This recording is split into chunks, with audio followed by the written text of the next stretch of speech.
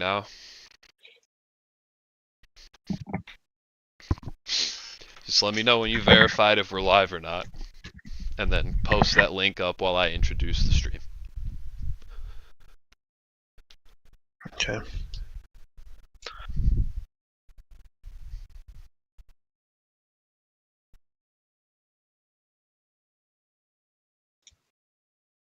Yeah, we're live. Okay, awesome. Are we both loud and audible in the stream? Check and see if we're both able to be heard. Yeah, good. Both good. We're both Perfect. good. Okay, now you go ahead and post that stream link up while I introduce the stream. God, love you so much. I wish I was your wife. Remember when I said that to you like 2 weeks ago that I wish I was your wife? There's still time. I'm really glad you said that, because if you had said anything different, I might have been depressed. But now that I've heard that, there's like a sense of hope and anticipation in the air for me, and I just feel like it's going to be a good day. How many viewers do we have right now? 1. Awesome. That's me. Okay, so I'll stop. I won't. Do you have all the links posted? Do you have all the links posted? Yeah, just done it now. It's all Okay, done. But awesome. generals and Let me know. announcements. Let me know when we hit like a couple viewers. Until then, I guess we'll just hang out. Oh, 4 watching now. Whoa, we're blowing up, baby! Oh, 5. Oh my god. Oh! Oh! Hold up, big leagues are calling. I gotta take this. Come on, 6. Can we get 6?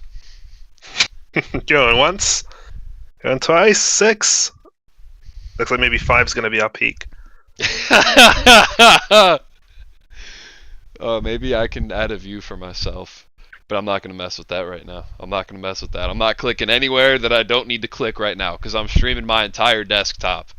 And I'm really hoping... Oh, we made it to 6. Whoa! Alright, I guess we can start now. Okay. This stream, Apeshit Larry and Snookums, I have 2 tier lists set up, as you guys can see. This tab is the skill tier list. This tab is the resume tier list. Also, the amount of beers I've had matches the amount of tier lists that we have. And the joints I've had matches how many records books we have open, actually, now that I think about it. So statistically speaking, it's going to be a good live stream, I think. Because the numbers, they just add up. I told you I was going to start the stream with another beer earlier, didn't I? You did. Oh, 13 watching. Wow. 13 watching? Alright, I'll drink to that. Come on. Look at us. We're already doing better numbers than our normal events. What the fuck? Is this what you guys want to see? Because if you guys would rather just see us make tier lists instead of put on fights, then I can do that. I'm totally down. I think people are ready for controversy. I'm about to piss at least 10 out of the 13 of you watching off with some of these takes. I'm going to piss Snookums off with some of these takes. And I'm standing on everything I say. And I'm going to have statistics and anecdotes to back every single choice up. And I know Snookums will as well.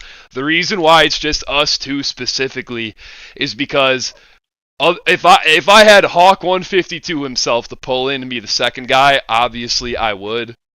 Actually, no, because, you know, now that I think about it, the amount of Pro League we've had with Hawk is probably roughly matching the amount of Pro League we've had without Hawk at this point, right? Well, it's probably like 2 years. It's probably like 2 years, right? I think he was around for 3, because the league started in January 21. Hulk retired at the end of 23. So it's been about 2 years. Either way, of all the people in the community that have played DW2 at a high enough level and followed it closely enough, if it wasn't me or Hawk 152, Snookums is the third. The people that know the most ball that I could bring in here with me to bring a quality stream with valid takes. The reason we did 2 tier lists is because when you ask who is the best player, there's just too many criteria to look at. So I couldn't possibly think of a way to do all of these players the justice that their careers deserve to be done unless we made 2 different tier lists. We're going to go player by player and rank them in both tier lists consecutively before we move on to the next, and I will be showing the Pro League records of every single one of these guys while we debate them. So Sounds good. I think there's not much else to say. Schnookums, how about you start talking about Anal Fister while I drink this beer I promised? Yeah, well, OEM in chat says Shusky immediate D tier, so we're going to hold off on that for a second. Well, hold on. Hold your horses. Hold your fucking horses, okay? Let's just calm down on that one for a second. Hold your horses. Okay, let me pull Anal up Fister. Anal Fister's page. Anal Fister 6-3. What do you have to say about this former BBK alum? So 6-3. Anal Fister actually had a 6-0 fight win streak, and at the time it was the longest win streak in Europe. I think I'm not sure if it was in the whole league, but only me, as far as I'm aware, me, Hawk, and Anal Fister have 6-0. Wee's record is 8-0 in Europe. Jab. What did Pew get? See, Jab hasn't beaten that. Let's have a look. We've got a couple like 6-0s just from tournament runs. Pew got 6-0 as well. Pew's currently on 6-0, but he's retired. He could come back and extend that theoretically. No, he can't come back. He's blacklisted because he posted bestiality and BBC in the Pro League server. I'm not joking. I'm not. He posted bestiality and BBC gay porn in the Pro League server. I'm not. And he got a couple of his real life buddies to come join him too. Maybe that'll affect his resume then. We'll talk about it when we get there. We'll fucking talk about it. But so Anal Fister, he played. His best wins are Oleg and Quad, which aren't amazing, but they're decent. He's only lost to Quad, Shadell, Austin, and Ghosters. Quad is Oshi, by the way. Yeah. In case anyone doesn't know, Quad is Oshi. And they were relatively close fights. His fight with Quad was Fight of the Night. This was all in 2021. Decent. So Anal Fister was one of the most influential players in EU in 2021. In my opinion, he had a long win streak, a lot of fights. In terms of tiers, his losses against Shadell and Austin were fine. Those are both top players at the time. That was in the tournament, the second one, and at the end of 2021. But he kind of soured his legacy by coming back for the third tournament and losing to Ghosters, who was either unranked or very low ranked at the time. So listen, when we brought, and I'm almost done with the beer, I promise. I got a couple more sips, but I got to tune in here. No problem. When he was on that, you forgive me, thank you. When he was on that 6-fight streak, when did we bring him in? It probably was after the Stivka fight, if I had to. I think it might have been after, it was either after a Mingo or Stivka, I think, is when we bought Anal Fister into BBK. I was just so excited about that win streak, and I just remember at some point he just, I think after those three, I think it was after the Shadell and Austin losses in the second EU tournament. I remember he went from someone who was playing with us every week, all the time, one of the most active players in the game, and obviously in the team, to being like, yeah, I think I'm done. I don't like how that tournament went, so I'm just gonna drop the game. And I remember that really pissed me off. And then he came back and claimed, I forget if he was claiming Verse or Veilborn. I think it was long enough ago to where it was probably Weverse that he started claiming. And that was weird. He came back and we never had a falling out in the team at all. He was just he just switched up on us out of nowhere, which I thought was really fucking weird. So that kind of impacts my feelings about him, but it doesn't impact how skilled he was. And that's the first tier list, is skill. And I just remember training with him. He was able to beat me pretty consistently, I think, when he was at his peak.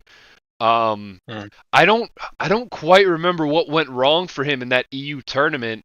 To be fair, Oleg and Quad aren't. I feel like this was one of those situations where he looked really, really good because he had I feel like it was one of those situations where it's like a high speed, yet low complexity type of approach he had, to where he was able to And I feel like that's the only way to explain this record. He shreds everyone who is not, until he left the game and came back. Ghosters, that's one thing. He was not even barely playing the game at that point. But in his initial 8-fight run, clearly the moment he got to top level competition, he just started folding. But looking at these score lines, I mean, not that far off. Some of them were pretty close, man. I mean, Stivka, he was within 1,000. He wasn't that good at that point, though. That was before he was with BBK and started really training.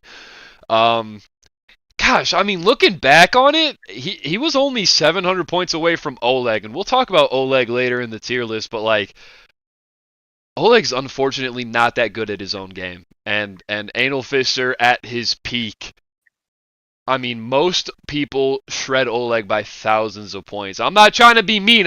Most people beat Oleg by thousands of points that end up being like top contenders in the pro league. So ultimately, I think the resume is pretty good, but if we're starting with skill, I think we got to put him at like low B. I think low B is fair. I think we put him at B, but we immediately start slotting everyone in above him. Because we're also going to be doing the first guy listed in any tier is the best of that tier, the closest to the next tier, and the last guy listed in any tier is the closest to dropping below to the previous tier.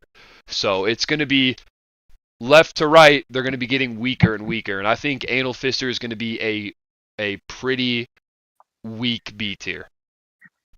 I actually agree. I think that B is a pretty good tier for. We're doing skill first, aren't we? Yes, for skill for Anal Fister. I think his best performances are actually against his both losses against Austin and Shadell, because that was Shadell came second and had an amazing run in that tournament, and Austin I think came third in the tournament too. Mm-hmm.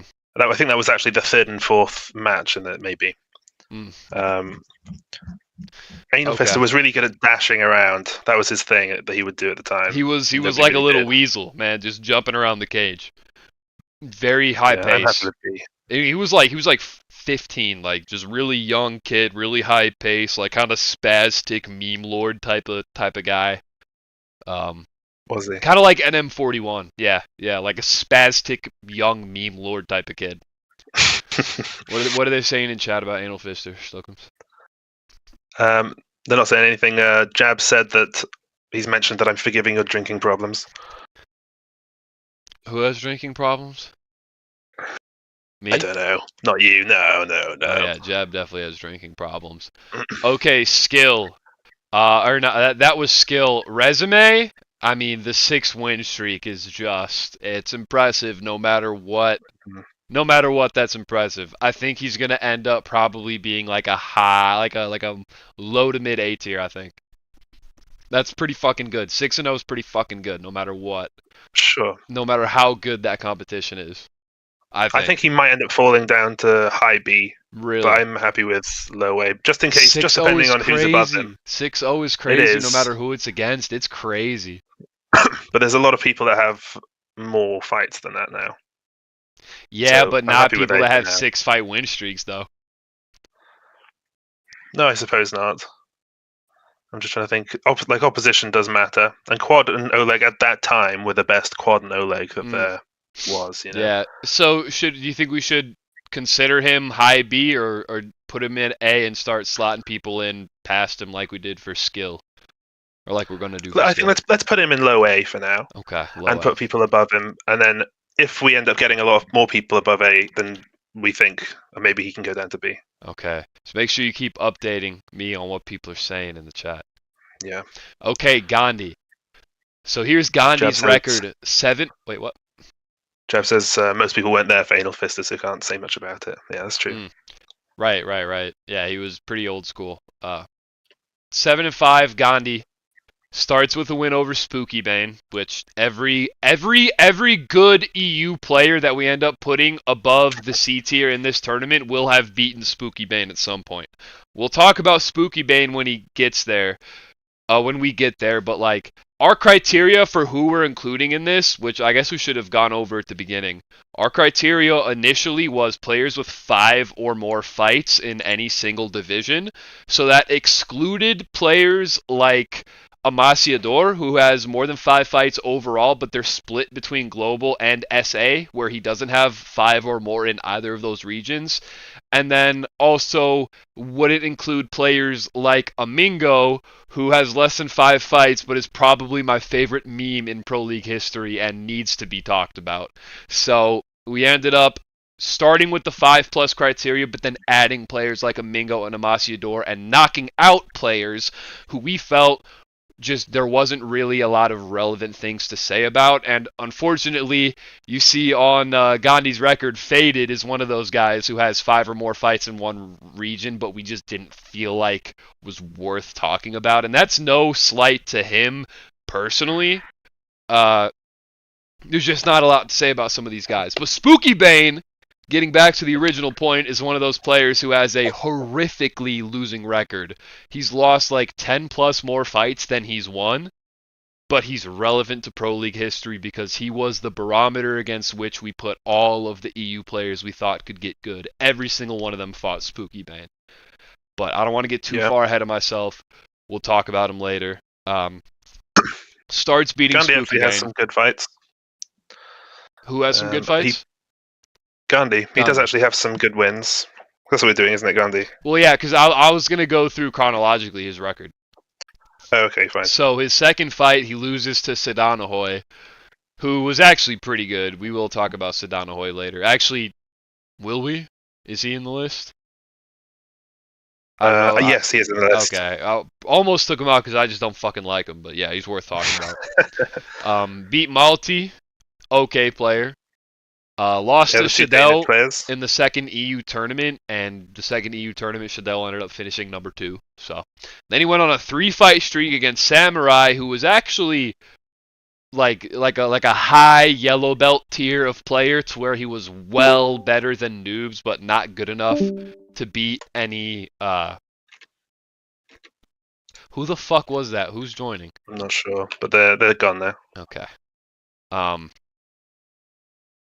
Yeah, his fight with Samurai was. I remember it because Gandhi was ranked 15th, I think, and he was fighting Samurai to keep his ranking.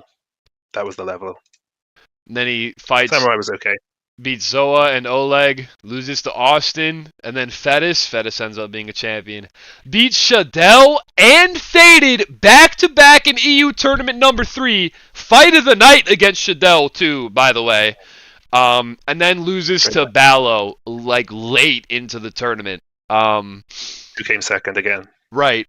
And so I think the biggest note that has to be put over Gandhi's career before we start discussing where he's ranked is that I'm not going to get all personal with it, but Gandhi had personal issues big time that affected how he was able to compete. He had a big anxiety over matches sometimes, and it's part of the reason why he retired is because he would just get. It was too much pressure for him, to compete in the pro league, have people watching it. Like, that's something that greatly affects the performance of many players. But for him, I think there was a lot of potential that he wasn't able to fulfill. And I think if he kept playing and he kept training, he probably could have gotten really fucking good. But honestly, despite how back and forth his record was before EU tournament number 3, I think losing to Fettis, future champion, and Ballo, guy who ended up number 2 in that tournament, and then beating Shadell and Faded back-to-back, I think that's a pretty big deal. And, okay, whoever's doing that, we need to ban from the server. Who was it? It's Logan joining the Logan, channel. Okay. All right, I am kicking him from the server. Okay, he's gone. He's not on the server anymore. Okay. So now we got to talk about where he's ranked. Yeah. Obviously, mentality plays a lot into it, and I think everybody agrees with that. In terms of skill, it's definitely, something to consider. Is he better than Anal Fister? I think is where we start in terms of skill. What do you think? Losing against Sadanahoy isn't great, but everyone else he lost to ended up being really fucking good, and he avenged his loss to Shadell. Bear in mind, we have to I think he's got separate to it be pretty differently. similar. I think he's got to be ranked pretty similarly to Anal Fister, really. In terms of resume, because that's, I mean, like looking at who he's beaten, who he's lost to is more resume, isn't it? And skill is Well, kind we're of just doing skill remembering how he's first. played as well as who he's beaten. We're I doing know we are, skill but first. because we're assessing the actual fights they've had, Yeah. that's more of like a resume thing. You could Uh, argue that, sure, but I also think it's just, I think we know enough. I think we were all there to where we understand the relative skills of everyone in the general time period that these fights are taking place. I think you can somewhat objectively look at how good his wins are for the time, and we're both very qualified to speak on that, so I don't think that's something you need to worry about. So where is he ranked in terms of skill? I think he just goes in front of Anal Fister and B, probably. I don't think yeah, he's quite that's A what I tier. was going to say. Yeah. All right. Yeah, Resume. I It's think just so behind Anal spotty. Fister. It's so spotty. Nah, I think that's a B tier resume. It's so Do you spotty. think? Oh, okay. I mean, he beat Shadell, but he also lost to him previously in his career. I think that's B tier, man. Okay. Like, Yeah, Anal Fister's at the bottom of A yeah. I at the think moment. Gandhi's B tier, and I don't think he's going to be particularly high B tier either. Sorry, Gandhi. What are they saying I in think that's chat? okay. What are they saying in chat? Sinclair Lucius, his opinion, Gandhi's still on A tier in skill. He would be in a good state if someone warmed him up. Yeah, I mean, Gandhi was a good player. I He think A was is very good, but high. like I think one of my personal barometers for players is Remember his were green on they the able screen. to beat me when we sparred, and Gandhi having been in BBK with me for a long time and someone I did spar from time to time, I don't rate Gandhi super highly. He just never quite had the level of conditioning that he needed to put on great performances with any level of consistency. And I also just can't help but to knock points because at the very least, talking resume, you got to knock points just because he should have been able to do so much more if he had been able to get over his mental blocks and competed. And I just think it has to be a knock on him that there's just so much wasted potential in there. I mean, I Yeah, guess you could say for skill, it's a good thing, and resume, it's a bad thing, I suppose. But everyone in chat thinks Gandhi's A tier. I agree with you. I think I would put Gandhi B as well. I think we got to put Gandhi B. We can let people argue for the. Tank and Jab and Logan will be able to speak for you guys in the chat when we bring them in to critique our tier list after me and Schnookums are done. How many viewers do we have right now? 8 at the moment. Okay. All right. Next up is Fettis. Former champion, obviously. Let's go to his record. So this is a complicated one. Oh, this one's complicated. Okay, looking at his record, starts by winning. What the fuck is this? Starts by beating 13 Bot, then Spooky Bang, then Oleg, then Gandhi, which that was part of the end of Gandhi's record, his loss to Fettis. In the EU tournament, when Fettis goes on, he loses to Hawk, former champion, greatest resume of all time, and we'll get into that later. And then Pew, who's probably the most skilled player of all time. So he loses to the best resume of all time and the most skilled player of all time back to back. Then after that beats former champion Schnookums, beats Pew twice when Pew's better than he was in the third EU tournament, but not quite at his championship level in the fourth EU tournament. Keep that in mind. Keep that in mind. That second Pew fight was for the championship in the weakest era of Pro League history. We'll get into that after we. But then also, which I think is good for his resume, very recently beat Ballo badly. And then essentially re-retired. So the first thing I want to say is, if we were doing a tier list that was just champion resumes, Fettis is the weakest champion in Pro League history because his belt came at a time where none of the best players at the time were actually competing other than Fettis himself. Pew was not a champion yet, not at championship level yet. Hawk wasn't playing the game. Schnookums wasn't playing the game. Wee Warrior wasn't playing the game. I don't think Shadell or Shusky were playing the game. Nobody was playing the game. This was when the servers had just come back and Oleg had absolute dog shit servers for us, and the game was laggy as fuck. Everyone got so mad about the lag that they left. The people that hadn't forgotten about the game completely when it went offline for like a month, 2 months, because Oleg couldn't get the money after his, things with, Russian payment methods and all the Russian bank sanctions and all this shit. Oleg couldn't get paid. He couldn't keep the game going. This was the dark ages of the Pro League when it had come back, but nobody cared about the game anymore and people had given up hope on it. This was when there was the least competition and Fettis never even defended that belt. So, looking at his resume, I think him being a champion automatically qualifies him for S tier, but I think he is going to be the absolute bottom of S tier no matter who we put in there. That's my opinion. In terms of resume, for resume, skill is a different discussion, but I kind of want to start with resume for him because it's one of the most it's one of the most complicated resumes in the entire tier list. In the entire history of the Pro League is what that means. So I think Fettis is absolute bottom of S tier. He was a fucking champion though, but he's the weakest champion we've had. Now in terms of skill, his record is so brief and he retired so early that I don't think his record tells how skilled he was. Anecdotally, we all know, active members of the Pro League, that in the training room, Fettis is a fucking monster. He didn't compete enough, but when he did, he's skunking players like Pew. Not peak Pew, but he's still skunking Pew twice in a row. One of them for a championship. Skunks Ballo when he comes back.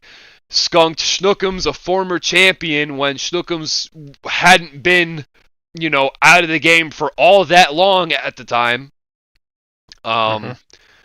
His only losses were to a guy that he beat twice after he lost to him in Pew, and then, again, Hawk, the greatest resume of all time. However, I think if Fettis had stayed around, I think he would have gotten win after win after win, and I think he probably could have defended that belt too. At least maybe until Wee Warrior came back. Which is a fight we were supposed to see recently, but, I don't want to say Fettis ducked Wee, but they could have made that fight happen. They really could have made that fight happen, and it's unfortunate that it didn't. So resume, he's bottom of S, but skill, he's top of S. He's got to be top of S. He might, at the end of it, there might even be a discussion for him being in Mount Rushmore when guys like Logan and Jab join. When guys like Logan and Jab join, I think Fettis, they're going to try to put him in the Mount Rushmore tier, but I wasn't around as much at that time. My understanding from everything I've heard and everything I've seen on his record is that he's probably a top of S tier type of guy. Probably not going to be top 4 though, but I think top of S is a fair place to put him for now between the two of us. Yeah, it's certainly arguable that he could be Mount Rushmore in terms of skill.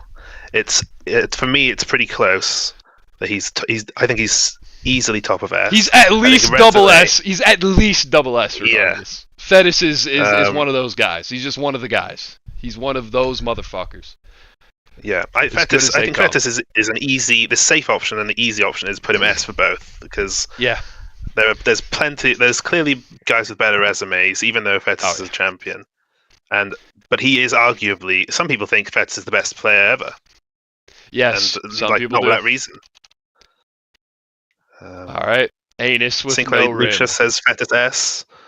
Yeah, everyone sort of agrees with S. Oh no, Jab says Fettis worst champion F tier. All right.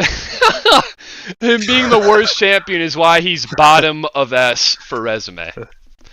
He's the worst champion, but he was a champion, And he did beat Pew for it. He did. All right.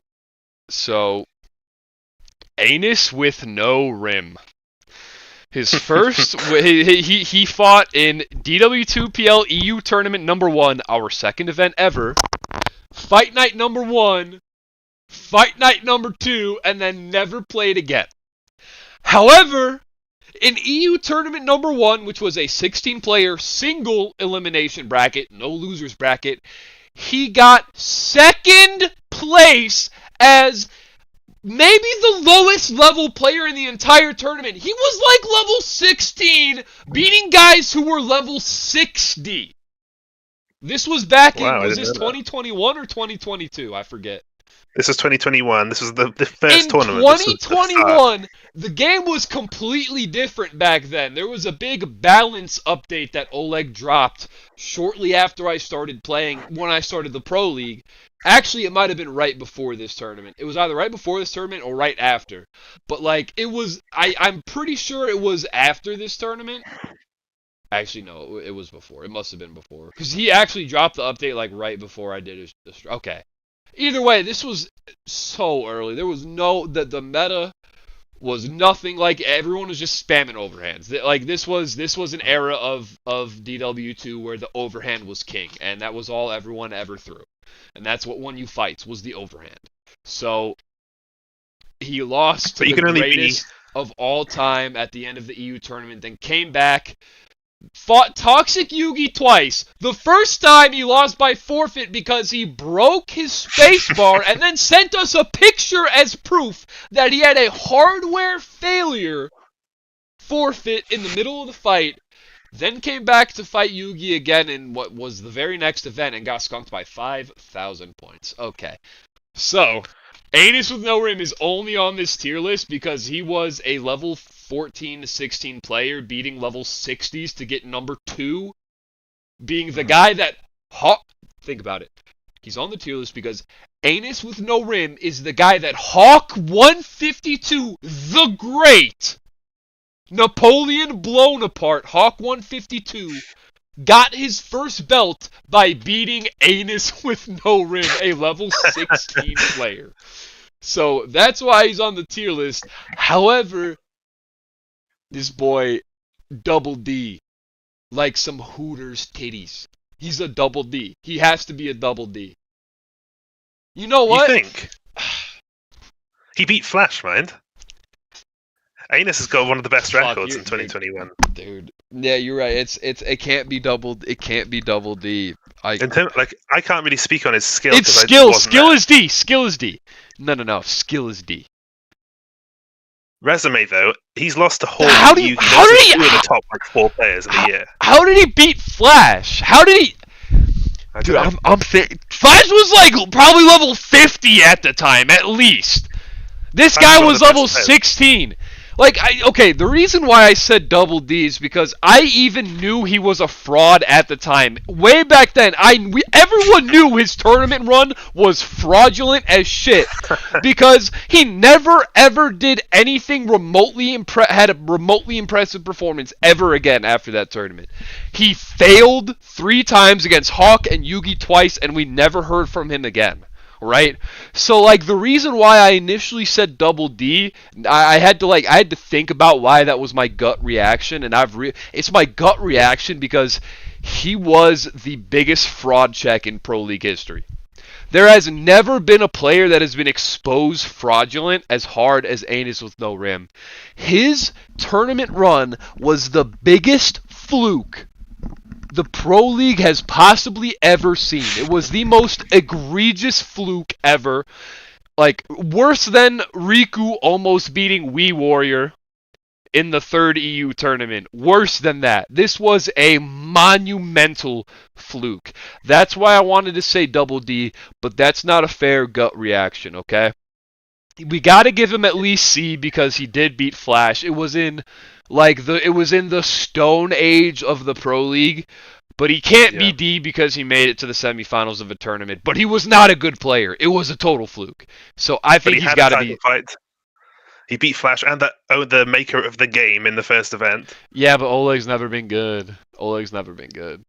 He's got to even as a level 16. Are you saying Anus with no rim is skilled enough to be on the same tier as Gandhi and Anal Fister? Not skilled, but resume, yes. Oh, we're talking about skill right now. So skill, no, I think skill is fine because I wasn't there to watch the actual tournament at the time. He's got to be D, dude. Like he's like the early days players. Getting the 3 wins in that tournament meant nothing because everyone was so bad. Guys, Okay. I've watched Hawk versus Shusky 1, the EU Tournament 1 finals, pretty recently when I was editing the video to upload on this channel, which you guys should go watch that video. Literally the VOD of the first EU tournament that we're talking about right now. I edited all the filler out and uploaded just pure fight. It's as cut as edited as possible. Nothing but action. That's uploaded on this channel. You guys should go check that out. But even if you watch that, dude, even Hawk versus Shusky looked like neither of them would even be able to beat like anyone that's in the Pro League today. Like literally, there's no one in the Pro League today active that would lose to Hawk or Shusky how they played in the first EU tournament. I think that's how bad everyone looked. That's how far it was from the meta. Are you determining it then based off of if a player now is better than a player then in 2021? Dude, skill. No. Skill is not relative. The whole point of having 2 tier lists is that resume is relative, skill is not. That's the whole point. Skill is not relative. Anus with no rim, it has to be put against Nia Logan today. And that's how we're ranking his skill. He's D tier. Garbage. For sure. D tier. Okay, resume, you think he should be what, B? I think he should be B. Second place of a tournament, yeah. Second place of a tournament, yeah. I think he's got to be ahead of Gandhi, honestly. Like, that's just a crazy run. Yeah. But he was fraud checked so hard. No, he has to be behind Gandhi. He was just fraud checked so hard after that tournament. By Hawk and Yugi. Yeah, but like, I mean, a 5,000 point gap with Yugi and then never coming back, like, that's pathetic. How do you get second place in a tournament, lose 3 fights, one of them being a part of that tournament, and then never play again? That's pathetic, is it not? I guess, yeah. That's pathetic. So he's below. Gandhi did have a good comeback, beating Shadell. All right, Shusky, also a former champion, so he has to go in S tier. For sure. For a resume, I think resume we can get out of the way. Listen, his only resume. Okay, let me pull up his record, right? So I think we both agree that all champions have to automatically be at least S tier. So the reason why I think Shusky is going to be just 1 spot above Thetis at the low end is because his entire championship reign was in EU tournament number 2. So looking here, EU tournament number 1, he beats Spooky Bane. Gaylor meets Hawk in the semifinals. Shusky versus Hawk, number 1 in the semifinals of the first EU tournament, was the moment that Drunken Wrestlers 2 had crowned its greatest player. Everybody knew it was one of the two. Shusky had the most XP and the most kills out of anyone. He was the most active player by far in the game at that time. However, Hawk 152 was one of like the top 10 most active guys with the most KOs and most XP. He wasn't quite as notorious as Shusky, but those who knew understood that Hawk had a high level of skill. But everyone thought Shusky was the GOAT just because he had so many more kills than anyone else, so many more hours than anyone else, and frankly, he was a menace on the streets. He was decapping heads like nobody's business. You weren't safe around Shusky on DW streets. You guys don't know that, but understand when I tell you that I'm not lying about it. I am 100% correct when I say he was a fucking menace on the streets back in the day. Everyone thought Shusky would win that tournament, but everyone also agreed that if anyone was going to take him, it was going to be Flash or Hawk at that time. So when he fights Hawk in the semifinals of the tournament, that determined our greatest player at the time. That was the most important fight, probably in Pro League history. I genuinely think it was the first pound-for-pound number 1 fight in Pro League history. I think Hawk versus Shusky number 1 is the most important fight ever. Okay? So he loses to Hawk in the semifinals, and in the third place match, loses a very close fight to Flash, and then goes on a 5-fight streak. Okay, Glebka, dog shit. Marku was okay. Hawk 152. Back in the day, we had tournaments when lately we've only done tournaments when we didn't have a champion, but back in the day we would do tournaments with champions and they would carry their belt through the bracket from the first stage they played. So Shusky is fighting Hawk, and that is a 20-minute title fight, even though it was, I think, the quarterfinals. I don't even think it was the semis yet. I think it was the quarterfinals of EU Tournament number 2. And Shusky beats Hawk, the first man to ever beat Hawk 152, puts the record at 1-1, and becomes the second ever Pro League champion. Then he beats Austin and Shadell later in that tournament to technically rack up 2 title defenses and win the second EU tournament ever. Right? And now that I'm saying it and getting myself hyped, he might honestly go a couple spots above Fettis. But we'll get to that when we get to that, right? But for now, he's definitely S above Fettis. Loses to Hawk in his next fight. Hawk gives the title back. And then the rest of his record is kind of, He never had, he lost the sauce. He had the sauce, but he lost it after that, right? So I think for skill, Shusky he was one of those players who couldn't let go of old habits, and he was just the counter-striking shit, he just wasn't with it. He just wasn't with the counter-strike. He played how he played, and it was like a streets lobby, similar to the South American player base, right? Similar to SAL, they all play Pro League like it's the streets. Shusky did too, except Shusky was trying to do it at the highest level, and that shit doesn't really fly. I think he's going to end up being low A. Maybe mid A. He was a champion, not a very skilled one, probably shouldn't have beaten Hawk, but the fact that he got 2 wins after in that tournament to back it up means at least for one weekend in his life, Shusky really was the best player at some point. However, him being the best player in the game for one singular week, I don't think he can go into S tier. I think he's A. Yeah, I agree with you. I think Shusky's a his fantastic prime player, was so short. His prime was just so short. His it prime was one tournament is, was his prime. Like, compared to the players nowadays, in terms of skill, he doesn't compare. No, if he because it's such an antiquated play style. Middle, low-ranked player. Yeah, like let's keep this in the back of our mind to compare Shusky against guys below him. He definitely beats Gandhi and Anal Fister, I think. Even at their best, I think he wins that fight. For sure. Yeah, he is a good player. Too. He definitely does not beat Fettis at his best, though. Hell no. Okay. No. And then Resume, definitely above Fettis. We'll see if anyone slides in between him and Fettis. I think it's possible because, again, that second EU tournament run was probably top 5 biggest upsets in Pro League history to this point. Maybe the biggest. And maybe the biggest. Dare I say? Players. I don't know if we're gonna mention any bigger underdog wins than Shusky beating Hawk in the second tournament. I think that might be the biggest underdog win that we can even think of tonight, and it might be the best ever. Honestly, NLG as well. True. No, that's true. We'll get into that. Yeah, we'll get into that for sure. Look at the differences already between Resume and Skill. They're looking like very different lists. The only things that are static are Fettis and Gandhi. Anal Fister, Shusky, and Anus are both totally non-static from list to list. It's because of the difference in the timing, isn't it? Difference in the eras and the metas. We have to take that into consideration. Right. But it's also just the general rule you can very strongly stick by, which is the longer ago they were good, most likely the less they hold up today. And that has to knock them down points. Yeah. So Spooky Bane, 2-11. We don't need to yap too much or else we will literally be here all night. So Spooky Bane is probably he's obviously D. He might be Mount permanently Rushmore. The bottom of D. If there was a reverse Mount Rushmore, if there was the Hades equivalent of Mount Rushmore inverted upside down, Spooky Bane is on that. Frankly, he's bottom of D in Resume too. Listen, Spooky Bane. Mount Rushmore. Spooky Bane was. How many viewers do we have, by the way?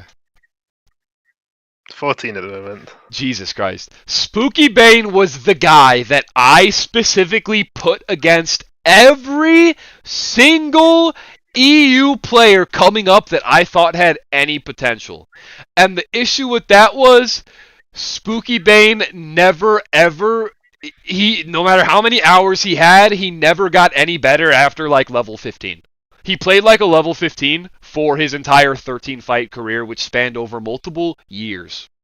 He's at the bottom of skill, the bottom of resume, but I put him on the list out of respect. Because every time you asked Spooky Bane if he wanted some action, that motherfucker said, when and where, I'll be there, I'm bringing my hands, and I'm throwing down, and I don't care who you put against me, I will be there. Shout out to Spooky Bane. That's what put him on this list, but he's double D. He's Hooters tier. He's double D, dude. Is there anything else to say? I think he's just some kind of masochist. I agree. Just loves to get beat on. Yeah, okay, moving on. Hydro, our first North American player on the list. Yeah, that's interesting. Hydro is actually so in terms of like looking at the different regions and comparing different regions, we have to consider in terms of era that he can only be compared against his own regional tiers, can't he? No, no. Everyone is compared against the player base as a whole. For skill, for resume, sure, that's a consideration. Yeah. For resume, sure. Okay, Hydro. Yeah. The first pro league fight ever in history was me versus Hydro #1. Ended up being a trilogy, I think. No, we only had 2 fights. But me versus Hydro #1 was the first pro league fight ever. But I knocked him out of the tournament in round 1. He beat Krabs and Mole Boy after that in some fight nights. Lost to Hank in a DW2PL. Beat K-Wib, lost to Big Red Larry. Beat Dubious and Krabs, lost to NM. Beat AO Slide before AO Slide got really good. But AO Slide ended up being... good.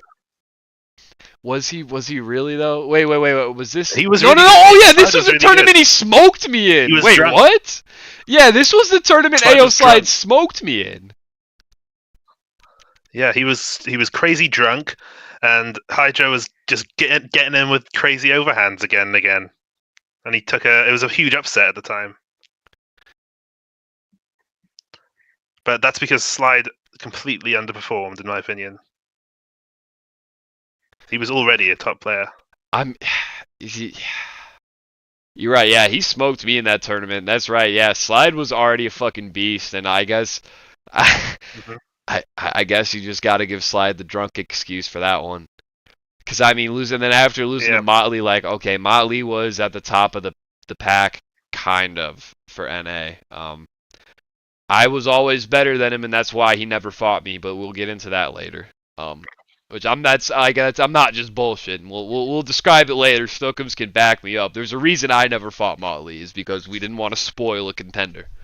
Okay? Fuck you, Motley. I know you're gonna end up seeing this because you're obsessed with me. Go fuck yourself. You're my bitch. You always will be. Okay. So Motley okay win or okay loss, and then BDK. None of the tournaments he competed in, he ended up. No. He did good in the second NA tournament. He did good in the second NA tournament, but I don't think it was a top 3. No, he beat AO Slide for 3rd place. No, that's right. Okay, so that'll be good for resume, but in terms of skill, yeah. I mean, the Slide, your Slide was pissed drunk for that. Slide underperformed. I'd say he's like a high C. He's like a high C. Hydro's a high C. Yeah, someone's saying that Hydro, they think double C. Double I think C? C is fair. I think his 3rd place placement has to qualify him for B. Like low B. Like lower than Anus B. I mean, that's but the rest of his record was so ass. No, for resume. Skill we agreed was C. Okay. Resume, yeah. I don't know, can we really put him on B though? Third place, and then never put together anything significant in his record outside of that. I guess high C is it, man. I don't know. What do you think? I don't think we could put everyone that's placed top 3 in a tournament in B. Yeah. He'll probably be high C. Yeah, double C. Hydro's a double C. But in the first Pro League fight ever, shout out to him. He was an old Pro League admin. He'd commentate with me all the time. I fucking love Hydro. Okay. What do we got in chat right now? What are people saying? People commenting on Spooky beating Ghosters. Yeah, that's crazy, isn't it? That's crazy. I don't think we have Ghosters in this list, do we? Had 2 wins. I think we took Ghosters out, right? No, we don't. We didn't take him out? I don't see him. No, we did. We took him out, yeah. We did take Ghosters out. Alright, we need to move a little faster. We're moving really slow. Yeah, but we're moving really slow right now, though. We probably need to move faster. Okay, so Flash, I mean...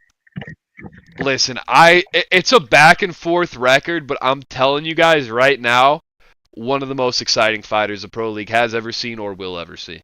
1,000%. Flash, his play style is just like he's trying to hit you with the fastest, gnarliest boxing combos possible. He's trying to put together 15-piece combos on you. He's in your face the entire time. The problem is, he's so inconsistent with playing and takes 6-month breaks all the time, and when he does play, he plays for like a month before he disappears again. His record is so spotty.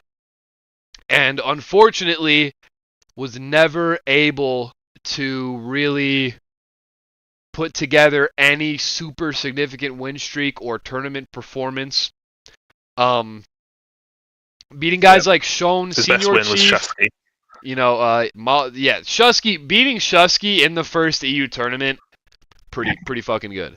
But he never really got any super significant wins after that, unfortunately. Sedanahoy was pretty decent, and he smoked Sedanahoy. That's the thing. And, I mean, look at how bad he skunked him. I mean, that's what? 2,500 points? That's rough.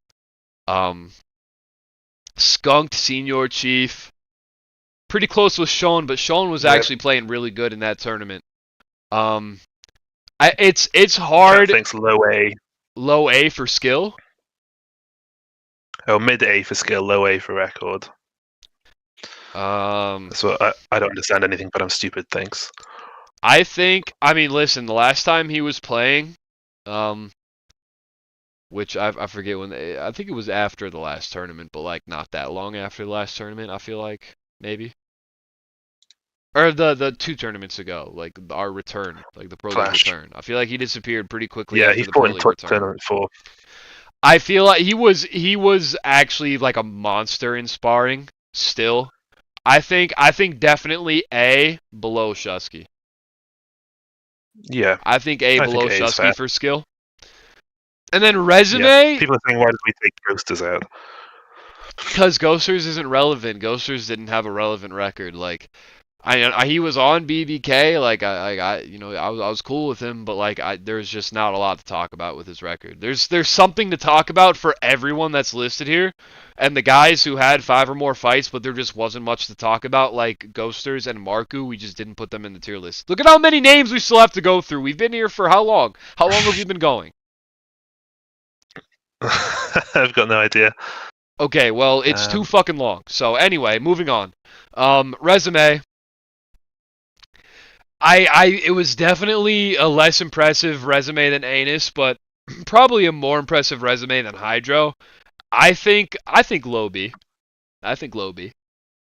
Like below Anus. I think B below Anus. Yeah, okay. Okay. Anus did beat Flash. Flash, he beat Shusky, but that was his only win. Anus beat him in the same tournament. Yeah. But Flash had longevity, and like he's an A tier for skill for a reason. Is because he was actually pretty fucking good. His inconsistency just kind of led to a shit record. So he can't give too much credence to his resume, because frankly his resume is nowhere near as impressive as it probably should be. All right, moving on. Zavis. Is this stream frozen? Oh no, I'm behind. Never mind. Okay, all right. Zavis. 9 and 10. Losing record overall with a shit ton of fights. Loses to Ender, beats Tion, loses to Soa, beats Marku and Stivka, loses to Austin, Gaylor, and Natural, beats Mal, loses to Soul Reaper, beats Bigfoot, loses to Wee Warrior, beats Cheers, 13-bot Ghosters, loses to Shadell, Pew, beats Riku, and then loses to Nemo. Listen, man, he was one of like the main Weverse guys. He played a lot. He was always down to throw down. What he was always game, whatever the hell. He was just never that good. Like almost all of his wins are against like complete mid-tier players. Yeah. I think think he goes below Hydro. I think he goes below Hydro. No, he goes above Hydro and C. I think he goes above Hydro and C for skill. Yeah, I think that's fine. Yeah. I think double C. And the resume is pretty dog shit. Yeah, he goes below Hydro and resume for sure. But I don't think he's quite D tier because he does have like a 50-50 win rate. I don't think is bad enough for D tier. Yeah, he was good. All right, Kivo next. This is the type of pace we should be moving at least for players that there's not a whole lot to say about. And I think Kivo's going to be another one of them.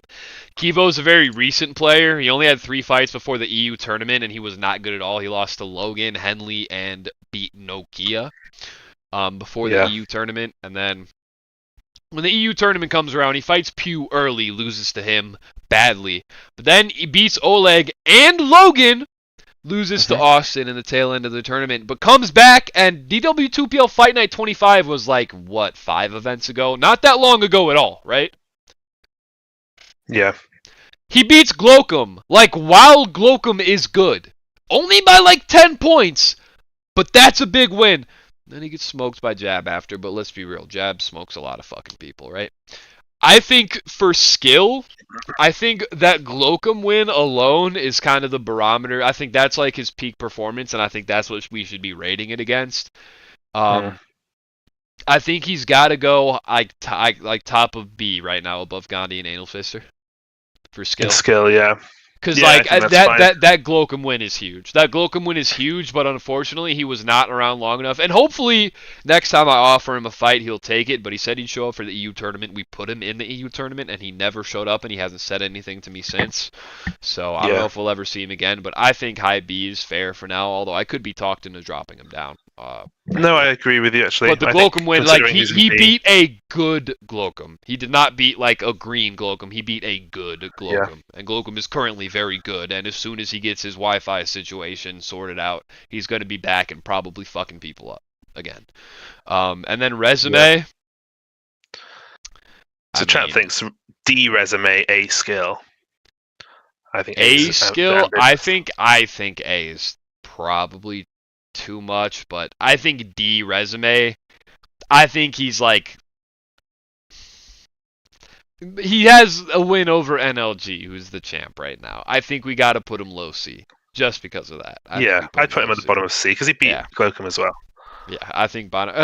No, he's got a better record than Zavis, but definitely not as good as Hydro with a top 3 tournament placement. I think he's between Hydro and Zavis. Yeah, fine. You like fine. That? Okay. All right, Jab Droid. All right, man. I think we can go ahead right out of the gate and put Jab Droid in the skill tier list above Fetus in S. I think that's more than fair. Oh, do you? Jab is so fucking good at this game. He is such an absolute monster. 12-5. That's an insanely good record. 12-5 is insane. Most players that stick around for that many fights have a damn near losing record. Jab could double his losses, and he still has more wins than losses. That's impressive. Yeah, that is crazy. Do you want to consider Jab his global is record? So fucking good. Do I want to consider his global record? We don't. No. We're only talking about. I mean, but fuck it. Let's look at his global record. Yeah, you're right. No. We should, with a player like him, we should look at his global record because he's 6-1 in global. Beat Grimy, Drunken, Gleam, Krabs, Larry, pretty fucking good. Kimura, while Kimura was the NA champion, and then lost to Pew. But if you go to his EU record as well, you're gonna mostly be seeing Pew's name within his losses too. In EU, his EU losses, you're also mostly gonna be seeing his name. Let me pull up his record. So yeah, in those 5 losses, you have Pugh's one. Okay, Pugh's one loss. I thought he lost it. Right. Okay. No. I'm drunk. I'm sorry. He has lost a few 6. ones. He has 6 losses total, including global. 2 of those 6 losses are Pugh. 30% of his total pro league losses are Pugh. Okay. There we go. We've articulated it well. But the rest of his losses, ghosters early in his career. It was before he got truly good. I won't even count that. Yeah. Agreed. His other losses are to Logan, the current champion, after beating him in that same tournament, being the only loss the current champion took in the last tournament, and beating Wii Warrior, a former champion, or I mean losing to Wii Warrior, another former champion, beating you, Schnookums, a former champion, twice in that tournament. The guy that ended up going on to win a tournament as well. And in training, I mean, Jab is just such a fucking monster. He's so good. What is chat saying about him being above Fettis? Because I imagine chat would agree he has to be next to Fettis, but I don't know where they'd put him in terms of skill. They're saying he's S or A. Double no, S, not resume, A. low S. No way A. No way Nobody said A if they think skill. it's better than Fettis or not. I think resume has to be below Fettis. Skill, I think, fair enough to be above Fettis. Resume S below Fettis. Yeah. Well, let's see. That's what I would Okay, say. so he's had only one actual championship fight in his career, and the EU Tournament 5 is the only tournament he's competed in. And making it to he made it to 4th place. He didn't get 3rd place. He got 4th, right? Wait. He got 3rd. He got 3rd in the tournament. NLG, Jab. Yes. So Jab got top 3 in the last tournament, which was maybe the most competitive tournament we've ever had. But other than that, just a very winning record. Resume definitely above. Dude, Anal Fister might be too high. Anal Fister might be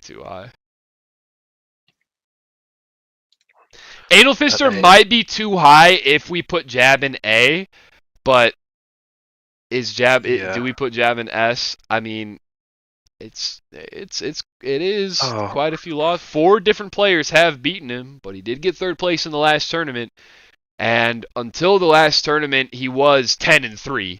Right, and then went 2-2 in the tournament. I don't know, dude. Is his resume S or A? I think we put him A because we need space for the champions, and we move Anal Fister down to the top of B. Yeah, Anal Fister's got to get moved down. There's no way he can be on the same tier as Jab. There's no fucking way, even in resume. Okay, yeah. Bump Anal Fister down. Jab is our first mid B A tier resume. Cloakum says S tier Jab. For resume, I don't know if we can do S. Resume S should really just be champions, to be honest. Mount Rushmore and S should just be champions. We have enough, We have enough. Yeah, I think Jab is A. All right, Hank man, one of the OG NA players and one of the guys that actually ended up beating me. Total 6-4, beat Dubious in NA Tournament 1, then lost to Kwub. Fight night number 1, he beats me. Such a close fight, my first ever loss. And then he beats Burrito in the second fight night. Earns himself a title fight where he actually gets within 1,000 points of NM41 and gets fight of the night. Beats Hydro in the first DW2PL card. Gets another title shot against NM41. Loses that one a lot worse. Destroys Big Red, loses to Motley pretty badly, and then barely beats AO Slide in fight night number 16. Was that before the tournament? Fight night number 16. That was after the tournament. Oh wow. Yeah, it was. Damn. That was in 2022. Okay, so I think right away, despite him not making any significant tournament runs, I think those 2 title shots alone, I think we can start for resume with Hank. I think he's got to go like right next to Jab in A. Yeah. That's a good fucking resume. It is. Having 2 title fights, that's more than Jab, and his record is similarly as winning, but it's against such weaker competition. I guess we put him below Jab. Yeah, I think we put him below Jab in A. For resume. Yeah, I would argue he was kind of like the NA Shadell. Yes. However, skill, I'm telling you right now, he's not better than Anal Fister, and he is better than Zavis. I think he's got to go like low B for skill right now.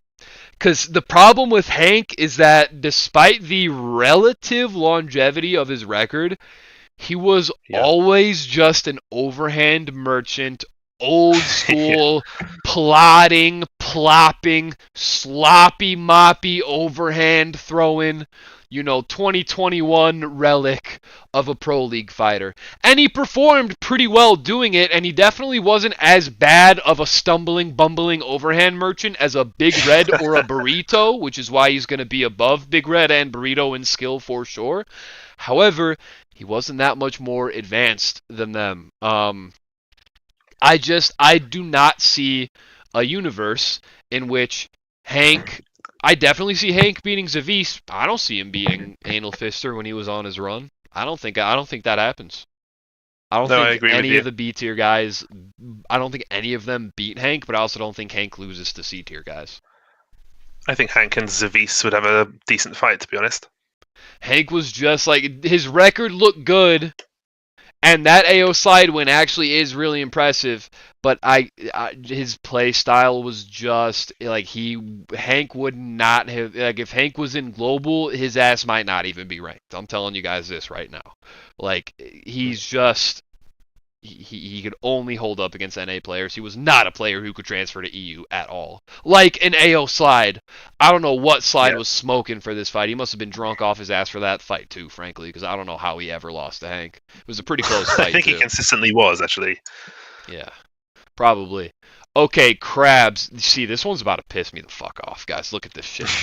Look at this bullshit. The longest losing streak in Pro League history. A 7-fight loss streak. And I'm pretty sure he has another 1 or 2 in global too, doesn't he? Let's have a look. Yeah, 2 losses in global. This fucking rat. This fucking rat bastard. That is a total of 9 Pro League losses in a row. I think he does it on purpose. I think he did it to stop trying. Looking at his record, Alisor dogshit win, Paku dogshit win, Motley wasn't good yet, BDK, I mean, honestly, BDK is kind of a jobber. We'll talk about that later. Beats BDK twice. It's respectable because BDK did end up getting some good wins in his career. Okay, but other than that, I mean, Moose, okay. The baby, okay. Dante, I mean, that's almost decent. Soul, I mean, barely beating Soul, like, come on. The problem is 9 losses in a row, including global. Like, dude, I mean, 9-14 overall record. He has to be. I'm saying high. I'm saying bottom of C skill. Yeah. Bottom of C skill and resume, bro. That losing streak, he's below Spooky Bane. I think that. Is he below Spooky Bane? Hold on, wait. Let's see. What was Spooky's worst? Even though you beat streak? BDK. What was Spooky? Yeah, but like it's BDK. We'll talk about that later. He had a 3-4-5 and then another 5. Yeah, didn't have a 9. Krabs is below Spooky Bane. I don't care. Krabs is like the worst Pro League fighter of all fucking time. Literally the biggest disappointment we ever saw. Okay. You're not gonna fight that? Or do you think I should put him above Spooky in D tier? I think you should put him above Spooky, to be honest. Although it's a lot of fun putting him below. But keep him in D though. His record definitely don't look like Zavis's. I'll tell you that right now. Yeah, Zavis was at least 50-50. Before the long loss streak, he was a proper mid-range ranked fighter that would give good fights. And yeah, but the stain on his resume from stopping trying for 9 fights in a row cannot be ignored! No, it can't be. How many people you have watching right now? 10 people watching. Okay, 13 bots. The only player... Actually, not the only player, but one of the only players... The player to hand Pew his first loss. Okay, the problem with that is it was a qualifier match for a tournament, and... they didn't record it because Pew is a retard and so is 13bot, so we never had proof of it. So it's not in the record book. But technically, 13bot is kind of Pew's first Pro League loss. Okay, he beat Bonjoni, Houston Jones, and Cheers in a row. We considered putting him in BBK for this. Right? He starts his career with a 3-fight win streak. That's awesome. Loses to Soul Reaper. Soul Reaper is one of those players we didn't even put on the list because of how insignificant he's been overall to the Pro League. And I'm not trying to slide him, we're just being honest. Compared to the other, 59 guys or whatever on this tier list, there's not much to say about Soul Reaper. Kolmoric, also someone, not much to say, although I will say Kolmoric was notably terrible at the game. So beating him, not a big deal. Another tier just below for Kolmoric. Right. Losing to Fettis, everyone, of course, is going to get smoked by Fettis. But Zavis was never that good. But, at the same time, he did have some decent wins. Either way, 13bot, if he got with BBK and started training with us, his skill definitely could have been good. But, he's probably high D, I guess, above Anus D tier maybe for skill. Yeah, he lost to Savis, didn't he? I think high D is reasonable. Good.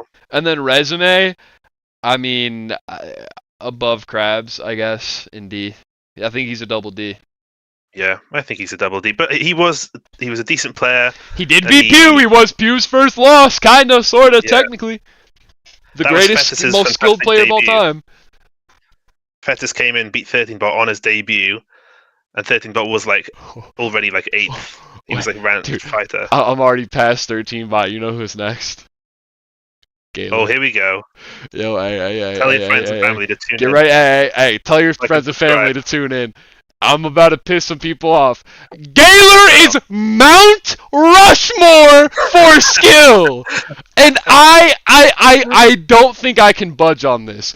Gaylor is by far one of the greatest, most skilled, pound for pound, any region, any time, anywhere. There was a roughly 3-month period. The same period that Gaylor's win streak on his record that he ended his record on is, let me pull up his record here.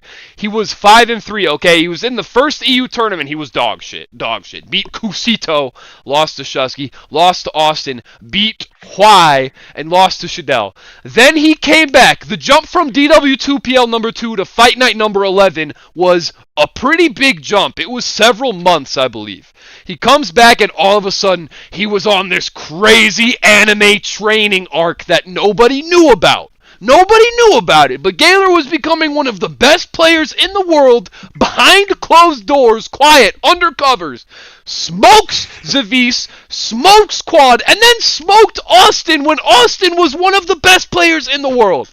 That Austin win earned him a title fight with Hawk 152 that he purposely no-showed for to piss me off, to prove a point.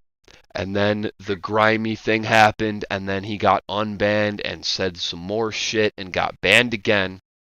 His presence in the community is a stain on the fabric of Drunken Wrestlers 2. He is one of the most sick and morally depraved pieces of shit that Drunken Wrestlers 2 has ever seen. But in that 3-month or so period between Fight Night 11 and DW2PL number 5, Gaylor was absolutely, beyond a shadow of a doubt, one of the 4. Mount Rushmore means 4. He is one of the 4 most skilled players of all time at his peak. What the fuck does Chad have to say about that? Tell me. Pank says unban that man. Nemo disagrees. He doesn't think Gaylor's Mount Rushmore at all. He's absolutely Mount Rushmore. Schnookums, you were there. I think definitely. Definitely, right? Definitely, right? Former EU champion says definitely. Gaylor is a fantastic player. In terms of skill, he's absolutely in the top 4 for me. He has to be. Nobody beat him, guys. When I say that during Gaylor's win streak, Nobody beat him. I'm not talking about in the Pro League. That's only 3 fights. In the 100 plus spars he had in between that fight with Zavis and that fight with Austin and his eventual fight with Hawk that never came to fruition, he didn't fucking lose. Nobody could beat Gaylor anywhere, at any time, on any region, in any lobby.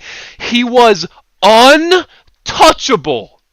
And he just coached Neil Logan to becoming the EU champion when he had no business being the EU champion.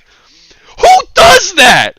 Gaylor hasn't played in years, and he had what might have been an ad. I'm going to interview Logan soon and ask him more about it, and you guys will be able to hear that interview. I'll upload it. But Gaylor might have had a relatively direct hand to play in Logan becoming champion when Logan had no business becoming champion, and there was a 3-month period where nobody could touch him, period. He is in the top 4 most skilled players of all time. He is. And he beat NM in an exhibition as well at the same time. The only shame about Gaylor is that he just never translated it into the actual Pro League.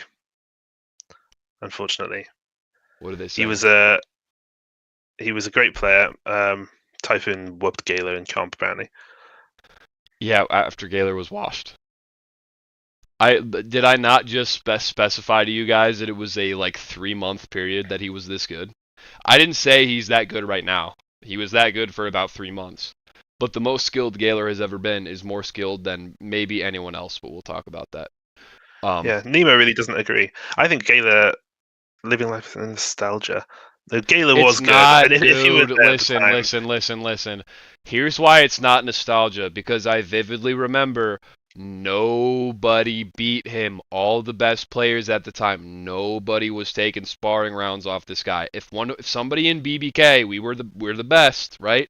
We were the best then, we're the best now. If someone in BBK had beaten Gaylor in a spar in that time, they decided to keep it to themselves because I didn't fucking hear about it. Nobody beat him. Nobody beat Gaylor. When I was champion in 2022, I would spar Gaylor a lot. I beat him 3 times, and he beat me 30 times. That's what the fuck I'm talking about. Prime Schnookums, who's also going to be a high S. I think you're going to end up being high S. You're probably going to end up being right below Mount Rushmore in terms of skill. And this motherfucker had a 10% win rate against Prime Gaylor. That's what you guys don't understand. It was such a brief period of time, but I'm not just saying, at the time, I just thought he was so good when I sparred him. I never beat him, but I wasn't I wasn't an S tier player back then, right? I might not even be an S tier player now, but I'll tell you what, even the S tier players back then, everyone knew what was up. Nobody was beating him. Nobody was beating him. It's not nostalgia, it's just a fact. Nobody was beating him. And people were not terrible at the game then. The Pro League meta had been established. Schnookums said we'd had multiple EU champions at that point.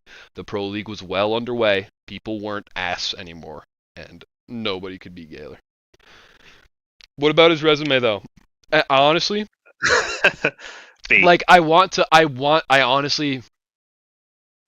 I genuinely think we should consider his conduct in resume. But then we'd have to consider other people's conduct. So are we going to consider conduct in resume, yes or no? Or just purely look at the record? First off, I think he's, at the very least, he's taking a hit for not showing up for the Hawk fight. 1,000% he's taking a hit for that. But does he also take a hit for being a child predator? Well, that's the thing. Regardless of how you feel about it. No. Regardless of how you feel about it, though, let's just assume it's true for a second. So let's go to Sadanahoy, who was a genuinely acidic, nasty person. Are we going to bump Sadanahoy down because of how bad of a person he was, right? No, because it's subjective how bad a person is. Well, not when it comes to Gaylor, he's a child predator. Child predators are objectively terrible. But anyway, resume, that 3-win streak was really fucking good. I think, but because he was so insignificant before then, I feel like he goes probably between Gandhi and Anus and B tier. It was a good win streak, but we can't say much more. Yeah. But below Gandhi, you think? Yeah, yeah. I think he goes above Gandhi, below Anal Fist and because he smoked Austin. That Austin win was big. Sure, we'll put him above Gandhi. That Austin win was big. Yeah. Yeah. Yeah, no, he's I'm happy with 100% that. Mount Rushmore in skill. I don't give a fuck what any of you pussies have to say. You guys, if you weren't there, I don't want to fucking hear it. It's not nostalgia. He really was that good. Nobody could touch him. Nobody could touch him. Nobody could touch him. All right, Yugi. We used to talk about Yugi like the boogeyman. Like he would never actually show up for fights, but I would regularly talk about how I thought Yugi was the guy to beat Hawk if anyone was going to do it, like way back in the day. So he Hulk agreed with starts in that. fight night number 1 with the 2 Anus fights. Then he beats Oleg, pretty close fight. Loses to Hawk, not that close. And then he beats Ballo in fight night 12. But like, that's like kind of baby Ballo still, kind of.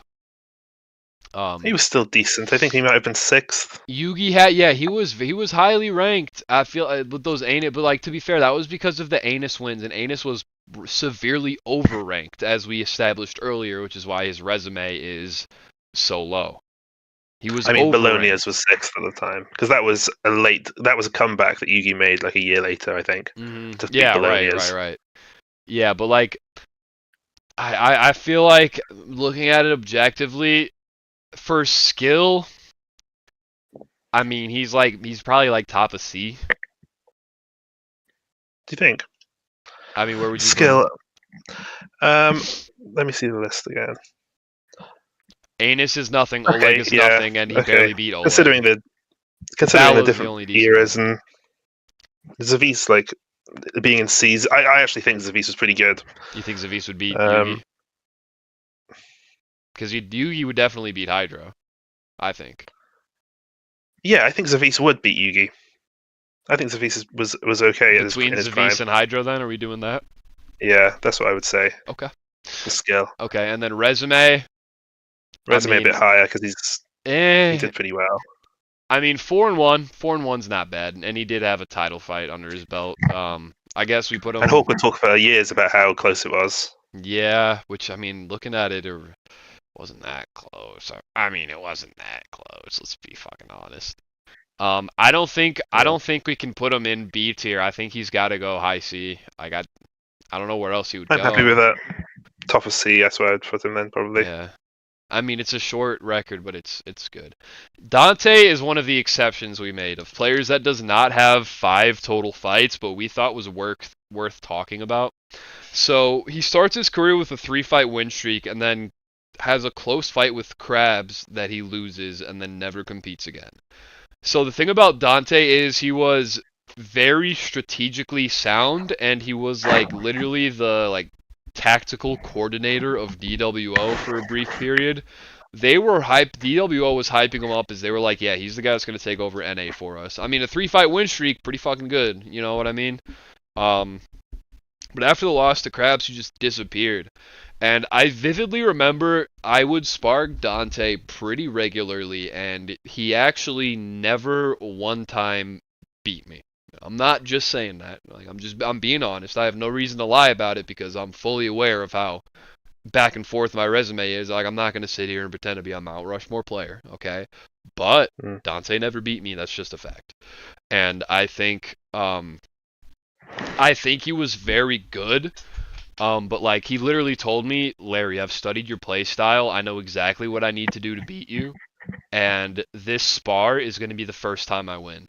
And then I beat him, and I remember him in chat having like a breakdown through text of like, wait a minute, how the fuck was I wrong? I thought I had all the numbers crunched. I thought I had all my T's crossed and my I's dotted. How the fuck did you beat me? I thought I had you figured out. He like couldn't understand.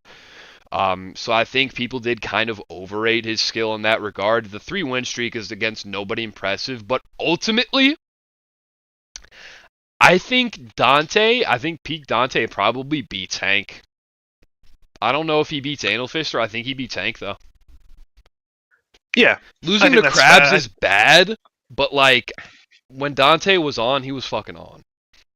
Like he was good, and I do think he was a bit overrated because he would. I think a lot of Dante's quality came from coaching other people. Right. Yeah, which I think should count for your skill for sure.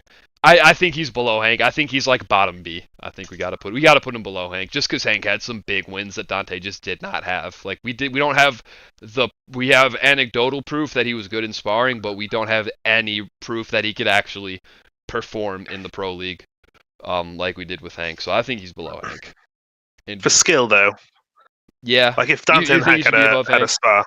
Hank did not have the game knowledge that Dante did, like not even close. Yeah, Dante matters. like could analyze and he failed to analyze me for sure, and I don't think it's really hard to do because Kimura did it in the EU tournament. We'll talk about that. But yeah, I think that's a fair place. Resume, but resume definitely much lower. I think resume D. To be honest. Well, I think he's got to be bottom of C. I think he's got to be below. I think he's got to be bottom of C just for being 3-1, like 3 wins. Yeah, he's low. He was on a streak. I think he's in C below Zavis. Yeah, I don't think we can put him on the same list as Krabs and Spooky, man. But he's on the same tier as Yugi, though. I guess if you really don't rate wasn't that impressive either. Let's be honest. Like it was, I mean, what he's 3-1, and Yugi was what 5-1, or no, I mean 4-1, I think. 4-1 with decent. Right. Okay, so it's the same. Yeah, they had the same fucking resume, damn near. Yeah, they should be in the same tier. Oh yeah, but Dante lost to Crab, so Yugi lost to Hawk. I suppose he's at the top of C, isn't it? So. Now we'll put him top of D. Fuck it. You stood on it. You stood by it. Let's do it. All right. So yeah. 7-3. Starts with a 3-win streak against Leon Dono, Sedan Ahoy, and Zavis. Loses to Natural. Names Nick Natural. I'm telling you, Natural versus Soa in DW2PL number 2 is like my top 3 favorite Pro League fights of all time. Guys, get on. So this spreadsheet, I think, is in the stream description right now, isn't it? The records.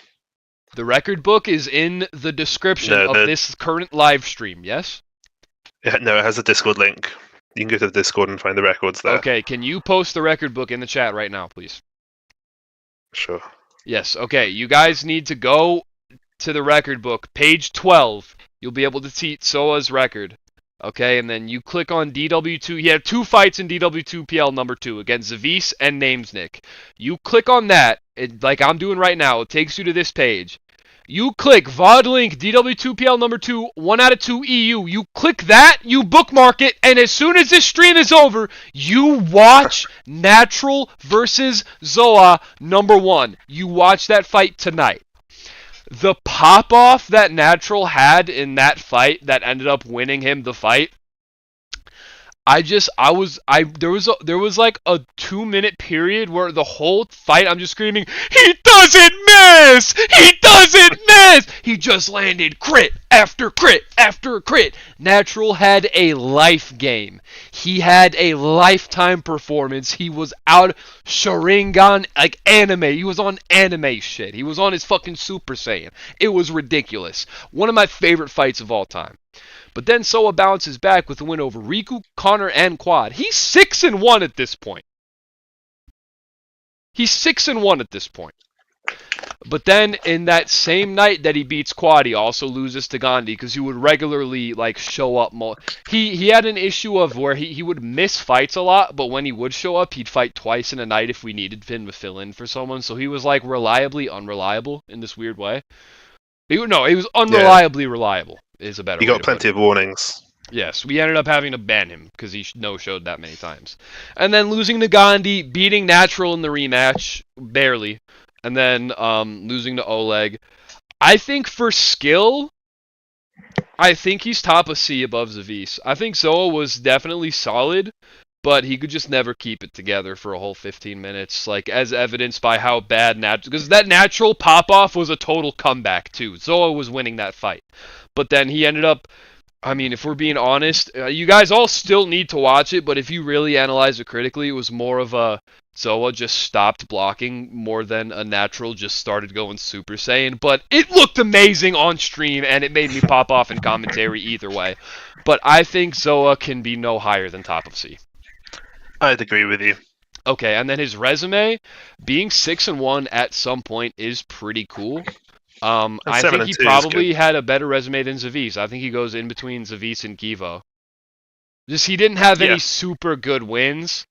Um, and he did I don't think he really he had but any. he did beat Zavis.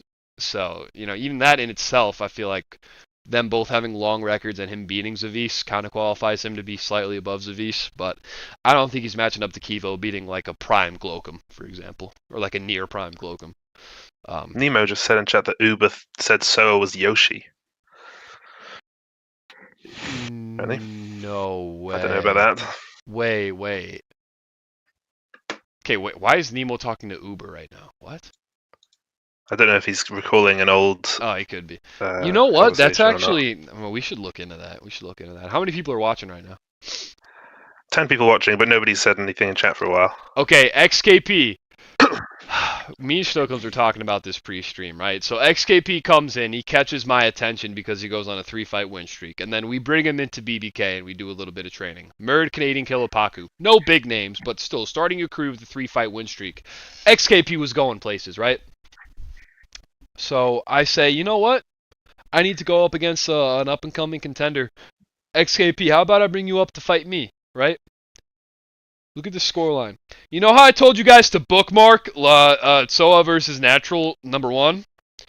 Go on to DW2PL Fight Night #7, VOD link, Fight Night #7, NM41 versus Michu. Bookmark that. The first fight of the night is me versus XKP. I have this insane buzzer beater overhand KO that put me ahead to win this fight. But XKP beat me for 14 minutes and 55 seconds of that match. I only won the last 5 seconds of that match, but it was enough to take the victory.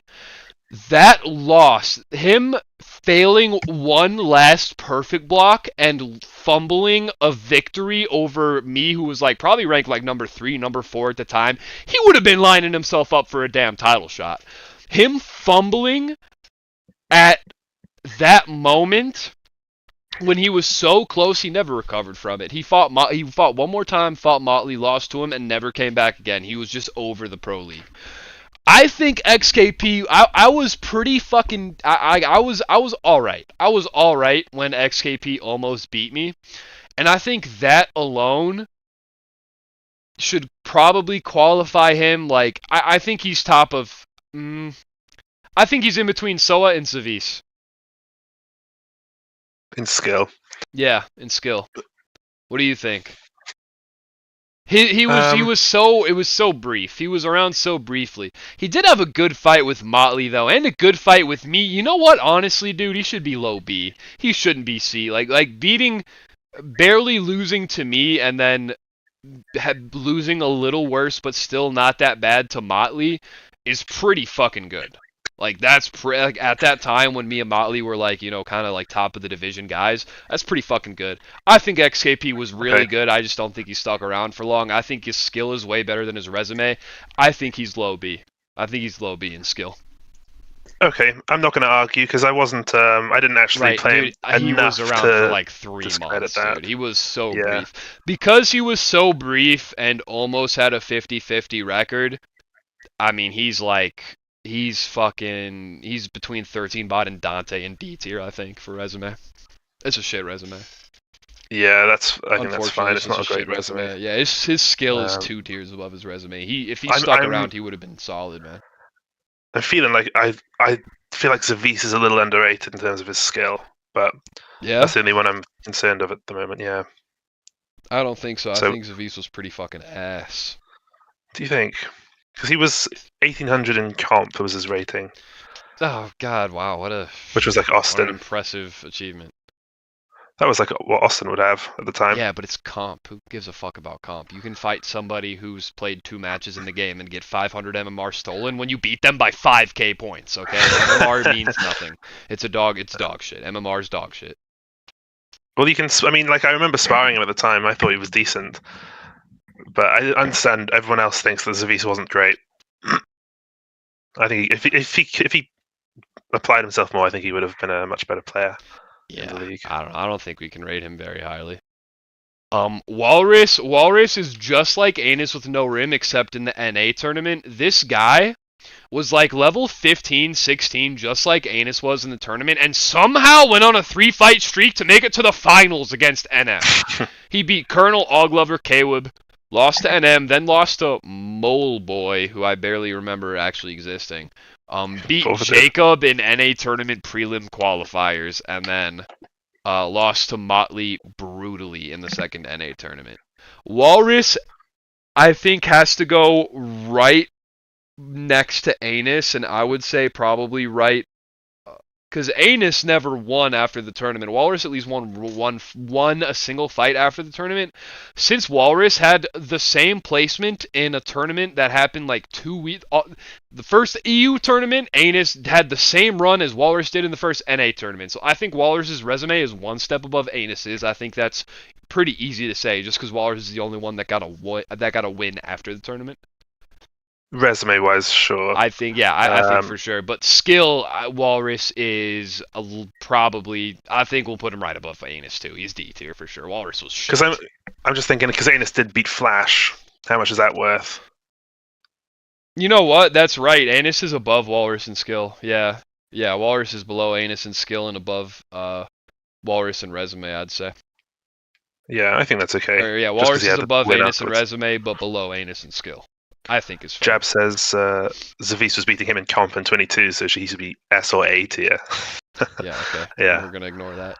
All right, Praise. So Neva should be more sure. Praise. 3-3 skill, record. Okay. Praise was good. Praise is going to be one of those guys that skill is way above resume, for sure. Praise was really good. Okay, so he beat NLG in DW2PL 10. I mean, they're both fledglings at this point. Loses Sinemo in DW2PL number 12. Beat Shadell and Shusky back to back in EU tournament number 4. Then loses to Pew, who went on to win the tournament, and losing to Wii Warrior, who made second place in that tournament and is also a former champion. Praises let's start with his resume. Yeah, going 3-3, but beating Shusky and Shadell back to back in a tournament. I think, honestly, dude, his resume might be better than Anal Fister and Gaylor, man. Yeah, honestly, I'd put him. I mean, his resume, I think, is better than Anal Fister and Gaylor. Shusky and Shadell back to back, but they were kind of washed though. I think Anal Fister resume might be kind of overrated right now. Let's relook, because I think we need to... Did he beat Shusky? Did Anal Fister beat Shusky as well? Anal Fister lost to Shadell and did not fight Shusky. He did not fight Shusky. Okay, so Okay, then, yeah. Is Anal Fister overrated? No, that win streak is too fire. He has to be there. His streak is too fire. However, yeah, but he fought Shadell and he didn't beat Shadell. Yeah, so Praise, I don't think Praise can be above Anal Fister. I think Praise can be between Anal Fister and Gaylor, honestly.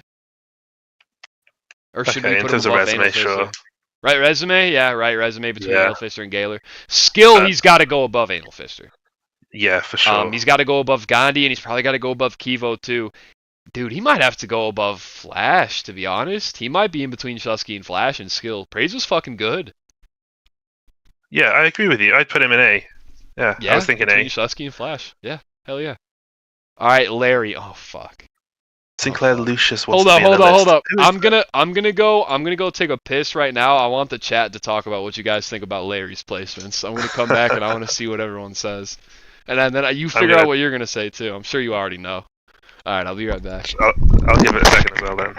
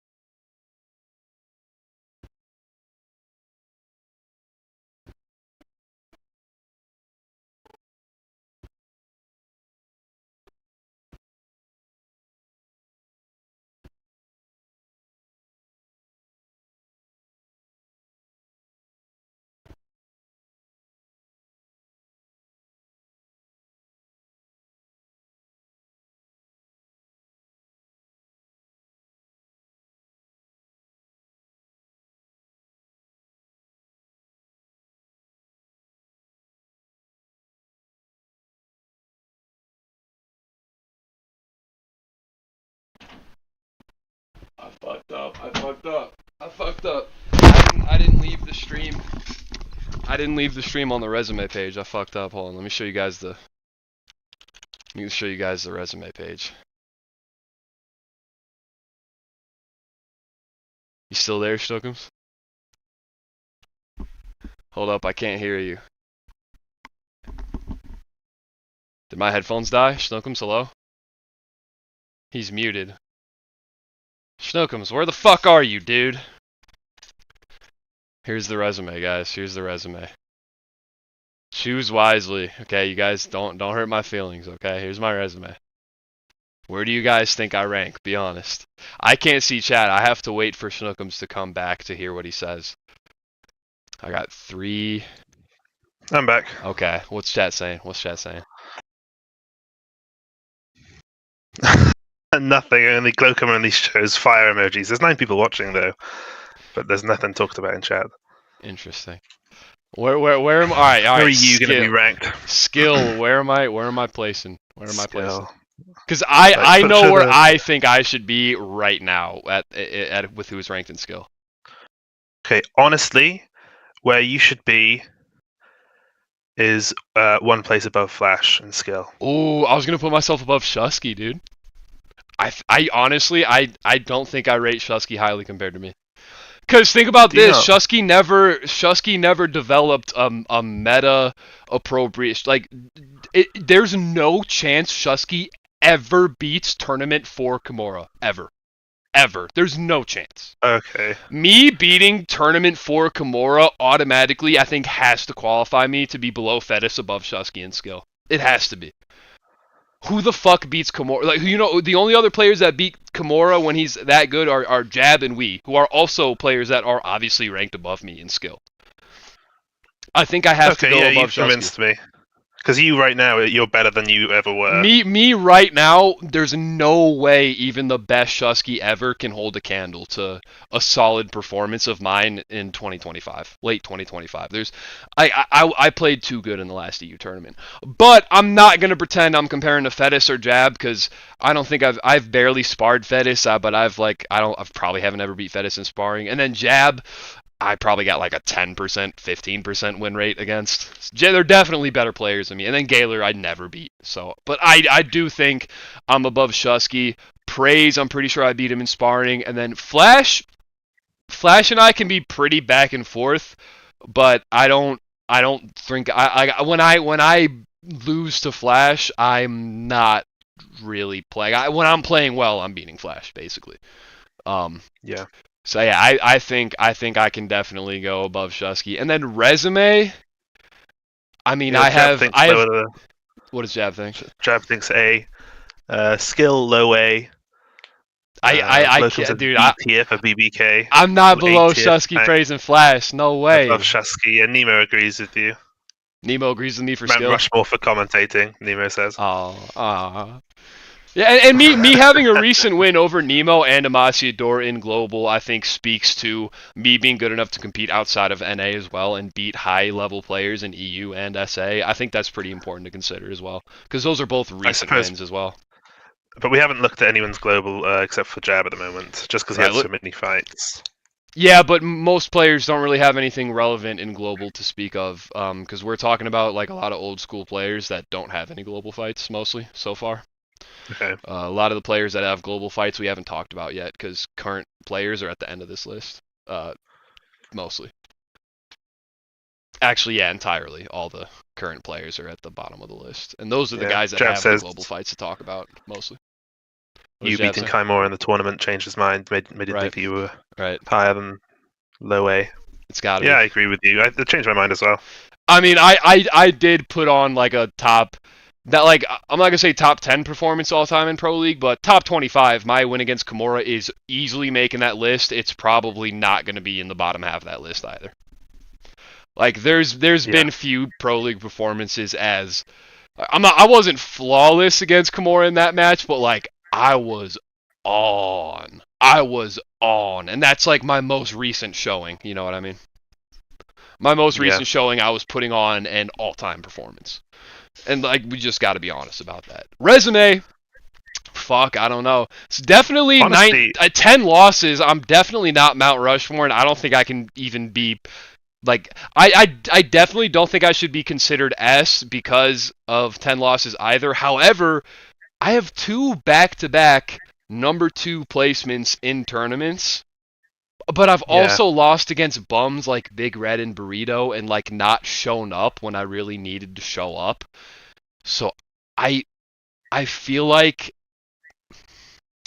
I don't know, man. I don't know. I'm definitely not above It's Jab, but close I'm to trying to Jab. debate. I'm trying to debate if I'm above or below Hank right now. I think that's what we need to look at, and I think my longevity and my success internationally that Hank hasn't had. I feel like I go below Jab in resume in A. Yeah, I think you're closer to Jab than you are to Hank. I think so too. Honestly, I think that's the question: is are you above Jab or not? Right. But For resume, for resume, you think because there's a you've had a good five, five. maybe I'm being too humble. You think there's a good argument for that? I think that I think there's I an mean, option where you're actually higher than Jab. 19 wins, 2 back-to-back number 2 tournament placements. Yeah, That's pretty 5 fight hot. win streak. And in You've been both of those DJ a number of tournaments, I of course beat the hot up and coming, number 3 guy in Bucket in tournament 3 and Jay Steele in tournament 4. Like the guys that were spoiling all the other OGNA guys, I was able to beat and make my way to grand finals after, just barely skipping across the losers bracket because I make it so far through winners until I inevitably meet Kimura. But I ended up And you did beating him actually in the beat second Kimura. tournament, in the 4th tournament. So, you think I should be Honestly, above Jab? based on your longevity and the amount of wins you've had, and the amount of if you look at it, it's not actually that much red there throughout. I would put you above Jab. Hey, Hank and NM, the beginning of my career, only time I ever lost back-to-back fights. Ever! Ever! I'm like the Dustin Poirier of Drunken Wrestlers too. I never got that strap, but I don't lose 2 fights back-to-back. Ever! You wouldn't get that, but I'm literally the Dustin Poirier of DW2. I don't. Right. like on the best to never get a belt conversation type of deal. I think is where I'm at, which I think high A for resume is totally fair for one of the better guys to never touch a belt type of. And Jab did beat NLG in the tournament too, actually, but True. I think that it's really close. True, but yeah. You've been around forever, and you got 29. I have crazy wins. longevity that Jab doesn't have. And more title shots, I believe, technically. Jab saying his only losses besides Ghosters, former champs, current champs, or became a champ in the same tournament. Right, but do you have 19 wins though, Twin? Do you have 19 wins since literally the first fight ever? Do you have 19 wins starting with the first fight ever, Jab? Like, let's be honest here. 19 wins, including the first fight ever. We're talking resume. Honestly, creating skill, you're above me. Hey, skill, not only do we agree you're above me, there's people in between you and me. That's how far above me you are, Jab. But resume, come on now. But in terms of resume, it's not like, I know it's titled resume, but it's like greatness matters. Yes. And you literally made the league. You host the events. You commentate on the events. You've got the most fights. That's pretty great. I think you've got to be top of A. That's pretty great. I think that's actually. I think that's still humble. I think to put you like. I think I'll probably end up remaining at the top of A too. I think there might be one or two EU players that haven't touched a belt that might go above me, but I can't think of them off the top of my head. We'll have to see if they exist. Yeah. I might. For resume, no. Skill, there's definitely going to be quite a few more players that go above me, but most of them are current players. Okay. All right, we're like probably halfway through the list now. We gotta fucking move, dude. Jesus Christ. Should we just instead of doing the next one, should we just pick someone that we think we can do quickly? We'll just do it that way. Yeah, we could do Caleb quickly. So Caleb 3-5. Wins against Big Red and Hank. I mean, that's cool, but losing to Walrus, Hydro, Chicky, and Jetfly, they're solid. Okay, they're solid. And Caleb does have a pretty decent span from NA Tournament 1 to NA Tournament number 2. It's not like a terrible longevity, but he just wasn't winning fights. I think straight away, resume, he's below Dante, so he's definitely in D. Below XKP, Probably below 13 bot, right? Yeah. And then above Krabs. Yeah, we're not putting anyone else below Krabs. Fuck that. Krabs is This is god for awful. resumes. Resume, yeah, resume. We're starting with I resume. can't So see between the on the stream. 13 You can't bot, see the between title. 13 bot and Krabs on resume for Okay. D tier. Stream can't When be you that like far scroll behind. down to the bottom of the sorting bit, you can't see the actual title of the thing because it's like Oh, blurred well, this out. is resume tier list. You can't be that far behind. Dante, XKP, 13 bot, K-Wib, Krabs, Spooky Bane. Yeah, That's resume. yeah. Does that look good? Yeah, that looks fine. Okay. Skill. So Yeah, he okay, had I'm a good with one that. of a kind. K-Wib had a one of a kind play style. He spammed clinch breaks the entire fight. My fight with him was actually kind of a nail biter. I thought it was a really good one. Which was fight night number 2. I mean, look at how close that score is. I beat him by like 20 points, dude.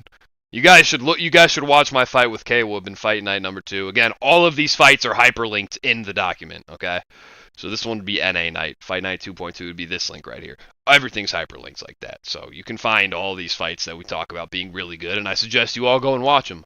But for skill, the reason why we included him in this list as a notable player is because he's the only player to ever have that play style of his where he was just like almost constantly spamming clinch breaks and just trying to like get up on you in like pitter patter damage points in between clinch breaks, which is why our fight was so close. And like if we look at the rest of his record, the Chicky fight was a wash, the Jetfly fight was a wash, Hydra wasn't that close, but Big Red was close, me and him was close, him and Walrus in the NA tournament was close, him and Hank in the NA tournament was close, and he washed Cody because Cody was a shit tier player. But I think in terms of skill, definitely not better than Yugi, Hydro, hold on, we got to be in the right one. Yeah, skill. I don't think he's better than Soa or Zavis or Yugi or Hydro. He didn't fight Krabs, but I think he could have beat Krabs. But like at his peak, Krabs was okay. So I think skill. I think he's got to be top of D here. I think that sounds fair based on his record and what I know of him. Right. Yeah, he was super OG. Now Shadell. This guy is gonna be one of those absolute like S tier resumes, like almost S tier resumes. He's gonna be like, but we'll start with skill, and I gotta find a hyperlink that works to pull up his record. Okay, so 12 and 10 doesn't look like that crazy of a resume, right? But let's focus on the first half of his career. Has 2 fights of the night against Flash and African Magician. Lost to Hawk in the first EU tournament. That's just a terrible pull, right? Early on in the tournament, first round, terrible pull. Yeah. Beats Stivka, African Magician, Y, and Flash. Flash being a good win, legitimately. Gets a title fight off of that 4-fight win streak. Loses to Hawk. Okay, now he's 0-2 against Hawk. DW2PL number 2 fights Gaylor when Gaylor was still dog shit. Beats Gaylor.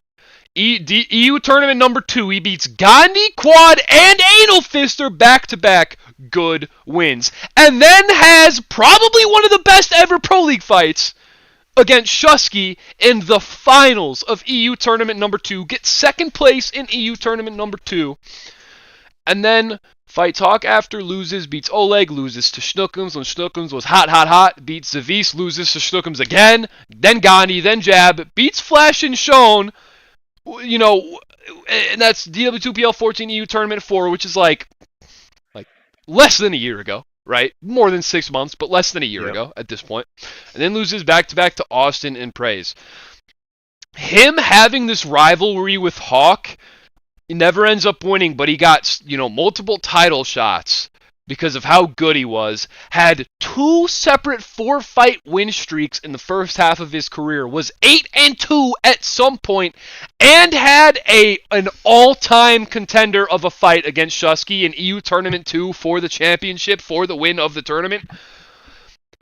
I think I want to start with resume with Shadell, and I think he has to go between me and Jab, dude. I think he has to be above Jab. Yeah. I think that's easy. I think that's actually pretty easy. Final against Chusky is an amazing fight against Chusky, and Shadell performed fantastic in that tournament. Shadell is like a damn near Mount Rushmore resume. damn near Mount Rushmore resume. He's not going to be that high in skill, but his resume is crazy. Now, in terms of skill, I mean, Praise's entire career happened very close to his fight with Shadell. So because they were therefore in the same exact era of their, careers at that time, I don't think Shadell can really go above Praise, unfortunately. But I think he can go above Flash, though. I think he's A tier in between Praise and Flash in terms of skill. Shadell was pretty fucking good, man. He was the original spin tech. Shadell was the original spin tech, and him beating Flash and Sean back to back in the era of the EU tournament within the last year showed a certain level of longevity that cannot be ignored. So I think I think he is a double A player. Yeah, I agree. think he's like an all-time great. Personally, for me, he's an all-time great. Like, your favorite fighter's favorite fighter level guy. Exactly. I love Shadell. Yeah, I couldn't agree more. So do I. And honestly, he looks great. Like his style and the way he plays. Yep, it's very exciting. flashy. It's really enjoyable to watch. Yep. How many viewers we got? They saying anything? 11 still consistent. Nice. Nemo saying Riku ducked me. All right, let's talk about Riku. So Riku. Let's see here. Yeah. He was 3-6. Okay, pretty mid record. Only wins ever were Oleg, Niklaus, and Machix. Some people say. I don't think that's right. I say. So he had a qualifier run for EU tournament number 3, then gets knocked out right away. However, he got within 60 points of beating Prime Wii Warrior in the tournament where Wii Warrior took the EU championship. Wii Warrior's title run was this tournament, and Riku lost to him by 60 points. That alone is why he's on this tier list. However, never really did anything impressive again. He had one life game and was never impressive again. He even forfeited one time. I think... Now there is... What? There is some context with that loss to Wii, which I'll just throw in there, that Uber had bet Wii that for every amount of points he wins by, he'll get money from Uber. So Wii was going to that fight thinking, I've got to win this fight by a certain amount of points to get paid.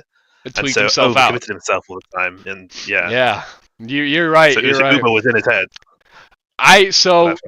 Giving Wii Warrior his toughest winning fight ever. I think we start with resume for Riku. I think that qualifies him at least. I think he's in between Soa and Zavis in terms of resume. He had such a losing record, I can't put him above Zavis, but I think he gets out of D tier for almost beating Wii.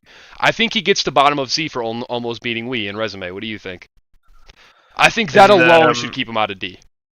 Yeah, I think that's fine. I wanted him low. Yeah. I think looking at the people in D, I think that's okay for him to be in C. Zavis had 9 wins, he should be higher than Riku. Riku only beat low ranked players. Yeah.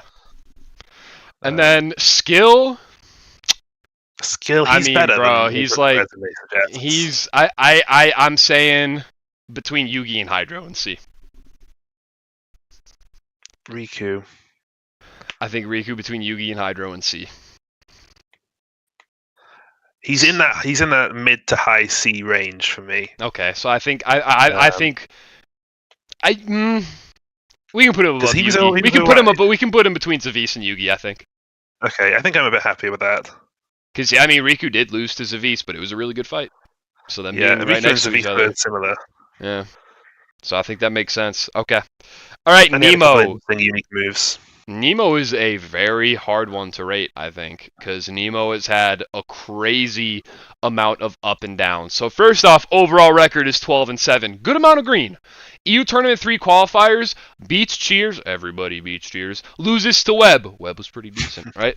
Loses to Jab in EU Tournament number 3 non-tournament, which I don't know what the difference between that and the qualifiers is. We're going to have to look at that. Non-tournament isn't to do with it's because EU Tournament 3, the final was streamed on a different event later on, and then normal fights were on that event. So that isn't a tournament fight, it was just on the same event as the final. Do you understand? I mean, yeah, but then why did we name that event EU Tournament number 3 if it because was it's the one final of the fight? tournament. But if it was one fight for EU Tournament number 3, why didn't we just name it DW2PL number whatever, and then the last fight happens to be connected to the EU Tournament? That's weird. I don't know. We just made it a tournament stream, and then the fights that weren't part of the tournament we showed like that. All right, whatever. He beats a weak, and Arima loses to Jab. Then goes from 3-3 to 9-3. 6-fight win streak. Nokia Praise Zavis, Logan Austin Flash, and then drops out of EU tournament number 4. Drops out of EU tournament number 4 out of nowhere, right? Motherfucker, he could have been on his way to a grand. He was like on his way to a grand finals run in that tournament. Then he comes back, close fight of the night against washed Schnookums. Can't beat him. And then gets brutalized by Jab. Beats Webb in DW2PL 18, which, okay. Beats Warlord in EU Tournament 5. Okay. Loses to Wii. Beats Cheers like he was supposed to. Loses to Ballo, but it's close. I think that win streak is crazy. I want to start with resume for Nemo, and I think his resume, he doesn't have any good tournament runs, so I don't think he can be above Anal Fister, right? So I think he's definitely B at least. I don't think he can be above Anal Fister. I don't think he can be... For resume, I feel like he can go above Praise for resume, honestly. That's a crazy win streak. I actually think he's definitely above Anal Fister. Yeah? You think so? Because he beats... that. Like, Anal Fister had a 6-0 streak, yeah. Nemo had a 6-0 streak. You're right. Streak. He has a better streak. Austin, Flash, Zavis, Praise. Right. 100%. I don't think... Man, is Hank overrated? He might have... And he beat Warlord recently. Nemo's good. Man, Hank being 6-4 in A. I don't know if Hank belongs in A. I think we have Hank overrated. Yeah, we have Hank overrated. So yeah, we do. He definitely needs to be moved down to top of B because Hank's definitely above Anal Fister. But question is Nemo low A, or are we keeping him below Hank in high B, or are we putting him at the top of B? I feel like between Hank and Anal Fister is cool. You think A, really? I think A, yeah. I think Nemo that tournament run was so crazy. But the thing is, he's also lost a lot of fights he shouldn't have lost, and I know we're not really sure how we want to approach the global records, but if we look at Nemo's global record, I mean, he lost to me and he beat Jamala. Okay, so that doesn't really mean anything. All right, we can disregard his global record. Okay. I suppose it's late. Like Flash and Austin, they're kind of a little bit washed in that tournament. He is. I don't think he can be A. I don't think he can be A, but I'm okay with putting him above Hank. I think I'm happier with that. Only looking at like the quality he's been around at that top level for quite a while. Yeah. In that like 4 range. Okay. Skill. At his best, he's been very good, but his consistency is concerningly low. I think he definitely, he beat Flash in EU Tournament 4, and I think it's fair to put him above Flash, but I don't think we can put him above Shadell. Because honestly, I'm not sure. Is Nemo's best better than Shadell's best? He's definitely below Praise, right? Nemo's not above Praise, I don't think. Yeah. But is he below? Is he above Shadell though? Below Shadell? I think that's fair. Yeah. I think AB. I think Nemo's an AB kind of guy. I think he's an AB honor roll type of guy. You know, he's not going to Harvard, but he's not going to community college. You know. When did he beat Praise? Praise's second fight.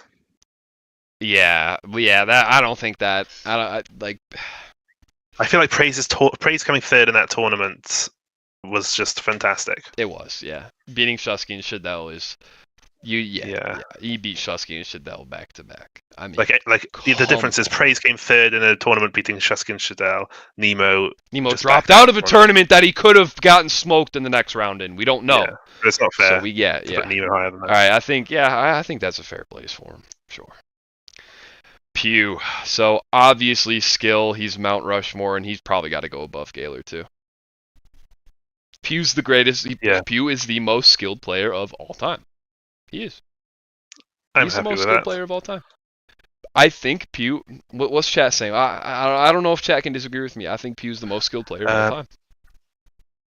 Haven't said anything about Pew yet. Nemo saying Larry wanting to put me below Hank is outrageous. Is it? Hold on, let's revisit. Is it for so that's not for skill, that's for resume. Okay, no, he's above Hank. Shut the fuck up, Nemo. Alright. Baloney is just talking about himself. Okay, He's lovely. saying washed Ballo, DW2 Pro League. Okay, thank you. He's atting you loads of times. You're gonna have loads of ads from him. Of course he is. Okay. I mean, yeah, for skill, he's got to be above Gaylor. He's the most skilled of all time. He is. He's just, bro. Kivo, we praise, we Ballo jab. So that's 6 wins against S tier competition in a row. With prior wins against former champions like Schnookums and Shusky and Fettis not even included in that run. Not even included in that run. That's 3 champions that aren't even in that run. Okay? And then you look at Pew's global record. And you see more utter dominance. Let's find it here. Hold on now. Where is his global page? Where is it? Because it's nothing but wins. I'll tell you guys that right now. I'll tell you, he definitely didn't lose a fucking fight. He beats Kimura in Jab and Global. Come the fuck on. He beat Jab in 2 different regions. And he beat the NA champion, who might end up being a Mount Rushmore skill player. I might argue for him to be Mount Rushmore skill. Pew's number one. Honestly, Pew is Mount Rushmore for both. Pew is also, he has to be, he's beaten all the champions, bro. Pew's beaten everybody. Yeah. Pew beat everybody, however, and there is no way in hell, unless he got a fucking time machine, that he can ever undo this, okay? But, god damn it, that's the wrong hyperlink. It's the wrong fucking hyperlink. And that's another wrong one. Okay. He can never get this back, but the one time he fought Hawk, he lost. Okay, so he never got the win over Hawk in resume. He never got the win over Hawk. Yes. But he beat all the other champions. He lost to Schnookums one time, too. Twice, actually. He lost to Schnookums twice. But once he got really good, he beat Schnookums. Bad. Yeah, right? Very badly. And, yeah, he's beaten all the champions. 6-fight win, the best 6-fight win streak you could possibly pick out of anyone's record. Mm-hmm. Global dominance against Kimura, too. Which 2 defenses. Right. He defended both of his belts. He defended EU twice, Global once. So he was a double champ. He was quadruple champ too, if you count HCL. So Mount Rushmore, Pew is going to be the only guy in resume around Mount Rushmore for now, for sure. I don't know if he's going to be he's definitely not going to be above Hawk. We can talk about that later. I don't even know if he'll be above Wii, but he's definitely resume around Mount Rushmore. And he's definitely number 1 for skill. Yes, he did retire disgracefully, but he's a double Mount Rushmore type of guy. It just is what it is. Yeah, he is. Okay, name's Nick. Natural. He's natural. I'm going to call him Natural. His name is Natural. That's obviously not a Mount Rushmore. Of course. Yeah, so 2-5. He beat Zoa in one of my favorite fights of all time, and then did get a close win over Zavis, but lost to Big Man Tobes, Ballo, Marku, Zoa, got dominated by Wii. We can go straight to skill. Names Nick, I'm going to say probably loses to Kwib and 13-bot, but I think he can beat Anus with no rim. So he's like mid-D in skill. Yeah. Resume, his win over Zoa was a big upset, I thought. Yeah, his win over Zoa was a crazy comeback win, and I told you guys to watch that fight, and you better fucking watch it, okay? You can find it in the Pro League document. Look, name's Nick. Zoa, win. That's the one. DW2PL number 2. Click that. Here's your hyperlink. This is the one you're going to want to click. Watch that fucking fight. He's on this list just because of how good that fight was. However, he only won 1 fight ever other than that, and then lost 5 fights. I think his resume is between Krabs and Spooky Man. I think even Krabs had a better resume. Names Nick has an atrocious resume, unfortunately. You don't rate his win over Zoa? It was such a good fight, but again, one of my favorite fights of all time, but unfortunately, it was more so Soa's fault than his fault, if that makes sense. Yeah. Okay. To be honest, like, the players we have in D, they're not actually that bad.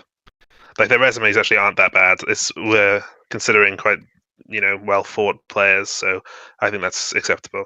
Okay. All right. So anyway. I think you're just recognizing that guys like Dante and XKP probably could have had much better resumes, but they just didn't. And Yeah. we can't count that they could have done much better. We just can't count that. Okay, Sedana Hoy, rat that swims around in women's septic tanks. Absolute scum of the fucking earth. Did have a 3-fight win streak, though. I hate this guy's guts. He starts his career with a loss to Zoa, beats Hellking Gandhi and Spooky Bane in a row, and then loses to Flash and Ballo. Okay, Sedana Hoy is a disgrace, a stain on the tablecloth of drunken wrestlers too. However, he was pretty decent. He beat Zoa. I think he belongs at the top of C for skill, frankly. He was alright. He didn't beat Soa. He lost to Soa, but I would actually say he's. Oh, you're right. So he's below Soa. I think Sedana Hoy probably. I think if Sedana Hoy and Zavis fought, I think when Sedana Hoy was playing good, I think he was better than Zavis, frankly. Yeah, I think I'm happy with that. He beat Gandhi as well, which is a good win. But then resume, I mean, a 3-fight win streak is cool, but Yugi had a title fight, Hydro He lost to Bologna's Flash and Soa. I mean, where does his resume go? It's definitely not a better resume than Kivo. I put him between Soa and Zavis again. Okay. All right. I can live with that. Okay. All right. Yeah. J-Steel, like a brand. What? I think there's a bit of a gap between Riku and the people above him, really, because Riku has an awful resume, but had a really close fight with Wii, didn't he? Yeah, we're putting Riku at top of D. You're right. Riku's got to go top of D. And honestly, Dante having a 3-fight win streak, I think qualifies him for bottom of C, above Riku. I think that's fair. Yeah, I'm okay with it. Yeah. XKP, XKP's resume is bad because he was disgraced after almost beating me. Like, he just never could recover again after that. Yeah. So it was pretty pathetic. Didn't beat anyone. Very disappointed by him. He was supposed to be one of my prodigies. Anyway, J-Steel, 3-2, like brand new player to the league. His entire record is in NA tournament number 4. But he got 3rd place in that tournament, didn't he? Yeah, he lost to me in the losers finals. So, that's a 3rd place ranking. Jay still got 3rd place in NA tournament number 4. And he beat Still Chill and Pank, but also lost to Pank, okay? So... Really close fight, though. It's impressive that he's able to lose to Pank and then come back and beat him. And Still Chill, he absolutely dominated. He didn't perform so good against me, but if we're looking at skill, I know J-Steel is pretty damn good. And honestly, I'd say he's between Kivo and Gandhi in B tier in skill. J-Steel's pretty fucking good, man. I think he's going to do great things as his pro league career progresses. And frankly, if he registers for the global tournament, I think that boy's doing some damage. I think J-Steel's doing some damage. Yeah. I think he's one of those players who could probably walk through most of South America, for example, which I think is... If you can become the South American champion as a North American or European player, I think you are solidly at least amongst guys like Kivo and Anal Fister in the B tier. At least.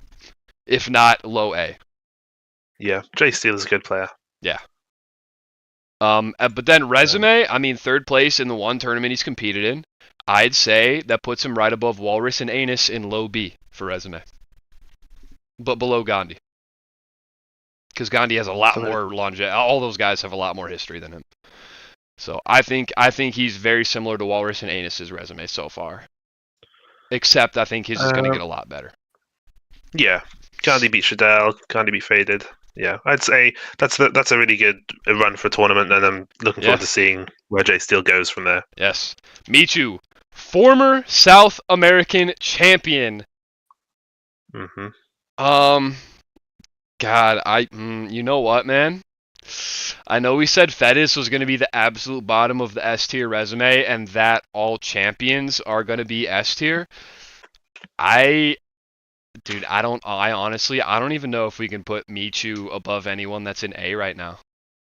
He's 7-2, but like, no, beating El Master's pretty good. 2 title defenses, one of them against the guy he beat for the title. Yeah, I mean I the mean, region is completely different now to what it was then. right, Like those and fights, yeah, it was just him and whoever we could find was the like title fight. he came back, got smoked by Amasiador, gave up no showed like 4 times, and then got himself blacklisted, which is a huge stain on his resume. However, he is 7-2, and 2 wins over El Master is pretty cool. That's pretty cool. I don't know if we can put him in S tier though. I don't. And he was a champion. He was a champion. I mean, be honest, man. Does him? Are we talking? Are we talking? First off, I think we can both agree we can't put him in S tier. We can't list him among those guys. Yeah, I agree. I However, think it's. we'll keep going. Oh, it's tricky looking at comparing Michi to Jab and Michi to because I'm looking at Shadell, Jab, and Nemo, and I'm thinking where does Michi fit with those 3 players? Right. Because I can't. I feel like I think he's around there. Yeah. struggle to put him above Shadell. I think Shadell's EU tournament #2 run was just special, and Jab is such a killer. His resume isn't quite as good as his skill, but Jab is still such a killer. I think Michu's got to go low A, man. I think he's low A. I think he's above Nemo. He had a belt for sure, but like I don't think we can.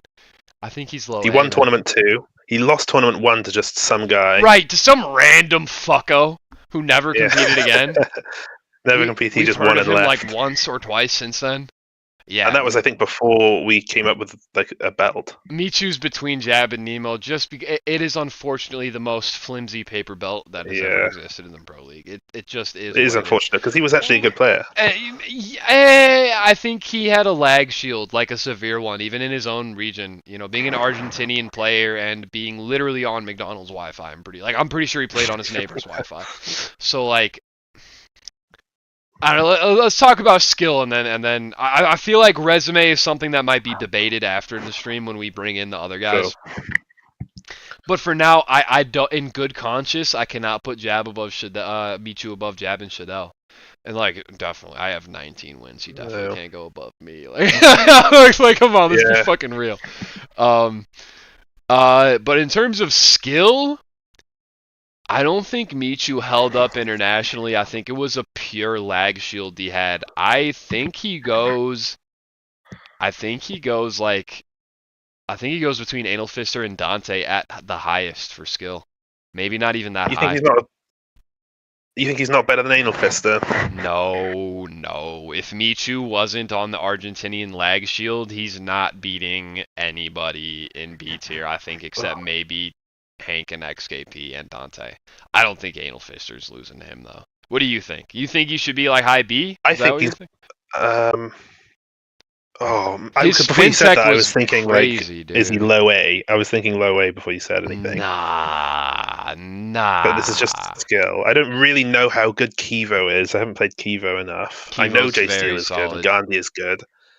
Michu was good at the time. He really was. Nah, he was. I mean, I'd put him above Gandhi. Like Gandhi's good, but like mentality comes into play. We can do that. I think the Michu was around at the same time as Anal Fister. I think, imagining those 2 players at that time, I think Michu beats him. Okay. I can feel that. He would absolutely kill you with those spin. Right, but it was so lag shielded. That's the problem. It's really hard to judge that. But either way, hey, Logan, Pank, whoever's watching that's gonna jab, whoever's watching that's gonna join this after, come up with an opinion about Michu, keep it in mind, and like put that in the back of your head because we got to move on. Helicopter, because I think that might be debatable. But Heli 4-3 beat Karaduk, Yayo, Master, Bufo back to back. 2 back-to-back losses to Michu, and then he lost to the random that beat Michu in the first tournament. In terms of skill, he's like top of D. Helicopter's top of D. Funny anecdote about Heli, like, despite him not being good at all, when I was like a level 15, he was definitely better than me. And I remember there's 2 updates to the game by the way, how many people are watching? 8 watching. Nobody there's said 2 anything fights in Pro League history that are direct consequences of me and Helicopter bitching at each other on the Discord until Oleg couldn't take it anymore. One was the ping limit because I was mad that Helicopter's laggy bitch ass was taking my MMR. And two, it was removing the points you get from clench breaking because Heli with his stupid little fucking duck hat would join comp lobbies in North America specifically because he had a lag shield and he would spam clinch breaks. You couldn't attack him. I didn't know if I was just the first one to clench break that I would have an opportunity to attack him. Well, actually, I don't even know if that's true. He would for 5 minutes. He would do nothing but clench break, and I guess I was just too much of a noob to figure out how to dash around and like move around him to where I could get a hit in. He would just clench break and run up thousands of points. Helicopter had like a disgusting amount of MMR, like over 10,000 MMR before Oleg leveled it out. Helicopter had a stupid amount of MMR. So 2 updates, clinch break points and comp ping limit, directly me complaining about Heli stealing my MMR. That being said, he was kind of ass. Yeah, and when I first started playing, and I was playing comp all the time, I was hunting down Helicopter. He was my rival, and I would trash talk him every time I could find him before I knew anything about any league or any Discord server. I think his resume. I mean, he's above Sedanahoy, but below Soa, I think, in C tier for resume. I think. Is it really crazy to put him above Zavis, who's 9 and 10? That is kind of crazy. Yeah, he's got to go below Zavis, but above Dante, yeah. I think that's fair. Yeah, I think that's okay as well. And are we sure about having Sedanahoy above Zavis in resume? That's kind of why is that? I think it's because he beat Zavis. Zavis is 9. Yeah, but Zavis is 9 and 10. Fuck you, Sedanahoy. Zavis is 9 and 10. He goes above Sedanahoy, bro. No, he didn't even beat Zavis. He lost. He only lost to Soa, Flash, and Balonius. He beat Gandhi. Okay, Hawk. That's why. So let's start with resume. Hawk has the greatest resume of all time. There's no debate. Fuck you if you think there is. Fuck you if you think there is. Let's talk about Hawk 152, okay? Let's talk about Hawk 152. The first guy I think that me and Flash invite to BBK after we found the team, by the way. I already told you guys, or did I, or was that just to you where I said people didn't know if Hawk or Shusky was the best? Did I go over that whole spiel when we talked about Shusky's resume? Yeah, you did. So, first off, there's that, right? He starts with a 6-fight win streak, loses his championship in a fluke performance in the EU tournament, dominates Shadell to get his title fight against Shusky to get his belt back, and then fucks Shusky up. Schnookums is coming up around that time, and that's Hawk's next fight. Schnookums wins. You know what Hawk does? He goes out, he whoops Austin's ass, he whoops Bologna's ass, 10-2 now, and then, respectfully, whoops Schnookums' ass to get his belt back again. 3-time champion now, okay? He's 11-2, 3-time champion. He still has 5 wins on his record after that. 3 of them in a row consecutively after getting his belt back from Schnookums. Wee Warrior, Fettis, and Ballo. Loses to Wee in EU tournament number 3. Loses to Ballo in the grand finals. He's all shaken up. Then beats Pew and then gets revenge on Ballo. Loses to Wee again and retires. That is a 3-time champion with 1, 2, 3, 4, 5 defenses, motherfucker. Put some respect on his fucking name. There is nobody close to him in resume. Not a chance, okay? That being said, he's bottom of S in terms of skill, I think. I think he's above me and below Fettis in terms of skill. I think so. Oh my god. I don't agree at all. Really? I think Hawk is easily Mount Rushmore in that skill for me. You think so? Gala would say to me in Gala's prime when we were talking about how Gala was so fantastic, he would say to me, "So do you fight Hawk much? Who fights Hawk much?" He would ask me questions about Hawk all the time because he wouldn't consistently beat him. It was the only person that he wouldn't consistently beat because Hawk was the champion. Mm. Hawk was the best. Everyone else was the best. Right. The problem is, Hawk was the best until you came in and defined a new meta.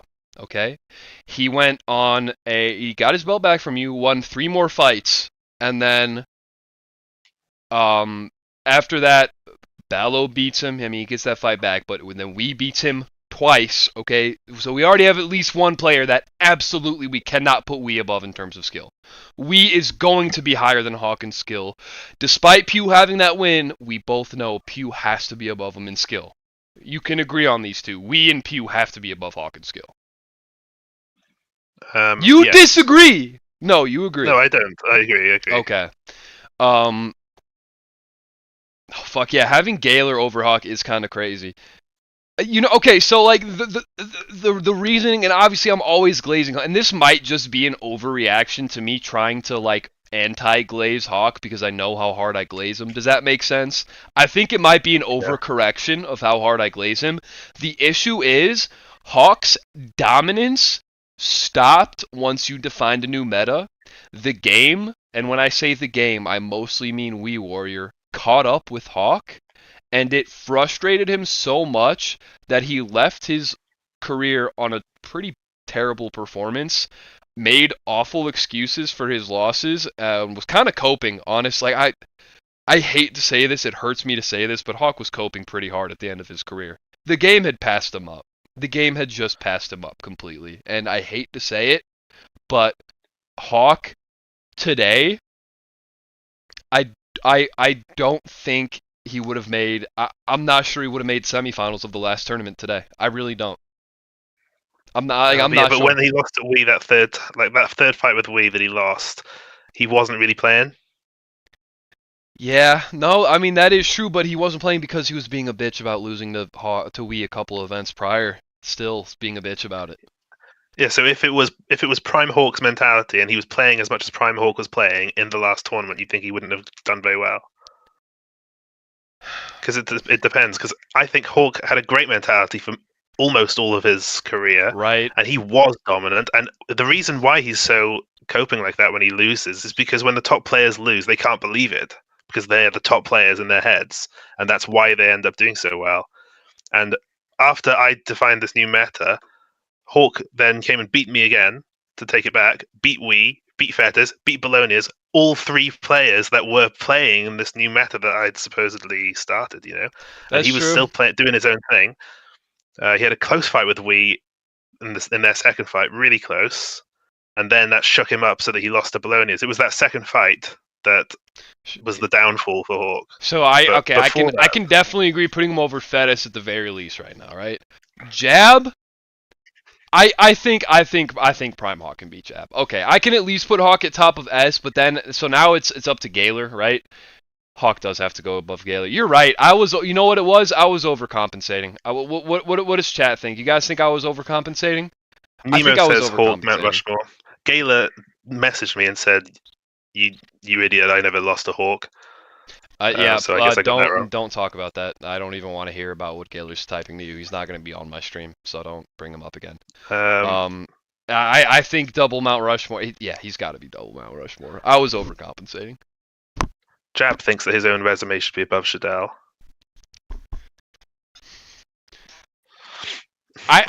You know what? Totally Hawk between Pew and Gaylor in skill, and Hawk above Pew on Mount Rushmore. Yeah, I think those are reasonable. I was overcompensating. However, I would love to talk about Jabdroid versus Shadell resume. Let's take a secondary look at that real quick. Jab. So let's look at overall numbers. Jab is 12-5, and Shadell is 12-10. Yeah. I mean, that in itself, 5 more losses. I mean, there was more longevity for Shadell, but like, Shadell's record mostly happened in the very antiquated era. I think Jab's right. I think Jab should probably be above Shadell. Shadell had 12 wins as well. Right, but had 5 more losses, is what I'm saying. Yeah. It feels like Shadell had more wins, doesn't it? It did, but like Jab has better wins. Shadell, the EU tournament 2 was a great peak, and it put him in A tier, but without that tournament run, we're not talking about him that highly. And Jab has beaten me 3 times, and NLG in the tournament. NLG won. Right. Yeah, fair enough. Fine, I'm convinced. Okay. Jab should be above. Amingo. Okay. Okay. All right. Let's look at Amingo. Amingo 0-2. He lost by 6,000 points to Anus of No Rim in the first EU tournament, and by 3,000 points to Anal Fister in Fight Night number 3. You guys have to understand. You guys have to yeah, right. First off, his 2 losses are against the 2 anal players in Pro League history. Secondly, you guys need to go back, and I would specifically watch EU Tournament number 1. Again, here's the hyperlink right here in the records book, which Snookums linked in chat earlier, and hopefully you should I think you should repost again right now. You guys need to watch Amingo versus Anus. Snookums will post the hyperlink, or not the hyperlink, but the record book, so you can go find that hyperlink as you dig through the book. It was, Amingo has about 2, so that's what, 20 to 30 minutes worth of Pro League fights. Amingo probably has 2 hours in the game. At least 25% of his playtime in DW2, probably closer to 50, is his 2 Pro League fights. He never touched the game unless it was for his 2 Pro League appearances. Actually, no. He also appeared in one of the Drunkest Wrestler tournaments, didn't he? Why isn't he on the record book for that? Did he end up not? Did he like no show maybe? It must have been the first one because I wasn't there. But normally, what we do in the Drunkest Wrestlers, we'd have the first few fights not actually be Pro League fights, wouldn't we? And then it would just be like yeah, the final. you're probably right. You're probably right. Okay, so I think he technically had 3 Pro League appearances, but either way, you guys need to watch it because there is literally nothing Amingo does except left overhand, right overhand, left overhand, right overhand. You know, when both of your arms are in the air and you look like a spider, like in a defensive posture, and you just have both arms up and your elbows are all goofy. That is what he did for all 20 to 30 minutes of both of these fights. It's actually hilarious. That being said, I love you, Amingo.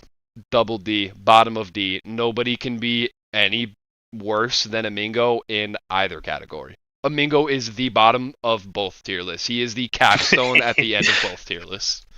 Do you have any argument about that? Call it Amingo. There's a new tier called Amingo. There's a new tier called Amingo.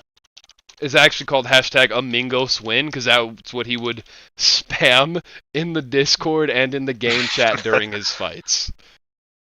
Now we can put crabs in that tier as well. That would be so disrespectful. That would be so rude.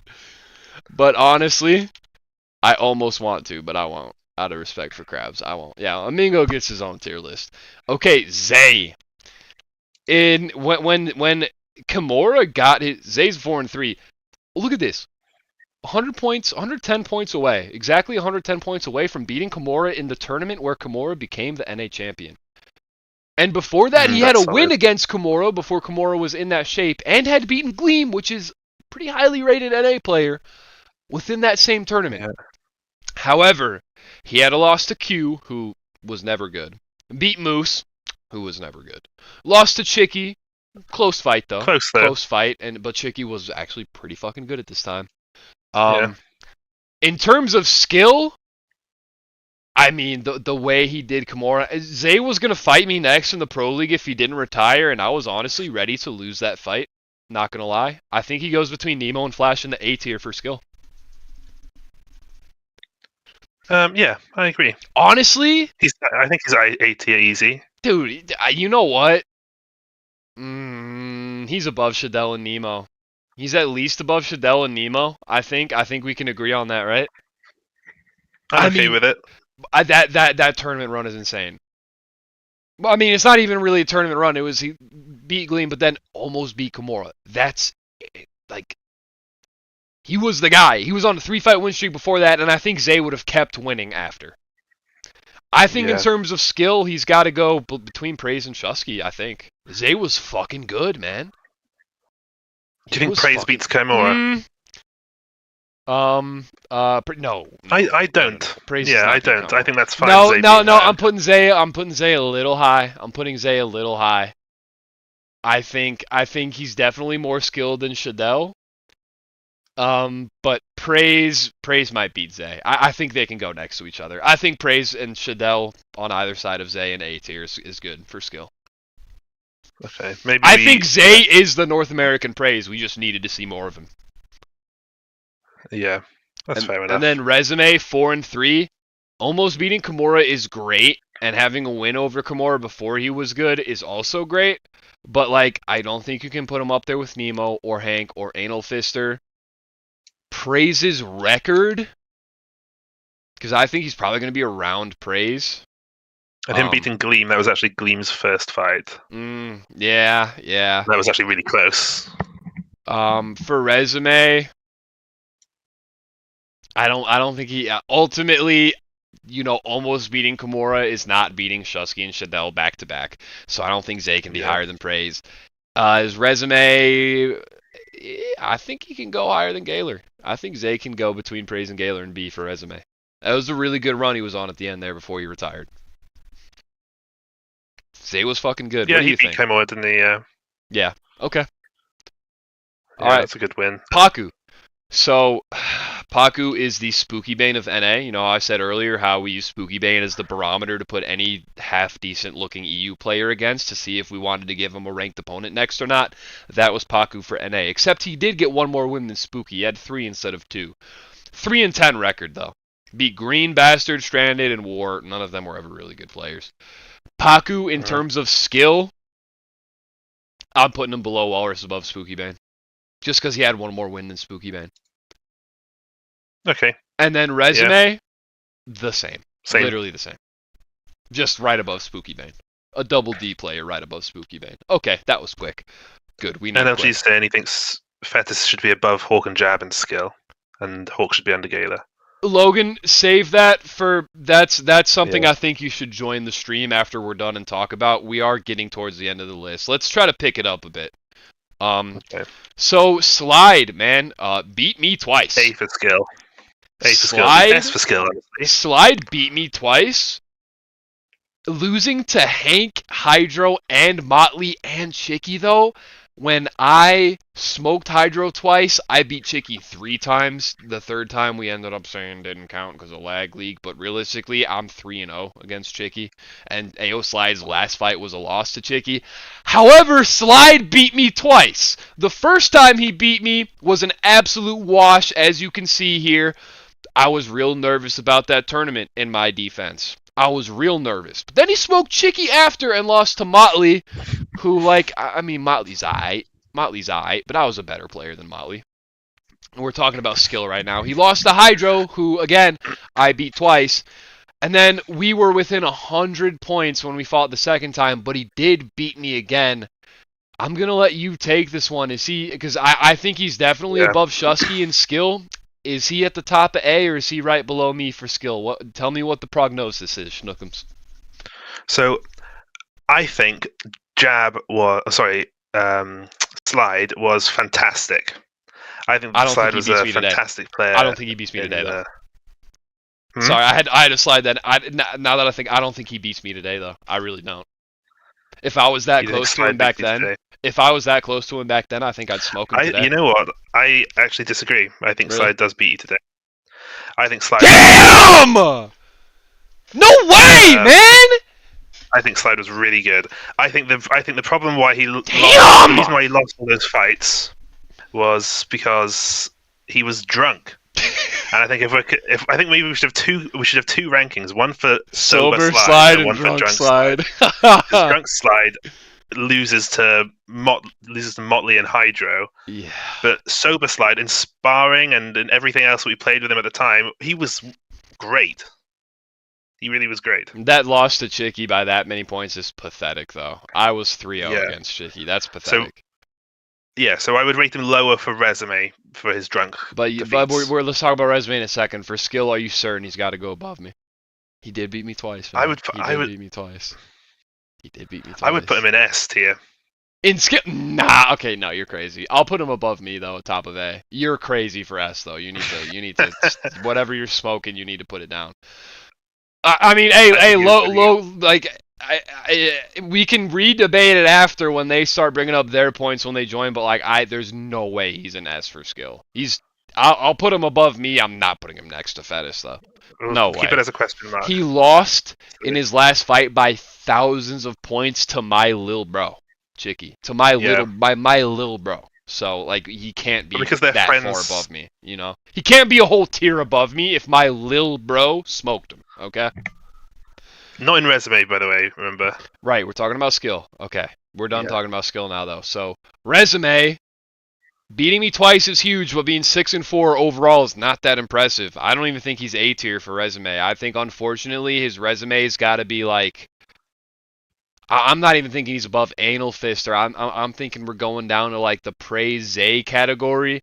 I think him beating me twice is the only impressive part of his resume, and I think that puts him between Praise and Anal Fister and B tier for resume. Because I don't think I don't know, dude. Anal Fister's win streak was crazy, and Slide never put together. No, Slide had a 4. Okay, he started with a 4 win streak. We'll put him above Anal Fister. Are we putting him above but he did Hank? lose that. He lost 3,000 points to Chicky though.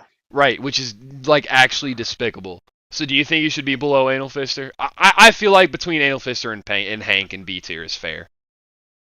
He beat me twice, but the rest of his resume is dog shit. That's the only good part of his resume. Yeah, but he lost to is like. he too high in I'm resume? trying to remember who. I'm trying to. I would put him between Praise and Zay. I think. I can just fuck because with of the back-to-back Shusky and Shadell wins that Praise had. I can fuck with like, that. His wins against you were good, but you are much better now than you were then. Yes. And one of those wins was like a crazy block spam festival. Yeah, I was nervous as fuck. I was like, that first fight, like obviously you guys saw we fight once, it's like a 5k gap, we fight again, it's 100 points. Obviously the first one was kind of fluky, but so that's not that impressive win to me. Right. The second one though, I mean I was on point and he still beat me by 100. He was slightly more on point than a really on point Larry. That's a big deal. All right, so moving on to Big Red. So I'm just gonna. Yeah, we'll talk about Big Red. So Big Red is another player that beat me, and that I was like so nervous. Again, look at that gap. I think I probably block spammed like 20 times in my fight with Big Red. I was so nervous because there was a guaranteed title shot on the line if I had won.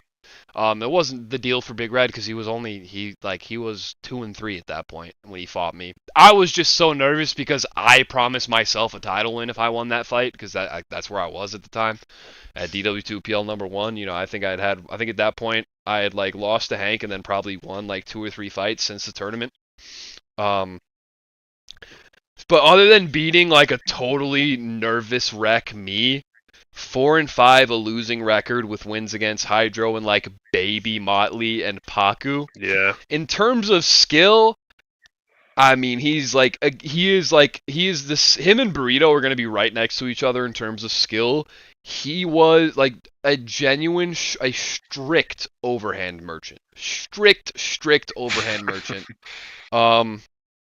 But he did beat Hydro, so I guess we have to put him between Yugi and Hydro in C tier for skill. Okay. I want to put him lower, but he did beat Hydro, so I gotta put him there. I want to put him lower, though. Now, resume, I mean, he beat me, but he still has a losing record. I mean, I do actually think 13-bot beats Big Red and Hydro. In skill. You're probably right. Yeah, I'll make that move right now. I have no problem with that. Just like to further push the point home that Big Red and Hydro were not that good. In terms of resume, I mean, comparing him to Hydro had a lot more fights and more wins, and he had equally as losing a record, but proportionally it was better because there was more fights overall, and he did have that win against AO Slide.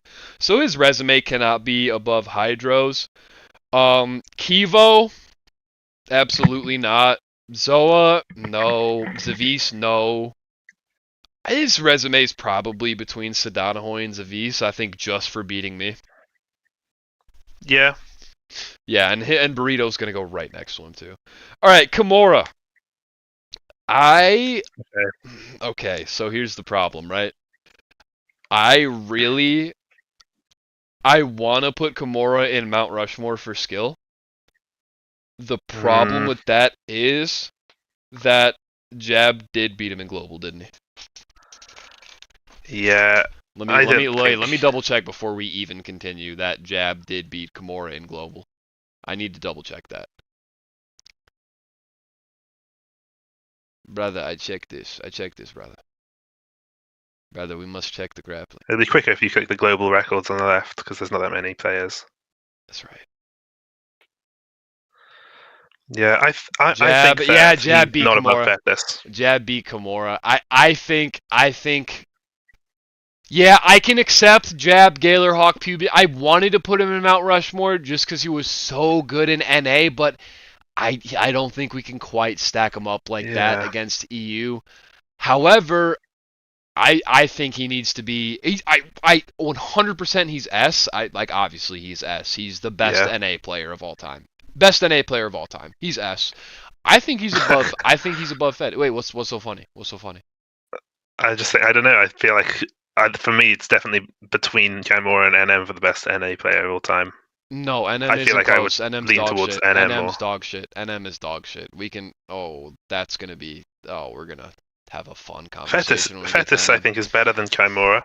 Listen, Hank all right. thinks- I guess we have to address this right now. Listen, okay? In my experience, sparring both of them, there was never a time where I was not at least 50-50 with NM41 in sparring. I just lost to him in the tournament and never got to fight him again because I choked at every title eliminator opportunity. Kimura, I beat him 3 or 4 times in a row leading up to NA tournament number 3.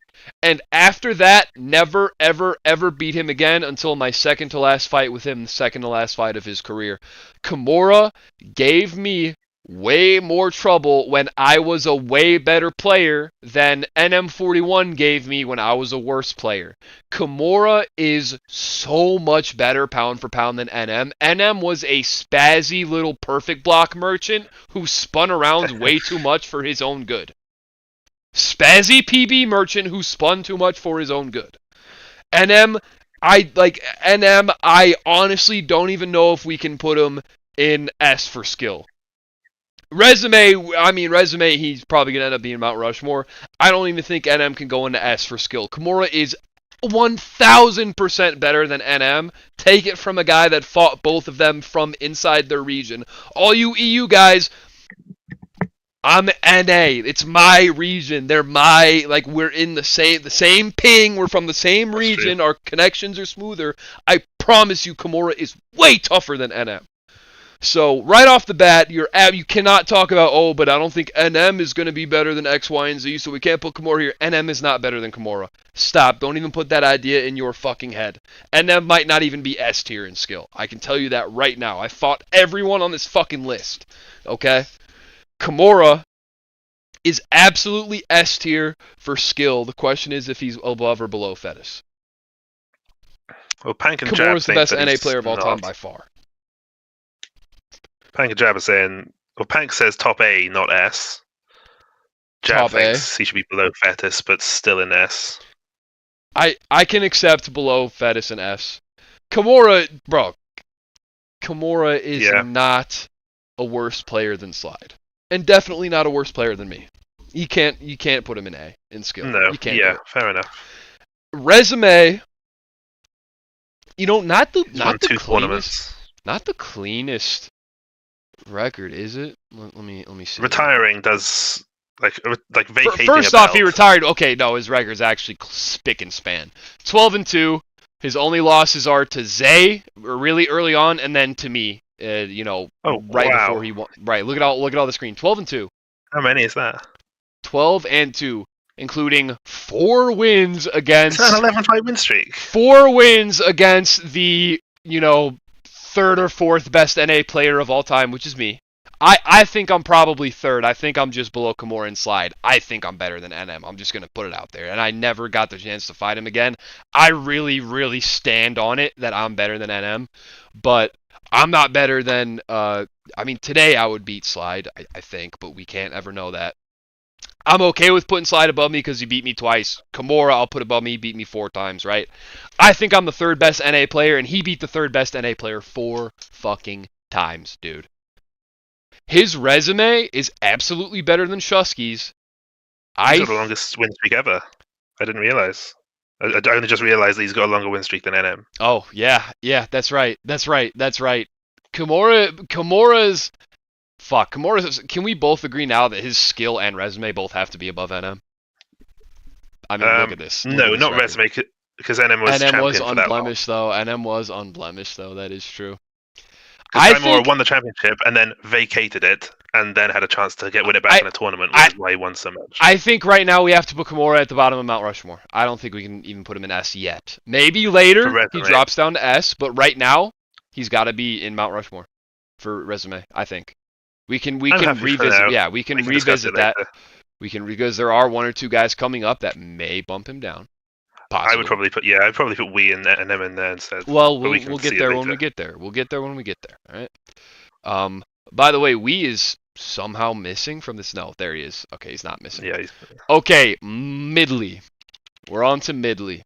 Midley has a fantastic resume. 12-7. Okay. Started 2-3. With wins against Paku and Fascal, but losing to Krabs mid, Big Red mid, BDK mid. Then he goes on a 5-fight win streak. Roosta mid, XKP mid, Walrus mid, Hank, okay. Slide, pretty fucking good. Loses to NM in his first title fight, okay. Bounces back with 3 consecutive wins against Hydro, Krabs, and Chicky, who's pretty fucking good at the time. Then he loses to NM in his second title fight. Keep that in mind for his resume. 2 title fights. Loses to Chicky, which I think is fucking embarrassing because I'm 3-0 against Shaky. Beats Bucket, okay. Beats Still Chill, okay. Loses to Kimura in NA Tournament 3, kind of gets washed out. And that's that, okay. Now, in sparring, Motley is a good player, and he was certainly able to beat me some percentage of the time. Definitely not more. He'll tell you it's more than half. It was not. He's coping. He's completely coping. And I hinted about this earlier, but Schnookums, can you not attest that looking at his resume, you know what you don't see? You don't see my name. Yeah, I was just about to say. Can you attest the reason why Motley didn't fight me? And you can look back in admin chat history if you put in the right keywords, and you can find messages of us explicitly saying the quiet part out loud. Motley never fought me so that I didn't spoil a contender.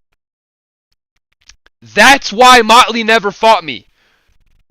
Schnookums is going to say he doesn't remember it, and that's okay. No, let's find it. We're finding it right. Can you open up Discord and find it? Find it. Sure. Find it. I don't remember it. I honestly it happened. I promise you it fucking happened. I specifically said we're protecting Motley from me. Because I whooped his ass in sparring. You're saying you said that. Right, but it's in admin chat, and I've had this conversation with multiple admins before, guys that I don't think are around anymore, like Hawk152. But this has been a discussion. I've been consistent about this. Someone in chat has certainly heard me say this before. I've been consistent about this for all of time because it's been true. It's always been true. If you look up mentions of Motley's name in the admin chat of the old Pro League server, I guarantee you'll find it. I guarantee you'll find it. Specifically, the old server admin chat mentions of Motley's name, you will find it. 100%. Yeah, you said it. You did say that. How long ago did I say it? You said it in March this year. Okay. Now there's going to be more before that, too, if you keep going back. So already, beginning of this year, I've been consistent about this for a long fucking time. We specifically agreed to protect. It must have just been me and Hawk and not Schnookums, whatever the fuck. I guarantee you guys, Schnookums will find more messages of me specifically mentioning protecting Motley from me. That's funny. That's why we never fought. So that I didn't interrupt his little win streak he had between Roosta and AO Slide and up through Chicky, not counting his first title fight with NM41. That's from 3-3 to 10-4. That's 7 fights in a row. He never fought me in that 7-fight span, even though I was like top 3, top 4, for a reason. On purpose. So in terms of skill, he's nowhere near me. That's all to say. Shusky... I mean, like, there's a lot of losses here, but, like, Hank, Slide, Chicky, pretty decent wins. Pretty decent wins. That being said, I definitely don't think Motley's beating anyone in A tier. I don't think he's beating Shadell, Nemo, Flash. I don't think that's happening. I don't think he's beating Kivo or J Steel either. I think Motley's in B tier between J Steel and Michu. Motley now. Sorry, say that again. For skill, he's in B tier between J Steel and Michu and high B. Yeah. Yeah, I think that's okay. I think he was okay. It's a lot of wins. It is 12 wins. That's a lot of fucking wins. And that's a big win. That's, other than that, if that NM blemish wasn't in there, that'd be a crazy win streak, right? Yeah. And he was number one for a while. Yes, he was number one for a long time. And he had 2 title fights. So that, in terms of resume, I think he probably has to have a low A tier resume. That's 2 title fights and consistent number 1 contention in NA. Only because I never fought him and spoiled his day. But still, It happened. It happened. He's an A tier resume. He's got to be. He's got to be respected at least on that level. Yeah, I agree with you. Skill, fuck him. He's B tier. He's not good. Okay, so fucking lucky that we decided not to make him fight me. Okay, now Chicky, another NA player that I have beef with and that I absolutely own every time I fight him. Chicky only has 2 official losses recorded against me, but I beat him a 3rd time in the Lag League, and it was actually for the undisputed NA Championship. If that event had counted, I can't believe I haven't mentioned this on stream yet. Like, I don't bring this up a lot because people are just gonna... How many people are watching right now? 13. I don't bring this up a lot because people are gonna scream at me for coping, but... During Lag League, we had an undisputed title fight between me and Chicky. I won that fight. The fight didn't end up counting, but like, if you want to talk about paper champs, I'm a real paper champ, right? I never had the actual belt, but for about 10 minutes in between the event ending and us deciding it didn't count, I was the NA champion, kinda. And that was beating Chicky, because Chicky, when Motley wasn't around, was the next number 1 guy. Okay, looking at this record, 9-5, that's a winning record. Losing to Slide is understandable, but then he beat Slide later. He beats Motley after losing to him, so his last time he fought Motley, he beat him. I think in skill, Chicky is easily above Motley. Yeah, I agree. Chicky was pretty fucking good. He was 0-3 against me, because he sucks, but he was pretty good. So I really... Yeah, I think he's below you. You think he's between me and Shusky? Really? I think he's. I don't know if my thing was delayed. I don't know if I'm putting him with Shusky. I don't even think Praise and Zay have any trouble beating him. I think Chicky goes between Zay and Shadell for skill in A tier. You think Zay's better than? I think Zay's better than Chicky. Yes, 100%, 1,000%. I don't think Chicky would get anywhere near close to Kimura like that at that time. Not even fucking close. Okay. You know Zay better than me. Yeah. I think that's fine. I would probably put him above Shadell, yeah. Yeah. Yeah, above Shadell for sure. I can get behind that. Now, in terms of resume, 9-5, pretty fucking decent. But his resume is not quite as good as Motley. I don't think you can quite put him in A. However, let's take a second look at Nemo's resume. He might be top of A. He might actually be top of A. That's the most respect I will literally ever give him, by the way. The most respect you guys will ever hear me giving him. But I think, in terms of resume, we're comparing 12-7 to 9-5. I think he's one step below Nemo in resume. I think he's above Hank and below Nemo. Yeah, I think that's okay. It's a solid NA resume, man. I think that's reasonable. They saying anything? Balonius is only talking about his own rating. No, Ballo. I think we should move Ballo to the very end of the tier, so he stays. You were already fourth. You were already fourth to last, and now you're last. Then we talk about you last. So he has to watch the whole thing. Yeah, we got to end with Oleg. He made the game, but Ballo will be second to last before Oleg. Yeah. Okay. Okay, dubious. So. This insane woman who had a history of trying to ruin men's life online came into this Discord one day and called me an incel Nazi because I didn't instantly ban Dubious from the Pro League when she started randomly adding people and telling them that she had filed a report with the FBI and that Dubious was like a child predator. Yeah. Just said it, like, with no evidence at all. Just said, I reported him to the FBI. And wanted me to instantly ban him from the Pro League. And I was like, if I don't see any evidence of it having happened, like, I don't... Well, like, what do you want me to do? And she called me an incel Nazi for not instantly doing what she told me because she was a woman who thought men just need to do anything she asked because she has a pussy. Insane bitch. Crazy lore. If you guys were there, you're there. If you're not, you're going to be kind of confused. But, like, Dubious is on this It was list crazy. just because of how... I mean, dude, she is, like, this... Like, crash out. It's such a stupid word. Legendary crash. This woman had a legendary crash out over Dubious. She was literally dragging him from Discord server to Discord server, making him apologize to people he barely knew for sexting a minor that none of them knew about. Really, really weird shit. And that's why he's on the list. He's 3-3. Masanic, Fescal, and Allosaur are dog shit wins, but losses to Hydro and BDK and Hank aren't that bad. But, like... Not close, though. I mean, I don't think he's as good as Kwib. I think he's between Kwib and Natural and D tier, really. I mean, like... I'd put, yeah, maybe. Or maybe just below Namesnick because he had that win over Soa, I guess. It's similar, isn't it? It's in D tier, either way. Yeah, but Natural had a losing record, though. And Dubious, at least, is 3-2. Okay, fine, yeah. Yeah, I think that's fair. And then Resume... Wasn't bad, I don't think. Resume that's just not a very good resume. Yeah. I don't even know where to put that. I mean, he had no good wins, which I think... I mean, what, between 13 bot and Kwib, maybe? Yeah, who did Kwib beat again?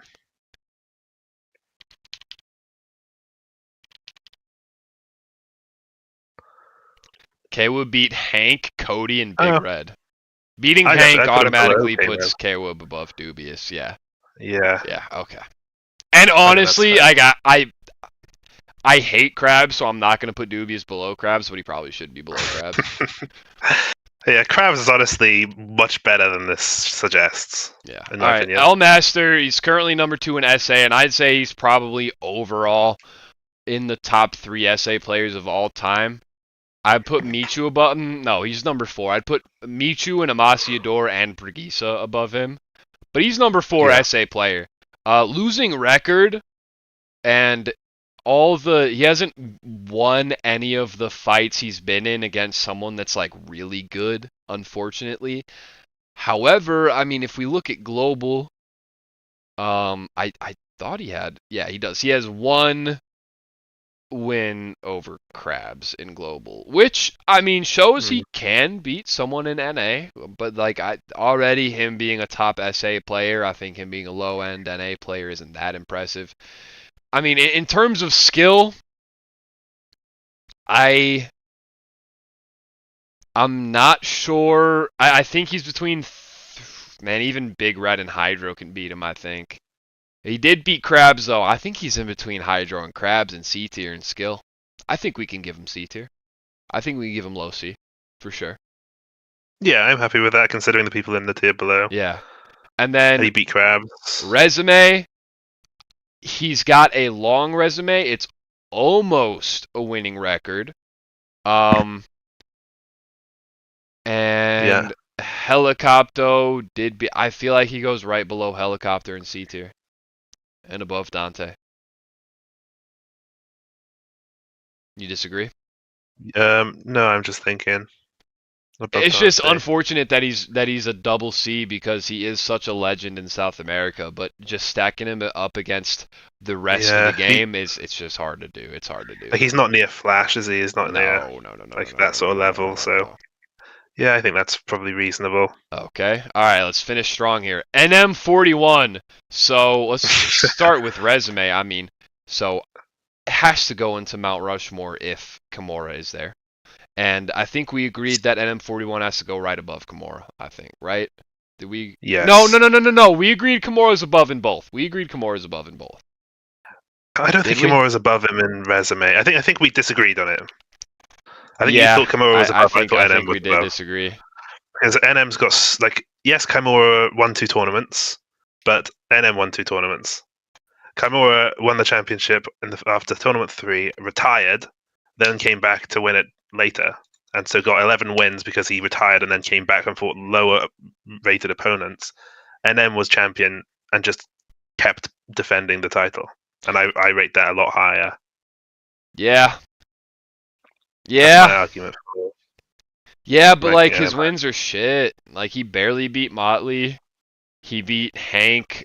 Is that 3 times? Okay, it's 2 times, but it's twice back to back. Burrito. I mean, of course, yeah. I would hope he fucking stomps Burrito. Burrito was dog shit. Yeah. So in terms of like BD, like skill, he struggled to beat BDK in NA tournament number 2. Like, in terms of skill, I get you, and like maybe you could rate it lower because they're not actually that good necessarily. But at the time, resume, they were the best we could put against him. Undefeated champ. Yeah, he's got it. You know what? It's okay. So Mount Rushmore for sure above Kimura. Yeah, is he above Pew though? I mean, undefeated champ, but against dog shit competition, and Pew beat the best of the best. But NM41 has so many more title defenses. He's above Pew. He's below Hawk, above Pew. He has to be. Yeah, in resume, he is. And yeah. Pew retired disgracefully. That plays a part. NM didn't. Yeah, and then Weez might slide in here and bump out Kimura. I'm not sure. We'll have to see about that in terms of resume Mount Rushmore. Definitely not Logan, but I think we might be able to do that. But we'll have to talk about that. Weez either going above or below Kimura for sure.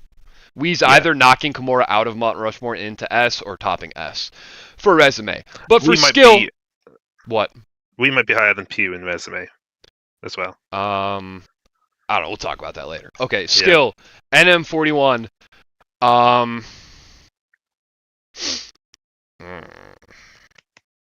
So you think A, high A for sure, and I think he's next to me. The question is he? Because I think Slide was 1000% better than him. The question is, I mean, unless you disagree, I think he's definitely either below Slide and above me, or between me and Shusky. I think he's on either side of me. What do you think? Is either side of me at least fair, just to begin with? Yes. What the fuck are you laughing about? What's so funny? It's just like it's just funny that you put in the decision on me because you don't want to make you want to say that you're better than him. So what? So what is it? That's just me being British. Who's better? Who's better? I mean, me beating Kimura is way better than any of his wins. Okay, we need to objectively recognize that. Objectively, me beating Kimura is way better than beating Motley by 600 points over 20 fucking minutes you had to gap him, and you still end up only being above him by 600. Like, come on. And that was his last win. I think he was really good. I think he was really good. I would he's put above NM Slide? Above you. Yeah, probably. Dude, you're smoking crazy drugs. Did you ever fight NM41, honestly? I fought him loads of times. Seriously? Yeah, I fought him loads of times. And you're seriously rating him this high? Yeah. Are you going to put him in S? You going to put him above Kimura? I think I would bump Slide up to S and put NM at the top of A. Really? Yeah, or I would. I don't think Slide can be. Yeah, I don't think Slide can be S. I think you might be a little crazy about putting Slide in S. Putting Slide an entire tier above me and Shusky. Really? Are we really doing that for skill? He lost to Chicky, bruh. You can't put anyone in S that's ever lost to Chicky. I'm sorry, that's not happening. That's literally not happening. Well, maybe we should put NM, Slide, and you all in S. No.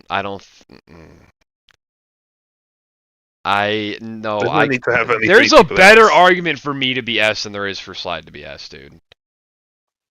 Hold on, let me remind you about how back and forth Slide's record is, because I think you're absolutely tweaking right now. He was 6-4, dude. He had 4 losses and only 2 more wins than that. You're gonna put him next to Kimura and Fettis? Because this is What? skill, isn't it? This one. Because Yes, in terms but you've got to consider outside of the league. yes, the actual but skill you, they have. you have the skill of somebody who loses to Chicky by thousands of points.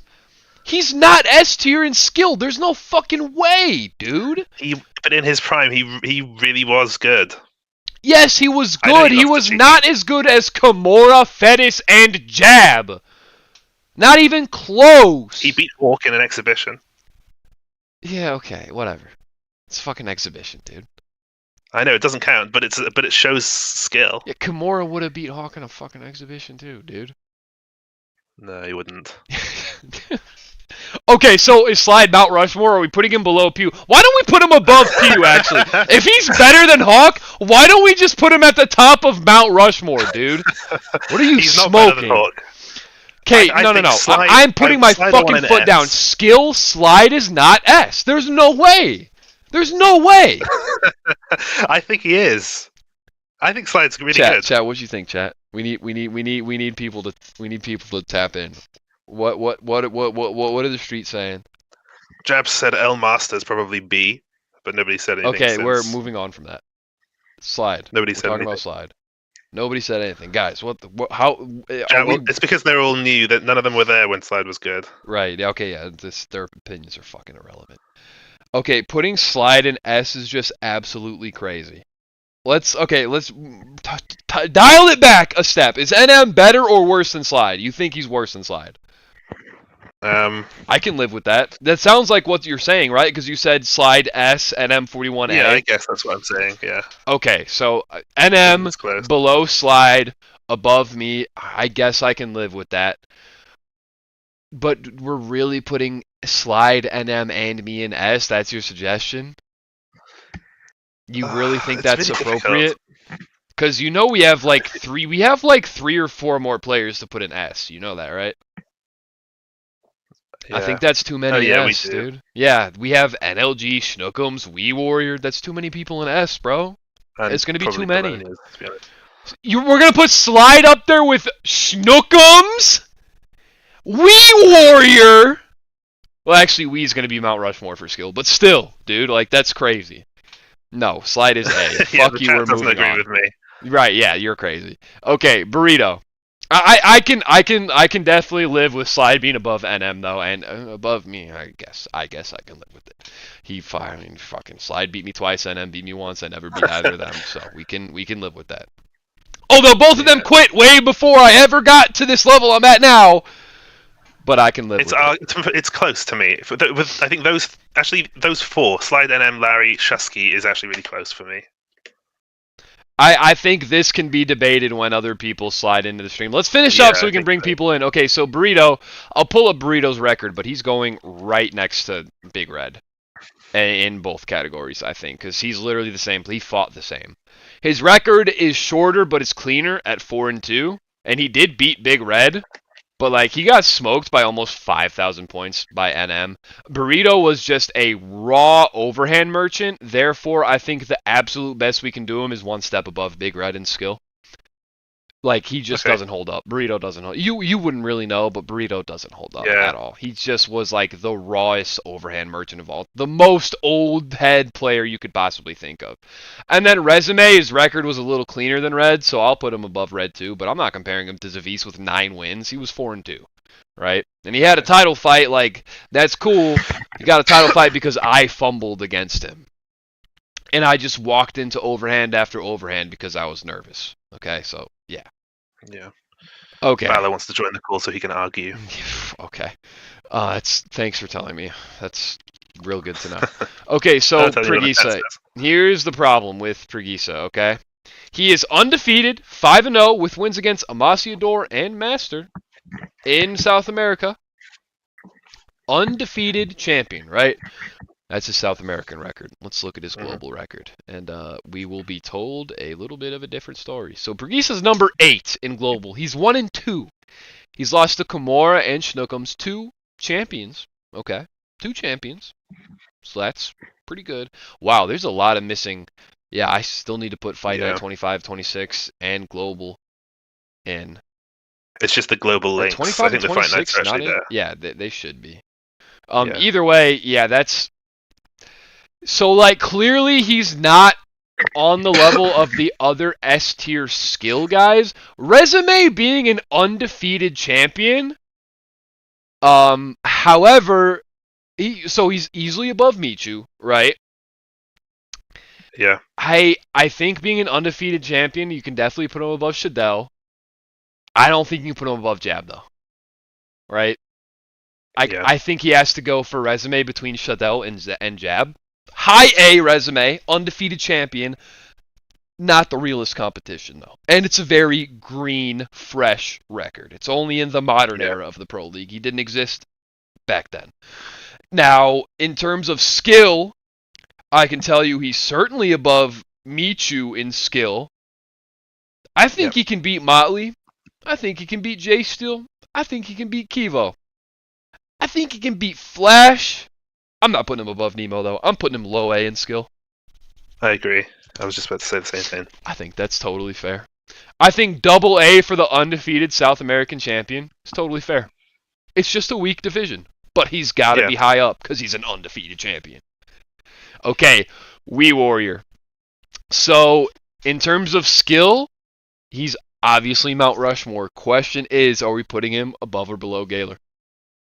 Because honestly, I think he's above Hawk. I think Wii is between Pew and Hawk. I think Wii is the second most skilled player of all time. I agree with you. Yeah. I think Wii is actually, even though I think he's fantastic, I think he's a bit underrated. He is really, really fucking good. Let's look at Wii in global real quick, because that's a slight 3-0 against NM, Kimura, and Bucket. Whoop-de-fucking-do. But yeah, NM and Kimura, two of the top 3 NA players of all time. Okay. The inaugural champion. Right. Global. He was Open Division champion when it was called that. Oh yeah, sure. 26-5. Okay, so skill, we already know where he is. Resume, that resume, having been a former champion, he's got to be above Kimura. He's got to be above Kimura. So. And honestly, just the sheer volume of wins, I think. God, looking at this record, dude, he might be between Hawk and NM. I'm happy with that. Yeah. To be honest, I think he's between Hawk and NM or between NM and Pew. Wii is the guy. Wee's just the guy. Yeah. If it wasn't for Pew, Wii would be the GOAT. If it wasn't for Pew. Yeah. Not only would he be the skill GOAT, but he probably would have passed Hawk's resume too. He probably would have been stacking up title defenses right about now. It's ironic because he trained Pew. Right, isn't it? Yeah, Wii is number 2 in the skill and the resume Mount Rushmore, I think. Different people ahead of him, but I think he's number 2 in both categories. He's the second best of all time, I would say. And I think I've pretty consistently held that opinion too. I don't think anyone's changed that. Anyone's been able to change that at all. Now Logan. Logan's last 2 fights were back-to-back wins against Wii Warrior. Before that, he beat Jab, Schnookums, Ballo. The Jab win was revenge because he had lost to Jab prior in the tournament. Overall, a 7-1 run in EU Tournament 5, and he beat Cloakum before that. But before then, he was 5-7 with wins against nobodies and okay, Oleg Nokia Kivo is actually a decent run. That's a decent run. But losing to Henley, dude, losing to Nemo, Henley's not even on this list, bro. Damn near who's Henley? I own the league. Who's Henley, dude? Logan, in terms of skill, gotta be top of S, dude. He's so fucking good right now. He has gotten so good. His tournament run, it's simply undeniable. Actually, you know what he did? Yeah. He lost one to Jab, but he beat Wii twice. You can't ignore that because Wii's not even playing. He didn't even play bad in the tournament. He's got to be top of S for skill. Yeah, I think, yeah. Now, resume, the first half of his resume was so shit. So he has to be S tier, and he's definitely above Fetish. I think he's above Shusky, but I'm keeping him below Kimura for resume, I think. I think he's between Kimura and Shusky in the S tier for resume.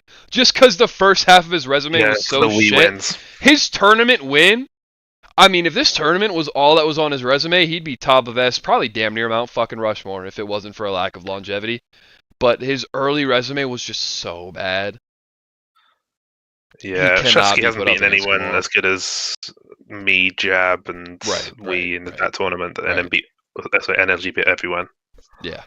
I think NLG high S, double high S is fair. He's just gotten so good so fast. You should Bucket. check NLG's global fights, says Jab. Okay. Alright, fine, Jab, fine. Yeah, NLG. It's tricky because it's just that happened, and like before that tournament, NLG wasn't in the conversation at all.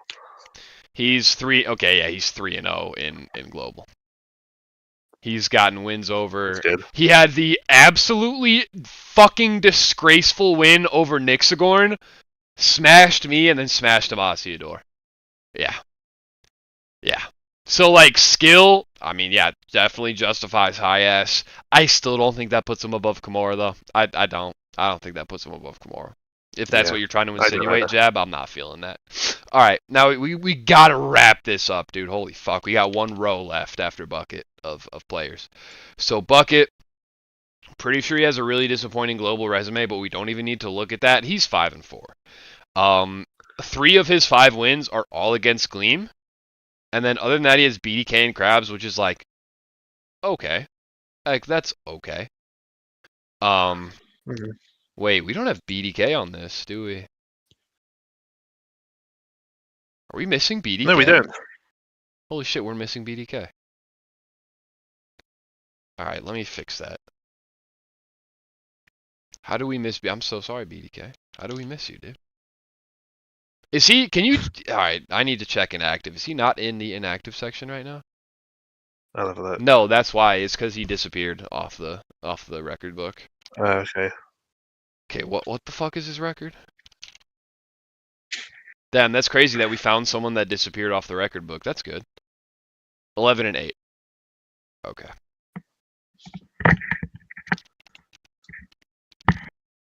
Should we finish Bucket first? Well, I need to add him right now to the document because we're gonna forget. Okay, he's added to the document. So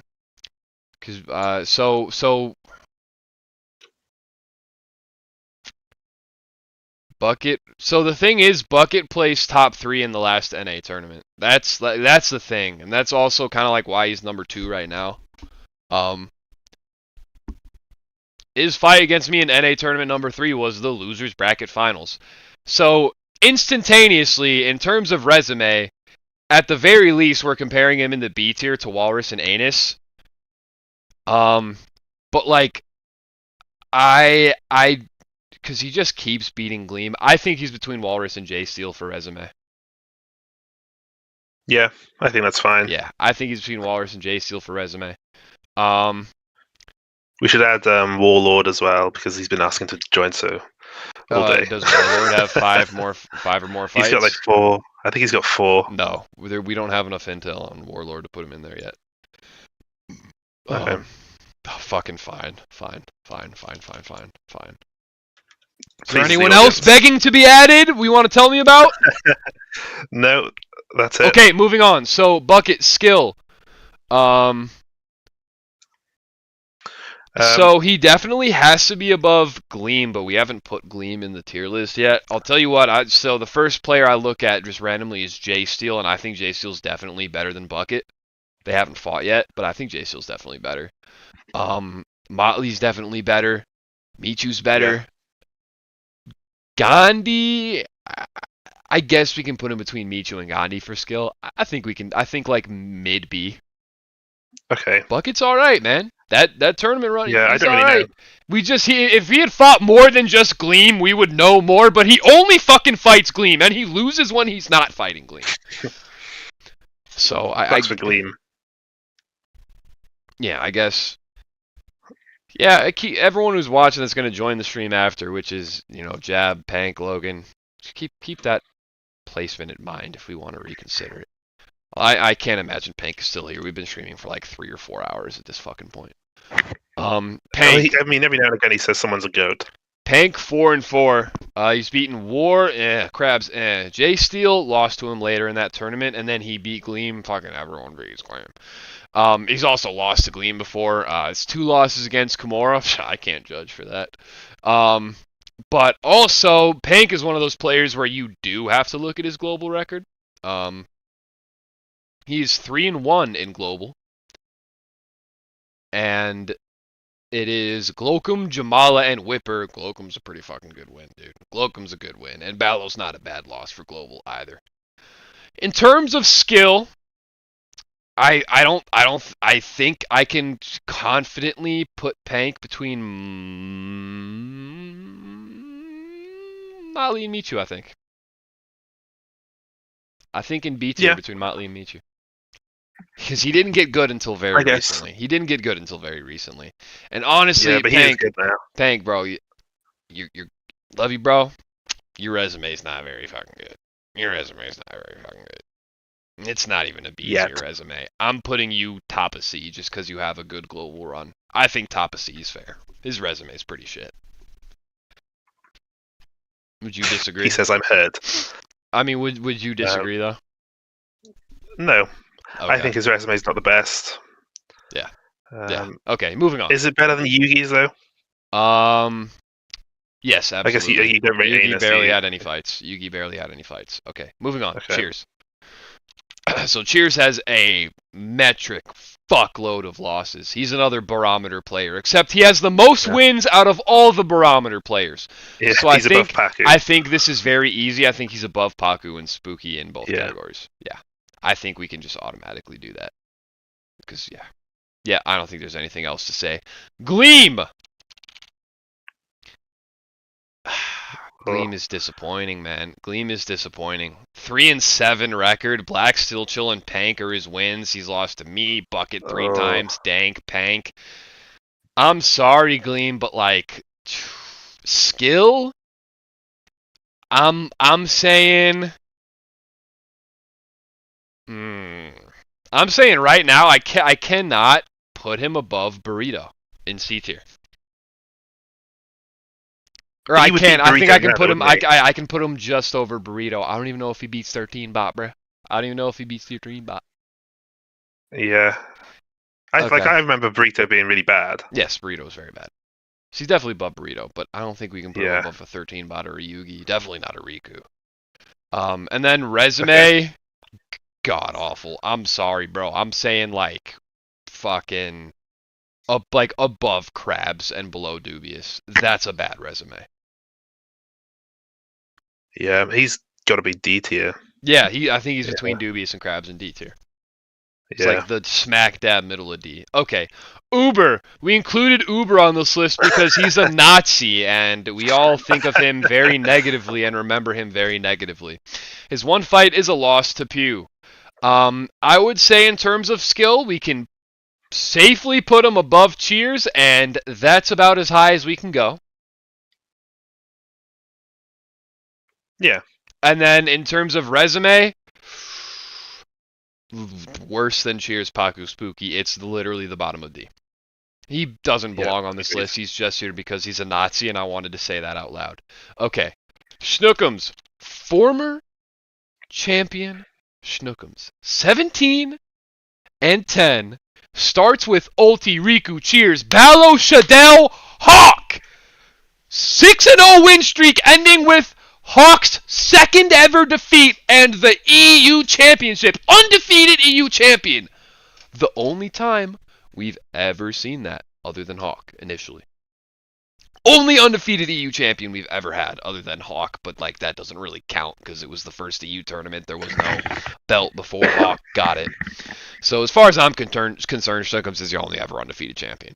After that, loses to Hawk, beats Austin, Wee fucks him up in the title eliminator, beats Ballo, Flash, Pew, Shadell, back to back, loses to Wee, beats Pew before Pew's good, then loses to Ballo, Fedis, Pew, Jab, barely playing the game at this point.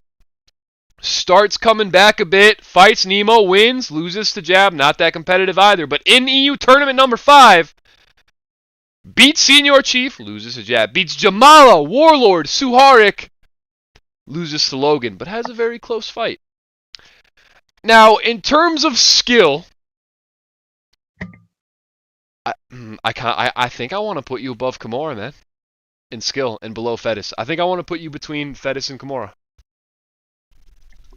I think that's fine. Would you put yourself higher? Would I put myself above Fettis? Because you're obviously at least double S. Obviously. You're one of the greats. You are one of the greats. I wouldn't put myself above Fettis. Me and Fettis always had really close spars, but he beat me in PL when we actually fought. Okay, so low S for skill, or mid S really. Yeah. And then resume. Let's see.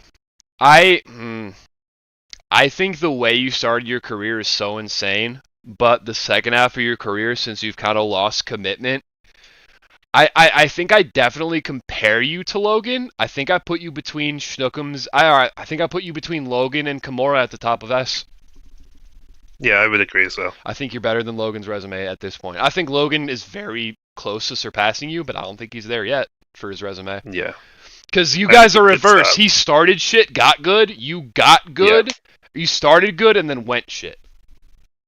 So if he does well in his next few, then he's probably going to pass me up. Yeah, probably. Okay, Suharik. This is a fresh pick, and his record it's not great, but he has a win over Ballo. He beat Senior Chief, lost to Webb, beat Soul Reaper and Ballo in EU Tournament 5, then back-to-back lost to Wee and Schnookums. Kind of got blown out both times, okay? I think Suharik smokes anyone in C tier. And I think he probably is smoking through B tier up until... I don't know if that boy's beating... I think he's beating Bucket. I don't think he's beating Michu.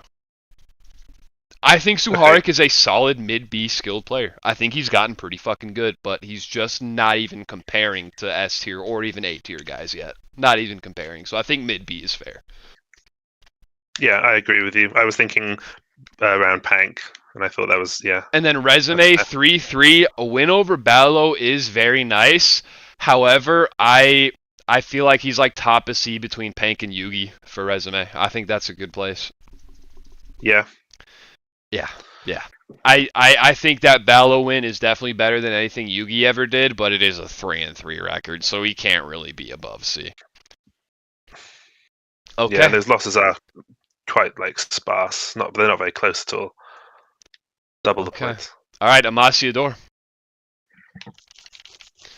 So Amasiador in global is 0-3 or 1-3. He did beat Gleam, okay, but lost to Larry, Glocum, and Logan, which aren't bad losses. Mm-hmm. Let's just say that now. Are not bad losses. In South America, he is number 1. He's 3-1 with a win over El Master and a win over Michu. I think in skill, he's easily over Michu, and I think he probably beats Pank too. I think in skill, he's between Motley and Pank. I think he's a solid high B skill player. Masiador's pretty fucking solid, man. Yeah, I'm just trying. Is he above Motley though? No, definitely not. I can tell you that, definitely not. No, unfortunately, no. He doesn't have any. He doesn't even think about the Pro League meta for the most part. Him and Pergisa are the only South American players that even consider the A key on their keyboard. The rest of them just take it off before they fight. They just pop the key off their keyboard. And then in terms of resume, 3-1, but a terrible global resume.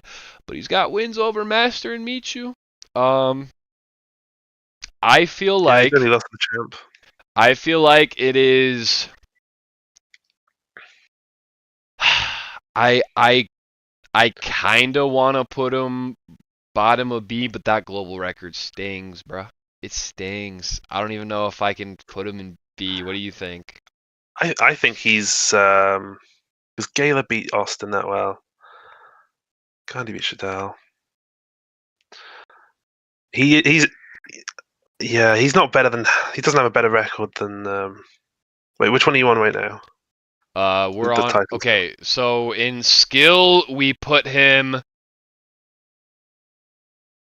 above Pank and below Motley in B Yes. tier. Okay. We need to figure out where to put him in resume. I think I Yeah. want to put him at. I'm thinking about bottom of B, but I don't even know if we can do that because of how bad his global record is a negative inverse of his solid SA record. That's the problem. Yeah, and so was like 7-2. I think I'd put him above Burrito. Maybe. I think I'd put him in C above Burrito. Okay. All right, I can live with that. I can live with that. Definitely a higher B player in terms of skill. Amaciador deserves that respect. Yeah. Okay, Forbes. Forbes is pretty. Strange one. Forbes is pretty new, and I think anecdotally his skill absolutely is better than him being 1-4. Okay, For sure. but so I mean, let's start with resume for Forbes, brother. That resume, we're putting him below names Nick and above Cheers in low D tier. That's a dog. Even though they were so close. Yes, even though they were so close, yes. Well, okay, getting that close to we. All right, I'll put you above natural. I'm still putting you below Krabs. Krabs has a ton of fights. Because we put Riku at the top for a close Wii loss as well. Yeah, but Riku also had a better record than 1-4. Yeah. Okay, resume means record, dude. He cannot go above Krabs. He can't. Yeah, no, fair enough. Okay, but skill? Pfft, dude, I mean, we can. I feel like we should probably drop him in. I think we should drop him in, like, between Amaciador and Motley, probably. And I think his skill might even be higher than that, and we just don't know it yet. I haven't really sparred him, but I know how good he is from what I've heard anecdotally and from his performance in the tournament.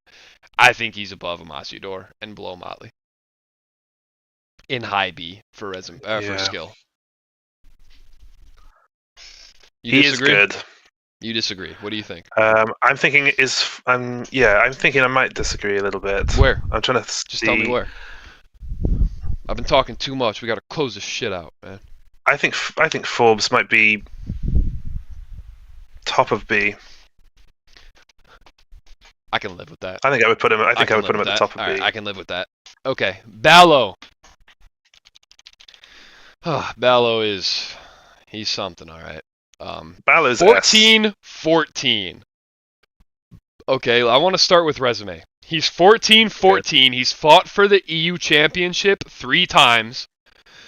He does have a recent forfeit. But in EU Tournament number 3, he was he second place to Hawk in EU Tournament 3? Yep. Yeah, so he was second place to Hawk in EU Tournament number 3. We won the tournament. Wait, then why did he fight Hawk? I don't know. I thought that was a third place match. Hawk got lost to Wii in the winners bracket, and then Hawk fought Bologna's in the losers bracket. But okay, but it says for the EU Championship. Hawk didn't have his belt. He had already lost to Wii. Did he not? That's the wrong line. It says for the EU Championship on the Wii line. No, it doesn't, dude. Look at the stream right now.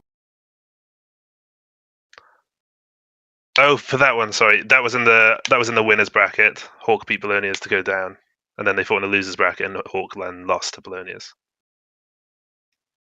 If you look up. Oh, that's up here. Okay, that's. I was looking at the other line. All right, so I mean his EU Tournament 3, third place run, that was really great, and he had, but all of his title shots were during that tournament. But like he does, I mean he has Logan, Nemo, Schnookums, Hawk on his record. I think for resume, Ballo's got to go above Shadell, below Pregisa in A tier. Yeah. He just has. He's 50-50. He's 50-50, but Shadell, doesn't have nearly the quality of wins that Ballo does. But Pregisa is an undefeated champion, so like I'm not putting I a guess, 50-50 player above that.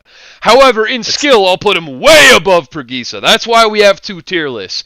Matter of fact, Ballo is okay, so it's between me and him, it's really hard to say who's better. It's really fucking hard. What do you think? Cuz dude, our spars are so back and forth. They're so back and forth. I think Ballo's S tier. I think Ballo's S behind Kimura. Okay, so I hear you, but you have to look at his record, dude. Look at how spotty it is. His consistency is so fucking low. His consistency is so low that it discredits his peak. That's how bad his consistency. He is the most inconsistent player of all fucking time. I don't think Ballo can be placed in S tier compared to those champions. No. It can't happen. He's way too fucking inconsistent for his own good. He never reached the heights that you did. Fettis has a very clean record. Jab has a very clean record. Never reached the heights Logan did. Kimura has a very clean record. If we want to compare him to Slide, I don't think Slide beats Prime Ballo. I don't think Prime Slide beats Prime Ballo. And Slide was equally inconsistent. Right. But I think Ballo. I think Ballo's a. I can live with him being above me. I can. He's beaten me quite a few times. I can live with him being above me. I think we can put Ballo at the top of A. But like, yeah, I kind of want to put him between me and Shusky, but like, I don't see NM41 or Slide beating him. So. Yeah, not Prime Ballo. No, I think top of A is fair for skill. Okay. And then resume mid A at best. All right, Yeah. Oleg. So he made the game, but like, look at this fucking record, dude. It's rough, dude. It's 7-14. Yeah, that's not the best. Yeah, man. I mean, he made the game. He has a one-of-a-kind play style, but in terms of skill, everyone in B tier is beating him. And I mean, well, let's see. Did he ever fight 13 bot? No. Like, he beat Kolmorik, Quad, Soa. Yeah. But, like, he's D. I think he's got to go top of D for skill. Yeah, he's D. Yeah, I think he's got to go top of D. And then resume, the 7 wins will definitely put him well above Cheers, Paku, and Spooky. But, like, he can go above Forbes. He can't go above Krabs, though. I think his resume is above Forbes, below Krabs. Yeah, he's got some wins, hasn't he? He's just got loads of fights, wins, but just like too many losses. Okay, BDK, another one of my personal packs. I have 3 wins against him that fully counted. Okay, but he has beaten Krabs twice. He beat Hydro. He beat Muay Thai guy. He beat Motley when Motley was a wee lad. But he lost also, other than me, he's lost to Bucket. He has lost to Slide. Chicky, NM, had one title fight. Wasn't really, actually, no, that was decently close. It was decently close. It fucking shouldn't have been, though. People said it was the best fight of the tournament at the time. Yeah, I think in terms of skill, BDK, I feel like you can put him between XKP and Hank at the bottom of B. I think we can give him that.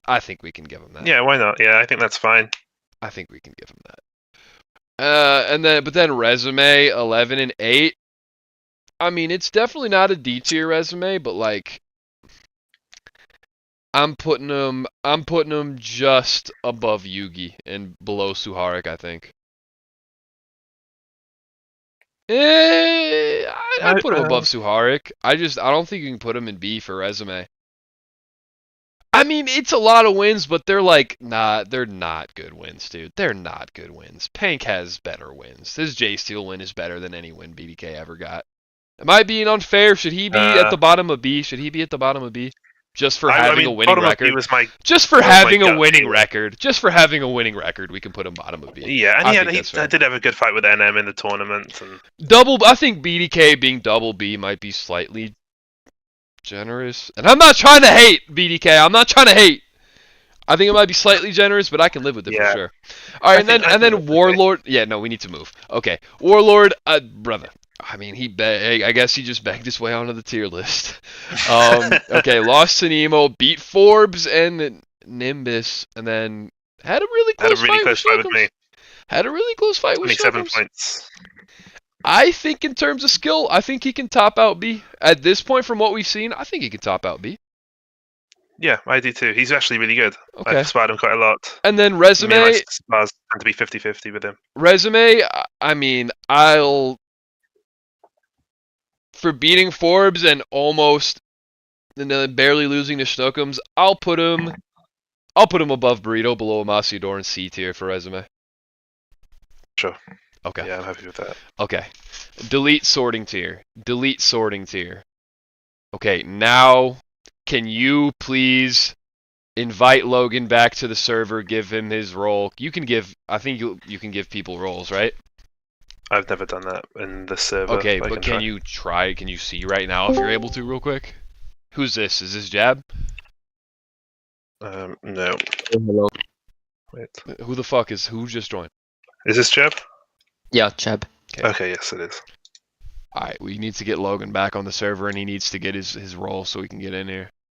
Alright, guys. Can you send like a screenshot or like a link? No. I'm streaming my desktop. I'm not leaving this Chrome tab. Anything has to be done by someone else. I'm not doing shit. Okay, fair. Can I start arguing with my... I want to wait till everyone gets in. I want to wait till everyone gets in, and I want to go tier by tier and see what you guys disagree with. I mean... You can join as well. There is no that's how we're going to do it. We're going to go tier list by tier list, tier by tier. Once we have everyone in here, that's how we're going to do this. Oh, gosh. And if you don't feel strongly about your opinion, save it, because I've been yapping for fucking hours and I need a break. Okay? I do feel pretty strongly about it. And apparently Praise is thinking of coming back to DW2. I would love if that happened. I think Praise could do well in the current landscape. Okay, I think we should be able to drag him in here though. If you join a call, NLG. Logan, hurry the fuck up. My throat hurts, dude. We need to move. Dude, this segment alone is gonna be another 2 hours. I already know. Yeah. We've been going for 4 hours an hour, right? Haven't we? Yeah, we've been going for 4 hours. And we can probably... How many viewers do we have right now? We had 10 the whole time. Oh my god. Yeah. People love it, I guess. I'm proud of this tier list. There's a couple things that can be argued on this tier list, but I'm not going to lie. Logan, Jab, I don't think you new gens are going to be able to sway me and Schnookums very much here. I think we made a really fucking good tier list. I can on one part. I mean, like, I did sway you guys before with the Shadow thing, which I still wonder. Hold it! We're doing it my way, motherfucker. How many times do I need to tell you we're doing it my way? Where is Logan? He's not in the... I'm trying to get him to join some kind of call. I don't know how he can join a call in the Discord. Can you make channels? Can you make a channel for him? I mean... new voice chat? There's got to be a public voice chat. There's a channel voice chat. And yes, just join the channel. Logan, what are you doing? Hurry up. Join the fucking voice chat, man. So I need to... Does he need the PL fighter role or whatever? Whatever role, he should be able to get himself quickly. God damn it. Okay, I'm opening up Discord. He's pissing me off. Hope I don't dox anything.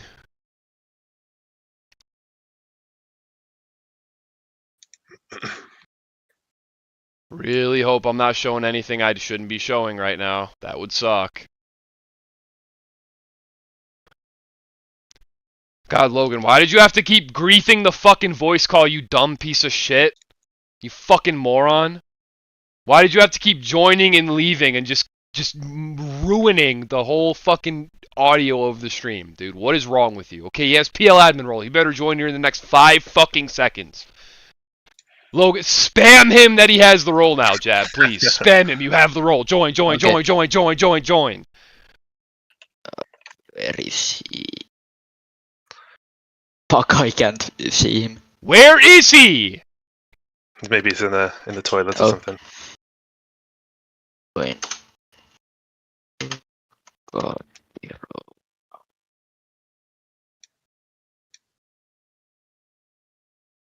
Okay, so I think we can, close over, the fighters that me nor Nia don't really know about. Jeb, we're not talking about that right now. We're getting Logan into this call.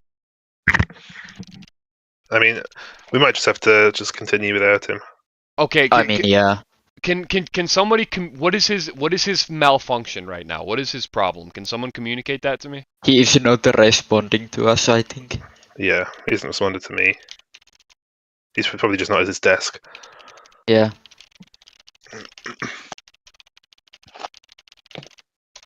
Pank as well. Okay, Pank I didn't expect to be coming. Yeah. Let's just talk about what Jab wants, and then we can, when Logan joins, continue to something else. That's what I say. We're not talking about what Jab wants. We're going list by list, tier by tier, until he gets to a natural segue for whatever he wishes to discuss. He will discuss it when we get there. So we're starting with skill Mount Rushmore. Do you disagree with our skill Mount Rushmore? Thank you, Logan. Hello? Not really. Thank you. Okay, Logan, I just said, so we're going to go tier list by tier list, tier by tier. Whatever you guys disagree with, if you got something you really want to get off your chest, just fucking hold it until we can naturally segue into that, until we're at that point, until we're on the line that contains the ranking that you can test, okay? So we're starting with skill Mount Rushmore. It's all on the stream. Pew, Wee, Hawk, Gaylor. I would assume you guys disagree with Gaylor, but like you guys genuinely, you just had you assume wrong. You can. Yeah, we know you won't change your mind about that, so I'm not even going to bother. But you guys would agree at least Pew, Wee, and Hawk are definitely top 3 all-time skill players. No, I agree. I agree with Pew, Wee, and Gaylor. Hawk, I really think he should be moved to S tier, below Fetis. Below Fetis. Whoa. There's not enough data. There's not enough data on Fetis. I feel like he was around for such a short time, man. Yeah, I know how good he. But like all these players, we are in skill. We are including sparring. Like when I talk about Chicky or Motley, we're talking about how I dominate them in sparring. Well, Chicky, I dominated him in the cage, in the pro league too. Besides the point, like Motley, a big part of the Motley discussion was, he was not beating me very consistently in sparring. In NM41, a big part of that discussion is in sparring, me and him are kind of like 50-50. But when it comes to Fetis, man, all we got to talk about is fucking sparring. Like, he barely has a record. And the record that he has isn't that impressive. It's a lot of wins, but it's not wins against top guys in their peaks. You know, it's against Pew, not in his peak. Ballo, not in his peak. That's his 2 best wins. It's 2 really good players that weren't even peaking. Here's the thing, though. If we are including sparring, like I've been Fetis's teammate for a year and beyond, like a year and a couple of months, right? I know a lot about him. In his peak, he was definitely beating Hawk and Jab. He should be moved above Jab too. Also, if we include sparring, Gaylor should be moved above Hawk because Gaylor has showed me pictures of him sparring Hawk and him beating Hawk. But that's the Gaylor mind control. You're not hearing you're not hearing any opinion to the contrary, which is the dozens of screenshots that Hawk probably had. Hawk could probably show you just as many screenshots. I'm referring to like the last fight, the last part with Hawk Gaylor had was a win. So that's what I'm talking about. According to Gaylor, who's lying to you about, I'm sure, 50% or more of what he's telling you, just like he is with Snookums. He's lying to you guys and manipulating you guys and rewriting history in your DMs, okay? So, just because Gaylor told you all that doesn't, like, okay, Snookums and me are both players on the outside who also knew how good both of those players were at that time. And we came to the conclusion that it could be contestable, but we came to the conclusion that it's definitely safe to put Hawk over Gaylor. And that's, I think, two outside perspectives are worth more than one incredibly biased perspective straight from the liar's mouth. Biased, man. I'm not. Oh, you're right. It's not biased that Gaylor is going to tell you he was better than Hawk. When he was so scared of Hawk, he refused to show up to fight him when they were scheduled and didn't tell me until 5 minutes before the fight. Right, he's not biased. Logan, this is why I say that you being a 15-year-old with an underdeveloped brain kind of makes your opinion worthless, because you're actually so stupid you think Gaylor's not biased when he's talking to you about Hawk. That's objectively stupid, and you should be able to sit back right now and recognize that was a really stupid thing to say. You can agree that was retarded, right? Saying Gaylor isn't being biased, that's retarded, right? No, I'm not saying Gaylor isn't biased. I'm saying I'm not biased. I'm just going off what I have. Okay, but all you have is a biased source. You don't have first-hand experience. You weren't there. Yeah, no, that's true. I wasn't there. So if your only source of information is biased, what good is it you being biased or not being biased? If the only source you have is biased, you're only as good as your source. That's what journalists always say, isn't it? You're only as good as your source. If your only source is biased, there's no way that your quote-unquote unbiased is going to have any leveling effect on your opinion, because you don't have any other data to look at. You know what I mean? I guess that's fair enough. Is Pank the third guy that joined? Yeah. What's up? Okay. Pank, before Logan keeps going, what do you think about that Mount Rushmore? Because Jab agrees with that skill Mount Rushmore. But Logan does not think Hawk belongs there at all. I don't know. Definitely Hawk belongs there, I believe. I mean, he was a prime contender, literally the champ for so long, and he just he just took over. You know what I mean? Up until the Wii arc. You know what I mean? He did show Hawk showed an amount of dominance, even in avenging his losses. I don't know if there's ever been a player like NM41 had some close calls in that run. Like BDK, he somehow had a close call with BDK. Prime Hawk was like he was losing yet still more dominant than even the undefeated NM41, if that makes sense.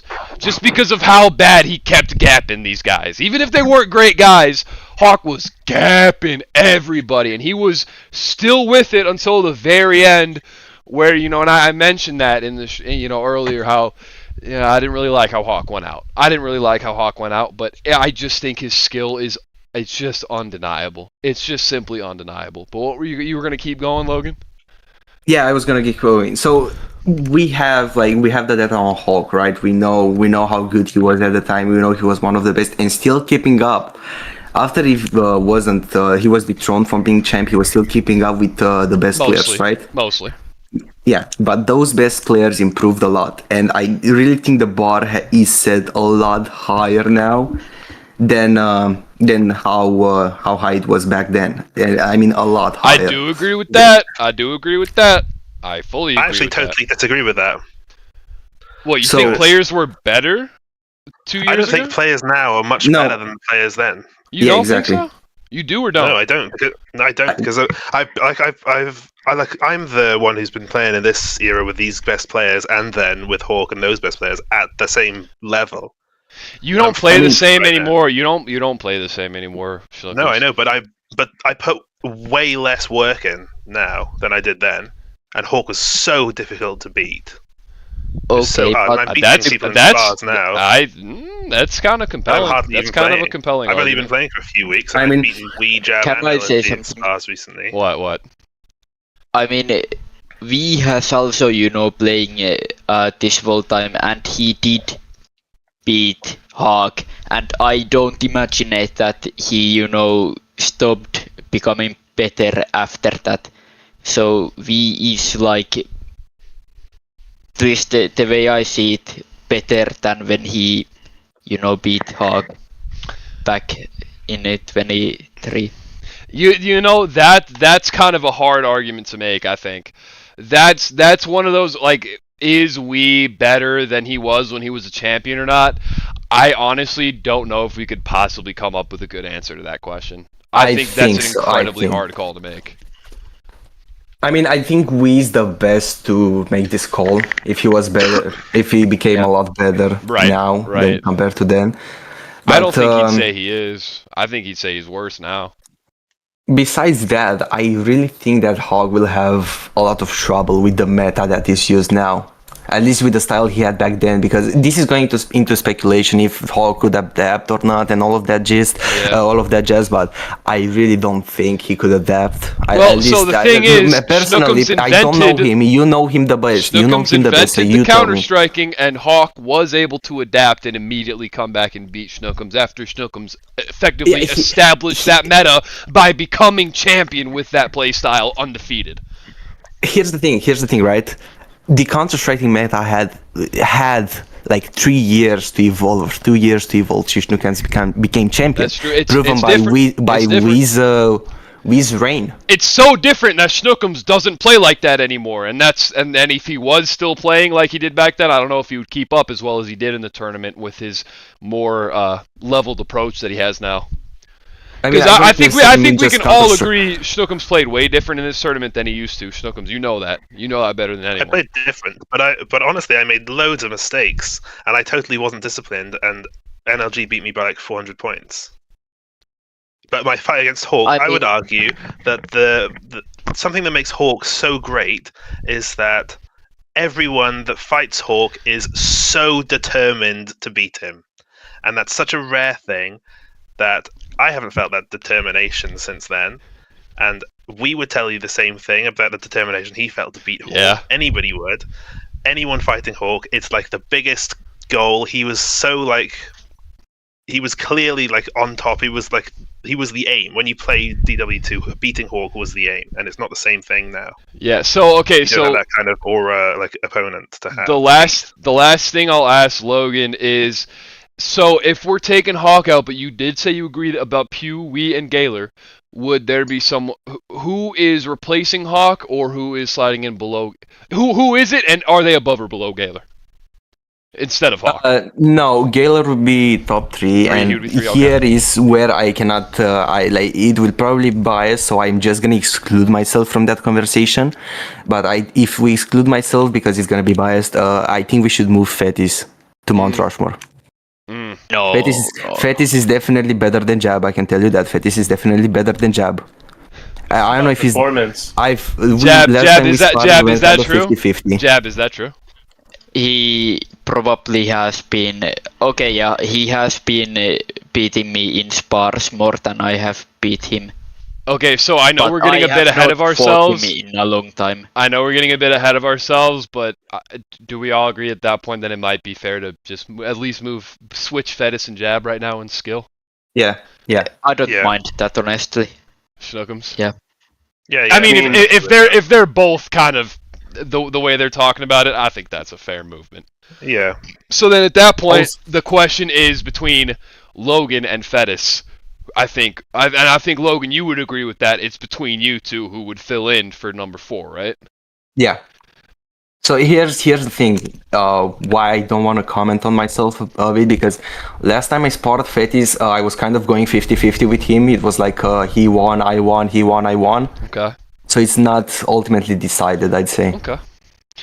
So I hear what you're saying, and I almost kind of want to agree with you with Hawk.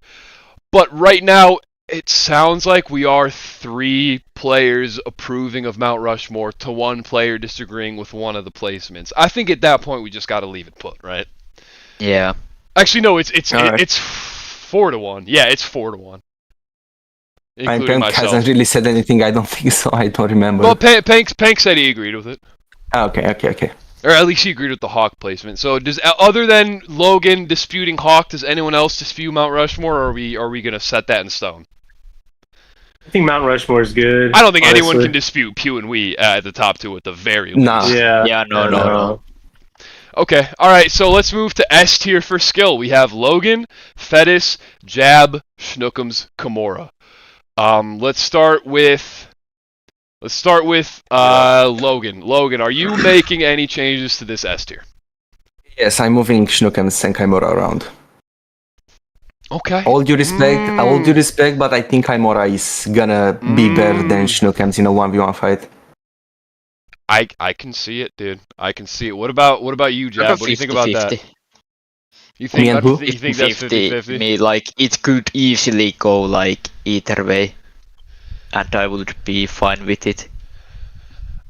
It's I can. close. So here's the thing about Jab and Kimura. I can see Kimura just like Kimura doesn't have someone like Jab in NA, right? So he ultimately doesn't really have good chances to train for Jab. But I strongly believe if someone like Jab was in NA, that Kimura would train for him and be able to beat him afterwards. After like, I don't know, 3 weeks of training max. Sure, but now we're talking about a third potential tier list. You know what I mean? That's like a third. Yeah. That's another thing. So for now, Jab stays above Kimura and Schnookums. But I think Schnookums and Kimura should be flipped. I think it's like it would be way too goofy if I beat like, let's say, I beat like Kimura and but what if I was from Asia and Kimura was able to somehow train for that better for some reason. Okay, so right now we have in the back of our minds, we know Logan's thinking about switching Schnookums and Kimura.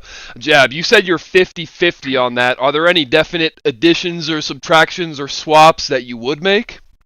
Or is that a definitive S tier list right there? Loki, I would probably swap Nia and Fetish around. Is that right? Yeah. Even though he beat Wii twice and Fetis ducked Wii. Yeah, but that's a skill tier list, not like right. I assume. But it does take skill to beat Wii in the PL. Especially for 40 minutes consecutively. Yeah, please. Exactly. Yeah. Right. I don't think Fetis would be able to. So do that. if you're gonna switch it around, then you'd have to switch around Mount Rushmore, I think. I don't think necessarily. I don't think necessarily. I think Mount Rushmore. I think all of us other than Logan agree that we don't have to touch Mount Rushmore. By the way, just switching the top two of S doesn't necessarily mean someone has to switch tiers entirely. By the way, hasn't Fetis beat Hawk in Pro League before? Like, I'm not sure about that. No, Hawk beat Fetis, bruh. Hawk beat Fetis, bruh. Okay, my fault. That's why I was asking. Yeah, that's fucking right. Never got that one back either. Never will. That's fucking right. You show some fucking respect to the GOAT, Hawk. Yeah, hell yeah. I was just asking. So what do you think about Logan? It sounds like you're pretty confident in keeping yourself above Fetis in the skill S tier. I'd say I'd say me above Fetis is fair, but extremely close. You beat Wii for 40 minutes straight. I gotta give it to you. I just have to give it to you. And Wii that went undefeated through the winners bracket. Yeah. It's like not a washed Wii. Wii that just dominated everybody else. Like he always has. Okay. And we said that was the best he's ever fought as well. And then other than that, Jab, you said Schnookums and Kimura maybe flip. Yeah, that's kind of 50-50. Okay, what about you, Can Tank? go either way. You got any changes to make, or you like what you see for S tier? Remind you guys, we can bring people up, we can bring people down. Pank. Yeah. Yes, Pank, S tier. What do you think? S tier skill. S tier, let's see. I mean, I think personally this is okay. I think this is good. Kimura's in a place where I think he should be.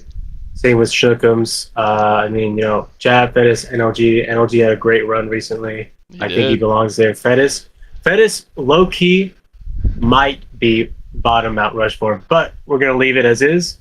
I think that's fine. Okay, so I think we can safely disregard Jab's change. Just got 40 minutes against Wii Warrior. I mean, fuck's sake, dude. Fettis on paper could do that, but like we just don't have enough data to know. We just simply can't make that call. Now, the Snookums and Kimura, I'm compelled. Snookums, I'm sorry to say, I'm kind of compelled by that one, dude. I think it's arguable. We have sparred a few times. When I came back, well, I don't know when I came back recently, but he was beating me at the start. I think I beat him a couple times, but he's beaten me more for sure recently. I think, like, Kimura definitely, dude, it's so hard because they're in two different regions. It's so fucking hard to say. I think, okay, here's the thing, though. Internationally, definitively, we know Kimura did not compare to Logan, Jab, Pew level players because he lost to all of them in Global. He lost to Wii and Jab, right? Yeah. He lost to Wii and Jab in Global. So we can definitively say Kimura couldn't fully hang in EU. And I think that small detail should kind of shift us towards keeping it where it is. Just because we don't necessarily know Snookums, but we know the guy right above Snookums definitely Kimura couldn't quite hang with. So with Snookums, I ultimately think it's fair to keep Snookums above Kimura. And I definitely seen Snookums do better against Jab than I've seen Kimura do against Jab. So I can see your point of view. I can see that, and it's a compelling argument. But I'd have to stick to my decision. I'll be honest. Okay. So unless everybody else is saying they're like maybe wishy-washy, last call is anyone standing by that swap, or are we just wishy-washy at best about dropping Snookums down a spot?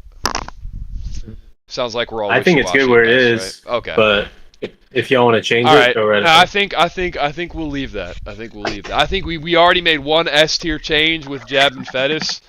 I think that was more than fair. I think everything else is pretty debatable. Yeah. A tier, and now again, I'm gonna especially emphasize this now. We can move players out of A. We can move B tier players into A just as much as we can swap people around. I think A is probably one of the most contestable tiers. I imagine you guys have a lot to say about A. Let's start with Logan. What do you think about this A tier? So, firstly, Warlord and Forbes need to be brought somewhere around Slide or Balo, in my opinion, because we've seen Forbes have an immaculate performance against Wii. Like, only having the lead midway and losing by like 300 points. And we've seen Warlord beat Forbes, which Forbes was able to hang with Wii. And again, he's not an easy match by no margin at all.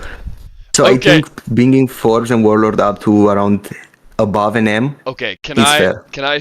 So the thing is, Wii is notoriously awful in his first tournament fight. You know what his last first tournament fight was? Almost losing to Don Kron Riku. Yes, the other first tournament round that we had was almost losing to Don Kron Riku.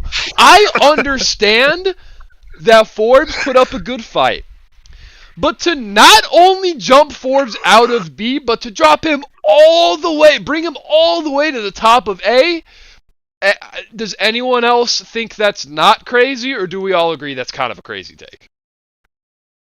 What do you guys think? What do you guys think about Forbes being the top of A? I think that's insane. I think Warlord should be an A in terms of Forbes. I don't really have an opinion. Warlord, we can all agree is above Forbes, because Warlord fucking beat Forbes. We can't, there's nothing else to say. Right. Okay. Right. So, but the debate about if we move Forbes up, Warlord moves up too. Dude, Forbes is 1 and 4. He might be a lot more skilled than that record implies. And as a matter of fact, he probably is. And I trust Fettis when he says Forbes is pretty damn good. But how many, let me just poll you guys. So I haven't sparred Forbes in maybe ever. Have you guys sparred Forbes recently? Yes, I have. Oh yeah, I did. I actually lost to him when he was like my warm-up for Nia. So I lost to Forbes, then went on to lose to Nia in the tournament. Yeah. I actually beat him, I think, a couple times. I mean, yeah, I have also beaten him, but like last spar I did lose to him. So is everyone agreeing that? So let's just start with the simple fact of: are we moving Warlord and Forbes into A? Logan, that's a yes. Yeah. Yes. Jab, Yes. that's a yes. Yeah. Schnookums, that's a yes. Okay. Warlord and Forbes I'll say yes. can be brought into A. Okay, so now comes the question of where we bring the two of them. And dude, putting them against Larry with 19 career wins and NM41, an undefeated champion. We're both I think known they should quantities be that had pretty low. amazing wins. Warlord and Forbes, I hear the anecdotal evidence of how good their skill is, but their pro league careers are so incredibly underwhelming. We don't even know if they're capable of. Warlord we know is capable of performing well in pro league. Like, Forbes has one win and he's lost four. Forbes might never win another pro league fight again. He might be an old Logan, a monster in sparring, doesn't show up when the stream is on, gets nervous, freezes up, and puts on shit performances. Okay? I have to discredit the we win in that we is historically terrible in the first round of tournaments. He is historically at his absolute career worst in tournament round ones. His last tournament round one was a similarly close fight to Riku, who I don't think anyone is going to argue needs to be brought out of high C tier. So that being your main bit of evidence that he needs to be higher, I can give you higher than B for almost beating Wii, but putting him against above Zay, Prey, Shusky, Larry, NM, I think you're kind of bugging. I think you're kind of bugging Nemo, on that. Okay, Nemo at beat least Warlord in the tournament. yeah.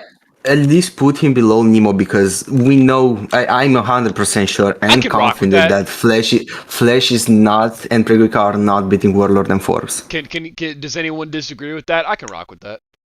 I'm I okay don't with disagree. that. I think Nemo, Warlord, Forbes, Pregisa, Flash. I think that's reasonable. Yep. Okay, so we got the Warlord Forbes issue out of the way. Logan, what other qualms do you have about A tier here? They didn't get ranked quite as high as you want, but I think it's fair. What other qualms? Bring Pank up. Let's be honest, Prank had an extremely good performance against the NA champion. He had an extremely good performance against Skymore, almost won.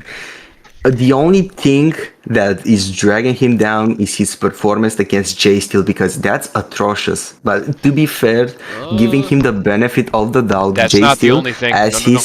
I gotta interrupt No? you. That's not. He lost Pank, bro. You lost to Gleam in NA Tournament 3. that was the third NA tournament, which was I don't know, like half a year that ago. Okay, I'll give you that. That was a while ago. It was a good fight with Kimura. However, his 2 wins, I'm sorry, Gleam and Krabs are not quality wins. Not at all. Krabs and Gleam are low quality. Almost beating Kimura is great. But then Jay Steel also beating you later in that same tournament, like that's rough, dude. That's rough. That was a rough one, a rough run. It's kind of a rough run. Well, It is, but once topic. Go ahead. Okay, so look at Pank's record, right? You can see his fight with Kimura. You can see his fight with Kimura in the third tournament. Yeah. Look at the improvement. Pank couldn't play for 2 weeks before the tournament, so he couldn't be training. True. That's true. That's true. And he still performed like that against Kimura. So, okay, let me ask another question, and like this is gonna be rough, but like this is the time to talk about these things with no judgment. Anyone in this call, Schnookums, Jab, Logan, how do we all compare to Pank when we're sparring and we're training? I just didn't realize Pank existed for years, and then the other day. Okay, so moving on to Logan. Wait. Did you say he beat you yesterday? Pank beat me yesterday, but I was being fun. Okay. I was having a lot of fun. What about you, Logan? I haven't sparred Pank recently. I sparred him a couple of weeks ago. He beat me, but again, 1 week before that, I beat him in the BBK league. Okay. Jab, what about you? Yeah, the most recent spar, I did beat him, but it was pretty close. It was like a 500 gap or something, 450. Yeah, I something can't remember. like that. Okay.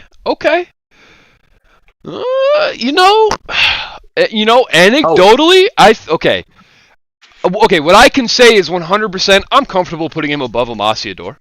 I can 100% agree with that, moving him up B. However, I definitely don't think we can put him above J-Steel, and I don't think J-Steel is underranked. I think J-Steel belongs in high B, and I don't think we can put Pank above J-Steel. The player, if you're 1-1 in a tournament, the player who won the second fight 9 times out of 10 wasn't a fluke. They're just the better player that made the right adjustments and got the reads they needed to make. Is that not correct? I think we can all agree on that. Correct. It is correct, but I think we have to include the factor that if what Pank is saying is true, Pank is saying that Jay still got accustomed to his style, right? So that means he knows how to play against him. But that doesn't mean that Jay still knows how to play against people that are below him necessarily. Like with you, Larry, for example, we spar, and you already know the results of that. And Jay Steele, when he spars you, he loses, right? Yeah, exactly. Wait. You definitely have beaten me pretty bad in some spars recently, Pank, but I'm pretty sure the last several times we've sparred, it has not gone very well for you. Like it's been a pretty big gap. Like I've gapped you hard recently. Let's be honest, I've gapped you pretty fucking hard, pretty fucking recently. Here's the thing, I am 100% sure that Pank does better overall against every style if we combine the rating, we make a rating and all of that, than JC. I'm sure that if you put Pank against Gleam, he's gonna win. And even if Jay still wins like Pank did, Pank is gonna win by a bigger margin. Do the rest of you guys agree that Pank should be? Let's make J Steel our next marker. Do the rest of you guys think Pank should be above J Steel? I don't see it. I don't know. No, Jab and Schnookums, that's a no for both. Proven enough yet, to be honest. And from what I've seen, I feel like it's difficult for me to judge not seeing Pank enough. But just from what I've seen of him, I think that he's in the right tier for now and the right sort of group of people. I mean, Pank did beat Glowcom, not a washed Glowcom. He did beat Glowcom in global. That's big, but Jay Steele, we've already been over why he's above. Motley has better wins than a Glowcom win, I think, and I think Kivo probably has better wins than that too. Yeah, but those wins compared to current skill level, current ceiling. I'll be stuck here. I don't know. When was the last time you fought Kivo, Pank? When was the last time you guys spar? We fought. What's it called? A week ago or two. Yeah. I went against him 2 times, and he won the last one. Okay. We did a three spar. Interesting. I can also tell you that, and this was before I trained, right? I was sparring with Kivo. I beat him by 3K. And this is around the time I sparred Pank too. And Pank was arguably closer. I beat Pank by 100 points and then lost to him by 200. So fuck Motley. I'm comfortable putting Pank above Motley. I think Motley just had the most fucking patty cake, padded tomato can record ever. So I'll give Pank that. And everyone else agreed. I can't see him above J Steel. I just can't do it. Snookums and Jab, you guys still agree he's gotta be blocked out by J Steel? Just because of the 1-1 second victory going to J Steel, I just think you can't deny it. For now, I think this relative rating could literally, I think Pank with one more good win could go straight to bottom of A, but I just can't put him above J-Steel right now. And I think, I really do think Pank is, I was very disappointed with his tournament run, but I think we're going to put in some work between now and Global, and I think Pank is really going to be able to do something in that Global tournament, like something big. Like, I think after the Global tournament, Pank is A tier. And I think I'm gonna save these tier lists too, so that we can go back to them after the Global tournament. I think that would be awesome. But for now, I just can't put him above J-Steel. Okay, right. So I think we've settled on that. What other? Yeah. So Logan, what other A tier changes are you making? Praise above Shushki. Praise above Shusky. And maybe above you too, because Praise has beat Shusky in the past. He beat Shusky in the past. Watched Shusky. Praise is not going above me. No. I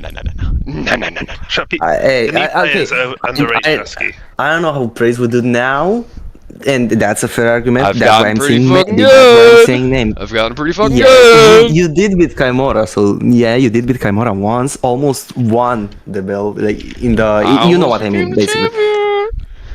So that's why I'm saying it's a maybe. But I heard. Was that Jab? I heard groan when he said Praise should be above Shusky. Yeah. I kind of want to go faster over this because it's 2 a.m. and we still have the other list to go. Cry about it. Yeah, we're not. Yeah. I don't know. What do you guys? I don't think you can put Praise above Shusky. We didn't get to see enough of Praise. We didn't get to see enough. Shusky was the first man to ever beat Hawk. Praise was really fucking good. I just don't think we had any. I don't think there was any intel that should have indicated that Praise was definitively going to smoke Shusky if they fought and Shusky was anywhere near his prime. Does anyone disagree with that other than Logan? Are we all keeping Praise where he is? Okay, I think we need to consider Shusky being in his prime for this list. Right, I agree. Okay, so then what else, Logan? Is that it for A tier or you got more? Zay above Praise. Really? Yeah. So you would put Zay above Praise, Shusky, and Larry?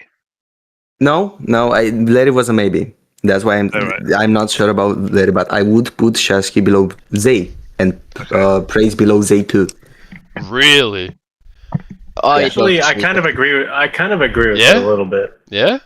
Jab? I mean, you have to think about it. Zay, when he fought Kimura, that was a crazy fight. That was big. That was an even better Kimura than what Peng fought. That was big. Okay, but what do you think, Jab? Keep in mind, I really don't think Jay should be above Praise. I don't know if I see that. Mainly due to personal experience with both of them when I have fought them in spars. I mean, I fought Praise a lot, and this was before I could do good in events, right? But I was good in the cage. I fought Praise a lot, and he was smoking me, full on smoking me. Yeah, but you were really ass until very recently. Yeah. Not very, just ass. You were ass. You didn't get your shit together until literally we fought in Pro League. When we fought in Pro League was the first time you'd had your shit together. When I was spotting Praise and he was smoking me, I was beating Jab in spars. Okay. Ooh.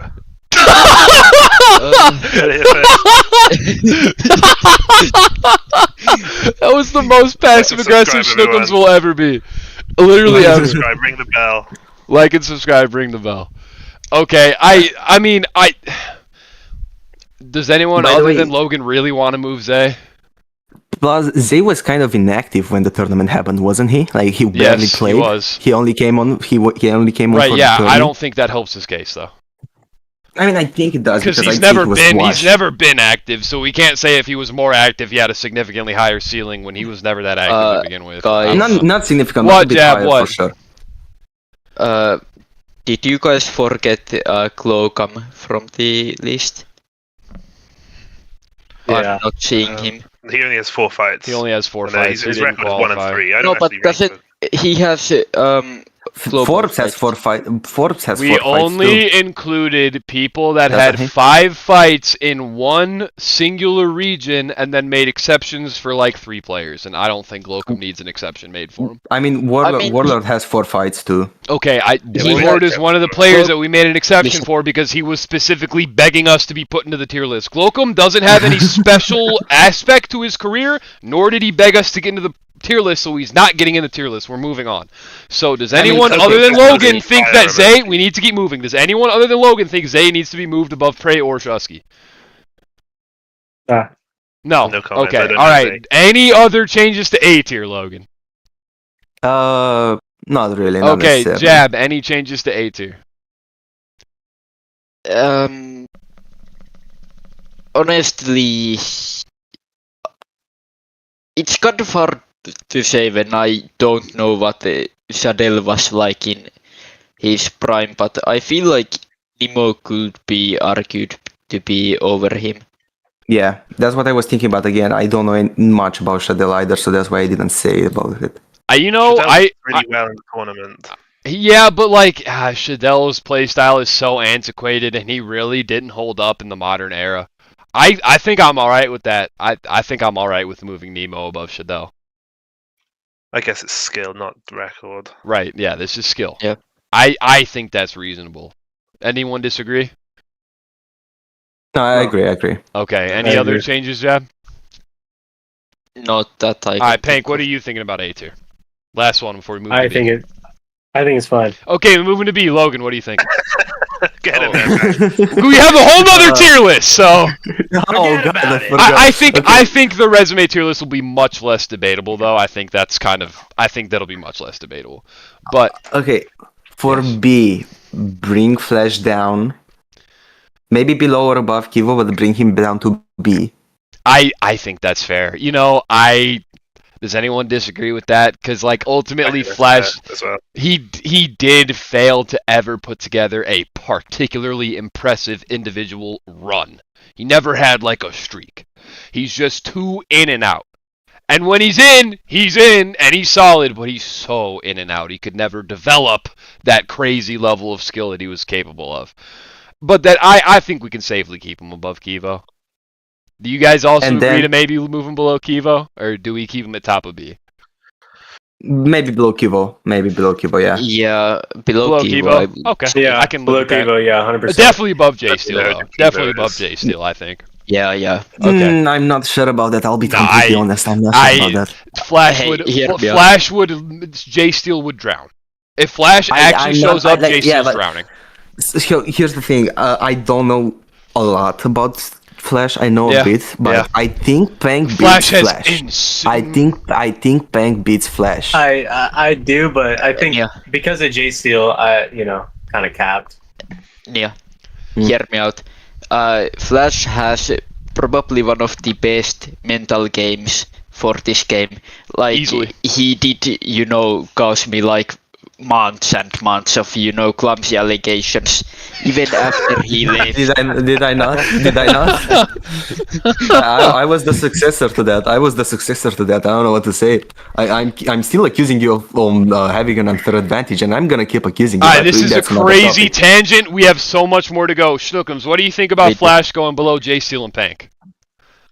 I don't know if I'm fully comfortable with that. I wouldn't move him below J Steel because I've seen how J Steel plays. And same with Pank. I don't know what Kivo's like, though, to be honest. Yeah, but the rest of us agree on the Kivo thing. The question is just Pank and I wouldn't. No, I wouldn't. Okay. I think Flash was really good. I think he's like Shusky. He's washed now, and now all the new players have seen him think he isn't good. The thing is, Flash's pressure is genuinely all-time pressure. Flash has a greater capacity than anyone in the Pro League to this fucking day to overwhelm someone. That being said, if you have a good enough defense and you have good enough footwork, you can keep Kev off of you. And you can drop him, and you can drop him and drop him and drop him. And he's not going to be super wide open, but he's also not going to get too much damage in edgewise. But if you aren't a steel wall to hold up against the tidal wave that is his fucking 50-hit combos, He might not get the most crits or the most SIGs, but like, I mean, Flash will KO a motherfucker 5 times if they're not on point in one 15-minute match. In one 10-minute match, Flash can KO you 5 times. He's an absolute fucking monster, and I think Jay Steel would drown. I believe Pank when Pank says he's been beating him lately, but like, I think Flash at his best. I think Pank has a composure issue that we've all seen in the Pro League, and like I've talked to him about this a lot. Pank knows he has a composure. He agrees with me. There's an issue with composure in the Pro League cage. He's getting way better about it now, but I think with the lights on, Flash might be a little too much for him. Possibly, and I could be wrong, but putting him below Jay Steel and Pank, I think is too much. I mean, here's the other argument. I mean, does anyone other than Schnookums disagree with, or do the rest of you think, like Jab, what do you think? Should Flash go below Jay Steel and Pank? I think Flash should stay where he is currently. Okay. All right, then that's 3-2. So I guess we'll just stick with where it is for All right. Not to just keep on debating the same point. What else? Bucket above Suharik and maybe Michu. No. I think no. He's not there yet. He's not there yet. He got gapped twice in a row. I have seen Michu's prime. I think he's good where he's at. I'll be honest. I'm mostly talking about Bucket above Suharik, not necessarily Michu. Michu is a maybe for me, but Bucket above Suharik I think should be switched. What do you guys think about that? Honestly, I feel like the recent performance we saw from Suharik, I think can beat the best performance I've seen from Bucket. I agree. I think that's a fair take. What about you, Jeb? Yeah, I mean, Bucket obviously has been like more consistent and stuff like that, but Suharik did beat Palo in the tournament. Yeah, I mean, yeah, right. Okay. Yeah. All right. Anything else, Logan? Not really that I can Okay, think what of about right you, now. Jeb? What about Jeb B tier skill? I mean,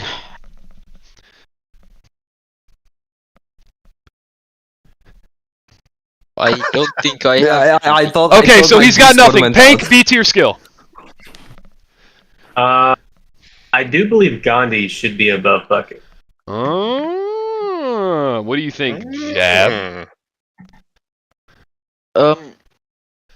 I mean, I don't really know how he was like. Okay, fair. in Logan, his prime. do you have any I idea? disagree. I watched Gandhi and he was worse than Bucket. Watch Gandhi. Gandhi, yeah. yes, and he was Schnookums, what do you- objectively worse than Bucket. What do you I think? don't know Schnookums? Bucket enough to judge him. So it sounds like we are all over the place on this one. However, Yeah. me personally, I mean, Gandhi when he's not nervous as shit. Mm-hmm. Fuck, Yeah. dude, fuck. Gandhi, Yeah. Gandhi's He's crazy, above Bucket, right? dude. He's crazy, Gandhi's right? above- Gandhi had a crazy ceiling that he only exclusively reached in training, unfortunately. Never even remotely touched that ceiling in competition, but you gotta take it from me and Pank. Gandhi, offline, had a pretty impressive ceiling. He's crazy. Yeah. Crazy, man. He would whoop Okay. the shit out of me, bro. Anyone else? Any notes for B tier? No. Okay. C tier, Logan. And Alright, we're getting to a point where I think both, not necessarily Jab, but I think Logan definitely. I don't think you're gonna have enough intel to really make any calls on C or D. But if you see anything obvious, let me know. Yeah, move Krabs the fuck down to D. Done. Yeah, that's a solid take. I respect that.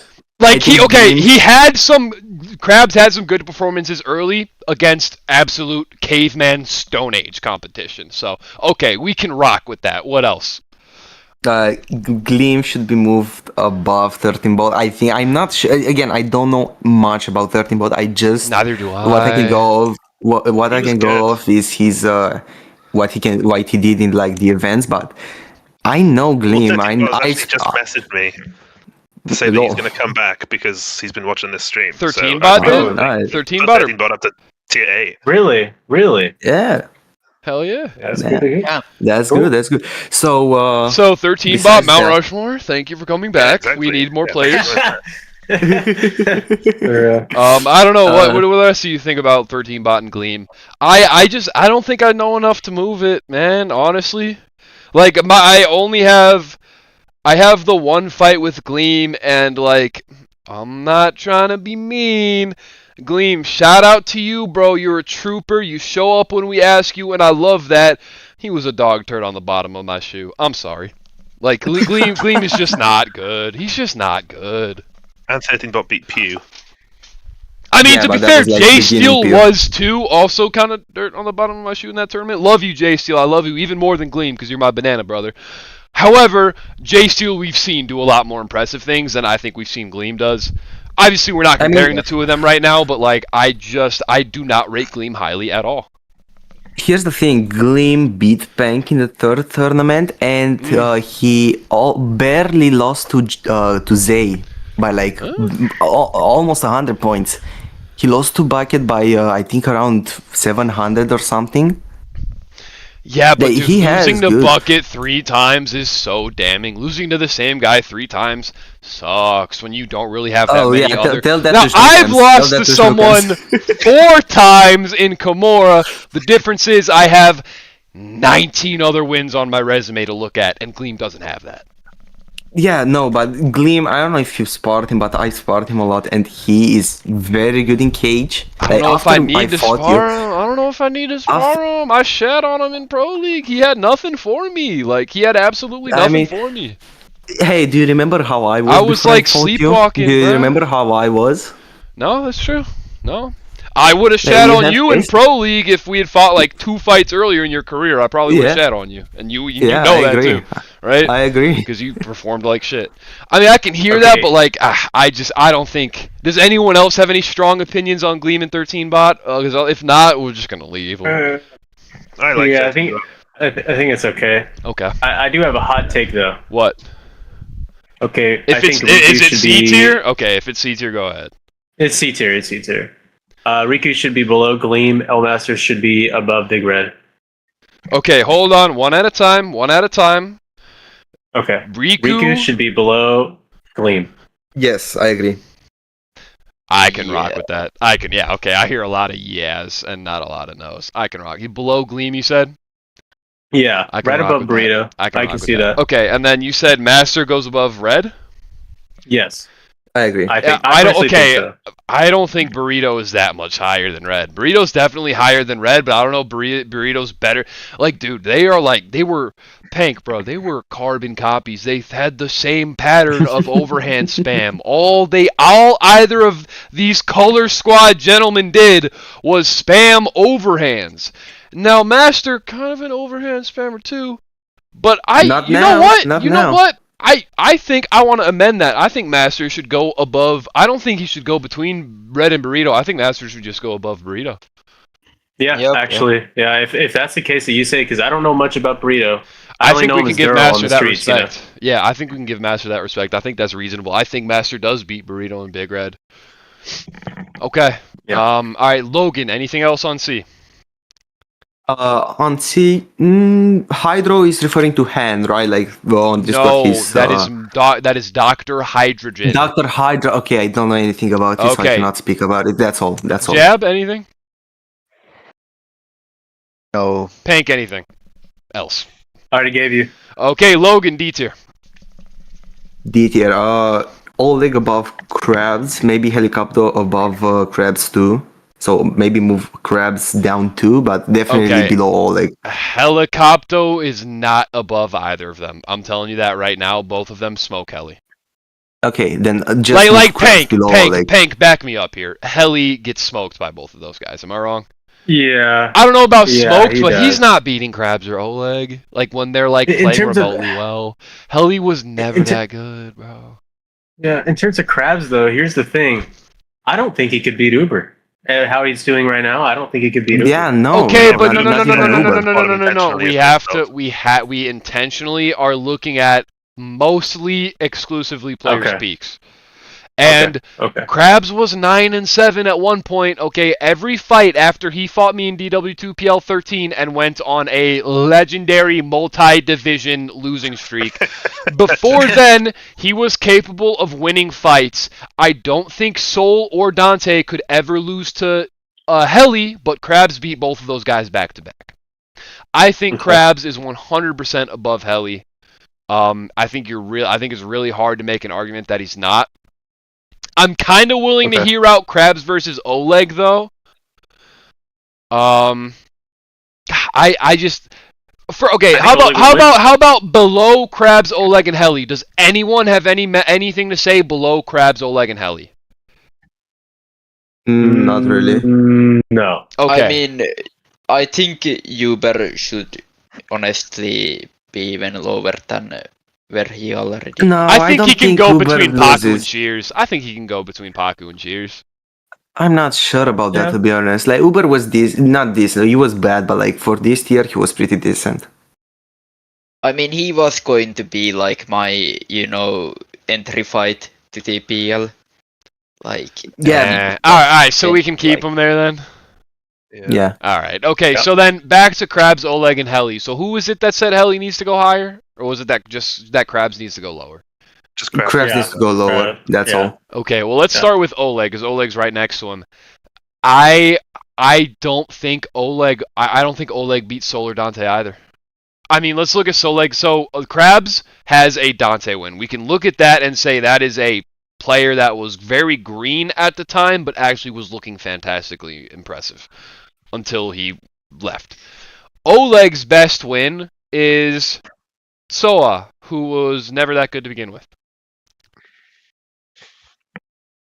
And Kolmarek. Oleg, yeah, okay. Kolmarek, yeah. Oleg beat nobody. Krabs at least kind of beat somebody. I don't think they can move. The thing is, Oleg had decent losses with some people. I really think if you put... he also lost every fight of the last 3 fights of his career by 3 to 7,000 points. I will say this. I beat Oleg by 6k, but I could never beat Krabs by that much, honestly. Yeah. I don't think we can change D. I really don't think so. I don't think Krabs can go below Oleg and Heli, and I think Heli's definitely below Oleg. Other than Logan wanting to bump down Krabs, does anyone else think that those 3 need to move? After that discussion, no? Okay, then what were you going to say, Logan? The only thing I have to say is I really think that me, when I spotted Oleg, beats Krabs worse than Oleg at that time, if you know what I mean. How recent is that, though? That was a long time ago, extremely long ago. I was the dog shit, and I think I beat Krabs by a bigger margin than I beat Oleg. I think you're alone on this one, though, it sounds like. But yeah, okay. Krabs' prime was like 2022. Where he is. I mean, Krabs had 9 fights, and the record was still... No, wait, no, my numbers are totally wrong. Krabs had... Oh no, that's Oleg, is it? Krabs had a positive record after 16 fights. I mean, at some point, he was alright. He was. It was 2022, I think. To have 15 plus fights and still be positive, you gotta be kinda alright. And I don't think Oleg was ever kinda alright. Oleg he never trained a day in his life. He made the game, and that was the experience of his experience, and that's the whole extent of his skills, just the fact that he made the game. Until the tournament, I had 13 fights under my record, and I had a negative record. I was on -1 fight. I was negative by 1 fight. Okay, but did Oleg have a championship second half of his career like you did? No, then it's not a valid comparison. No, but you're talking nonsense right now. What's the comparison? I'm just saying that We're talking about primes. We're talking about primes. Yeah. He had a Oleg had no prime. Krabs had an old prime. You had a new prime. Oleg had no prime. I'm not comparing my skill to them. I'm saying that I'm just saying you don't necessarily have to have like a positive record when you have a big amount of fights. Sure, but we also just established that you're alone on this stance. Therefore, I know that. We are not. Do you? Do you know that? Yes, I know that, lady. I'm not fucking deaf. Okay, can we move on? Yeah, move on to the next. I'm closing the skill tier list. It's done. You guys take your fucking screenshots right now if you want to. I'm also saving it for future use. This is the definitive skill tier list. Amingo at the dead bottom. Pew number 1, Wee number 2, Hawk number 3, Gaylor number 4. That is your pound for pound tier list. Okay, and then Logan, Fetish, Jab, Snook, and Kimura are a step above the rest. What? Oleg said in chat, I could beat Burrito at my prime, but right now I'm terrible. I mean, yeah, everybody could have beat Burrito in his prime, but Burrito is C pretty much only because he did beat me, and again, I had a terrible performance. I was not playing at my best at all, even at the time, but just beating me, who is, nobody disagreed with me being a high A player of all time. Nobody disagreed with that. So just having a win over me should automatically put you in C tier. Oleg doesn't have a single win nearly as impressive as Burrito, and I understand this is skill, not resume, but there was a time where Burrito was definitively, it was a weaker division, to be fair, but like Burrito clearly displayed that he had a capacity to knock people's heads off with some well-placed overhands. And Oleg, if Oleg has, I love you, Oleg, but if you have any skill to show us, it was never shown in the cage ever. I love that you always say yes to fights, but like I can't move you up, bro. I can't do it. Okay, resume. I think resume is much less debatable. Resume. I already have one debate in my mind. Is it Mount Rushmore or is it later? Later. Right, because can anyone disagree with this Mount Rushmore? Can anyone possibly disagree with this? Not really, no. Logan's about to say Fetish has the best resume of all time, aren't you? Fuck no. Okay, we are talking resume, not skill. Okay, thank you. I'll get back to it. Let's move to S, because are you sure? I might have something, but I need to check it first. I need to check it. I mean, to be fair, the only thing in Mount Rushmore that you could debate on, in my opinion, is switching like NM41 and Pew around. Yeah, that's what I was thinking. Pew really has had like stronger fights. Yeah. But at the other hand, NM has not been defeated, so it's kind of hard to, So sorry, I was texting somebody. You guys are saying swapping Pew in front of NM. Is that what we're saying?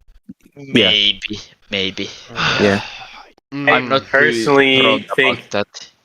I personally think Pew dominates with the global and EU, whereas NM was undefeated in his area, which was NA for the longest time.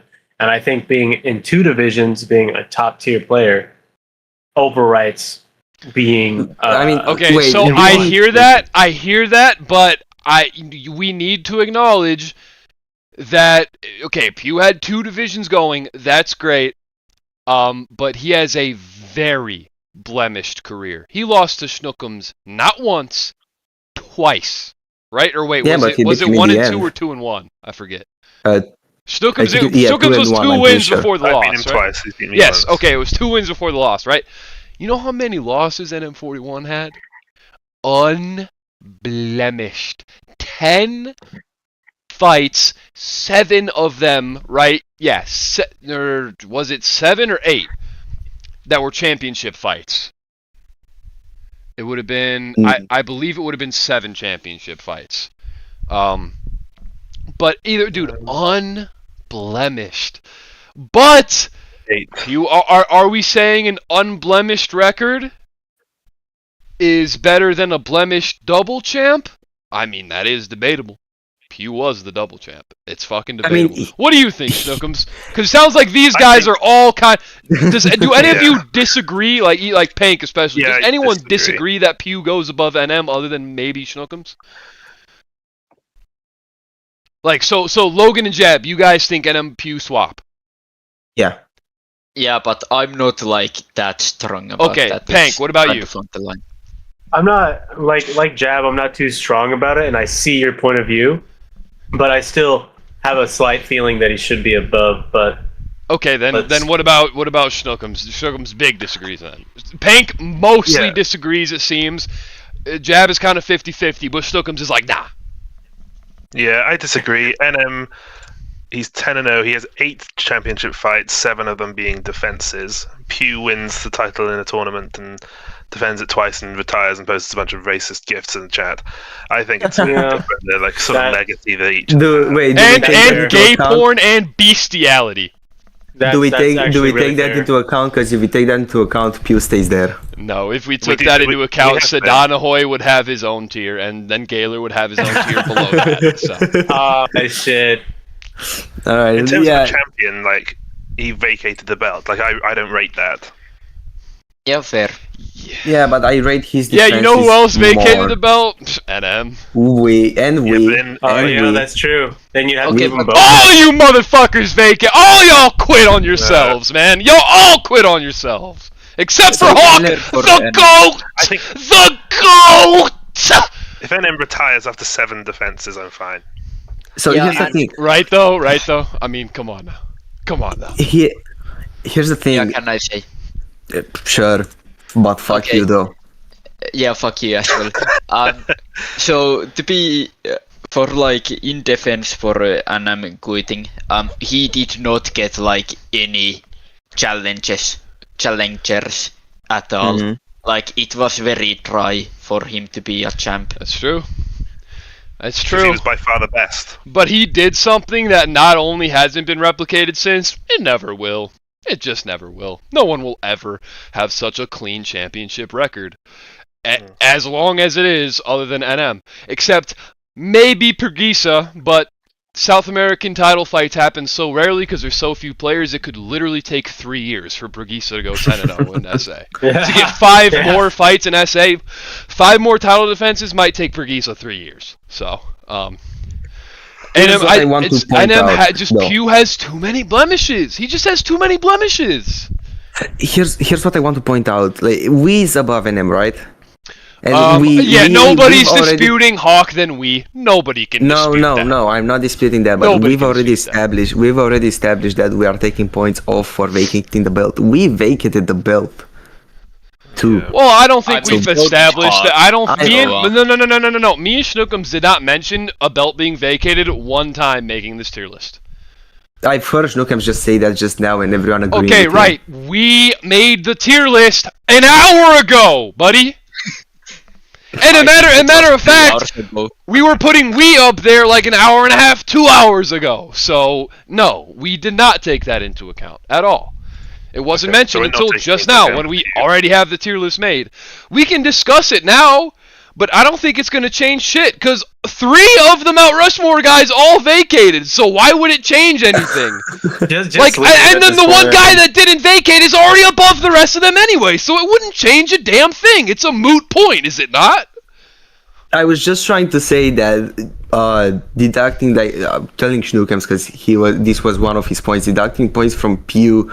But not from we, because he vacated, it doesn't seem that fair. I don't think you need to even mention Pew vacating his belt. So I don't think that, I like Schnookums mentioned it, sure, but I don't think that's even relevant. I think that's completely irrelevant. Alright then. I have nothing else to say. I have nothing else to say. Okay, can we move on? Okay, well don't be a bitch like that. So, okay, we're all... something else, okay. I don't know, it sounded like people were pretty split on NM and Pew, and I don't like that you guys are just trying to move on because it's taking too fucking long. Hey, you're not the ones that have put 5 hours into this, dickheads! We're done when I say we're fucking done, alright? So, NM and Pew, how many of you say... let's go over it again after that whole discussion, because now you guys are pissing me off. Schnookums, you think definitely should stay. Logan, you think definitely should flip. Jab, where are you at after all that? Maybe should stay, honestly. Stay? Okay, Pank? After reviewing the facts at hand, they should stay. Okay, S tier, Logan, what do you think? Actually, wait. Does anyone else have anything to say about Mount Rushmore? I doubt it. No. Right? No. I mean, No. what else is there? Like, if the only argument I think you could possibly talk about sliding Kimura into Mount Rushmore, but you just can't compare him against those guys. You just can't. Okay, so then S tier. I don't think S tier is debatable for resume. But Logan, do you got anything? So what I'm thinking of is switching me and Snookums around. Really? Okay, so now that we're doing resume and not skill, Snookums beat Hawk 152. Snookums was the second guy to ever take the belt off of Hawk 152, and he defined the meta that you were raised in! You were raised by Snookums! Does anyone else think Logan should go above Snookums because Snookums raised Logan? Nope. I think everything's good right there, I'll be honest. Okay, yeah, I don't even think we can discuss that one. Like, dude, Snookums beat Hawk and defined the entire meta. And you were literally dog shit until this tournament, Logan. Your record was dog shit. Thank you for the compliments. Your record was just dog shit until this tournament.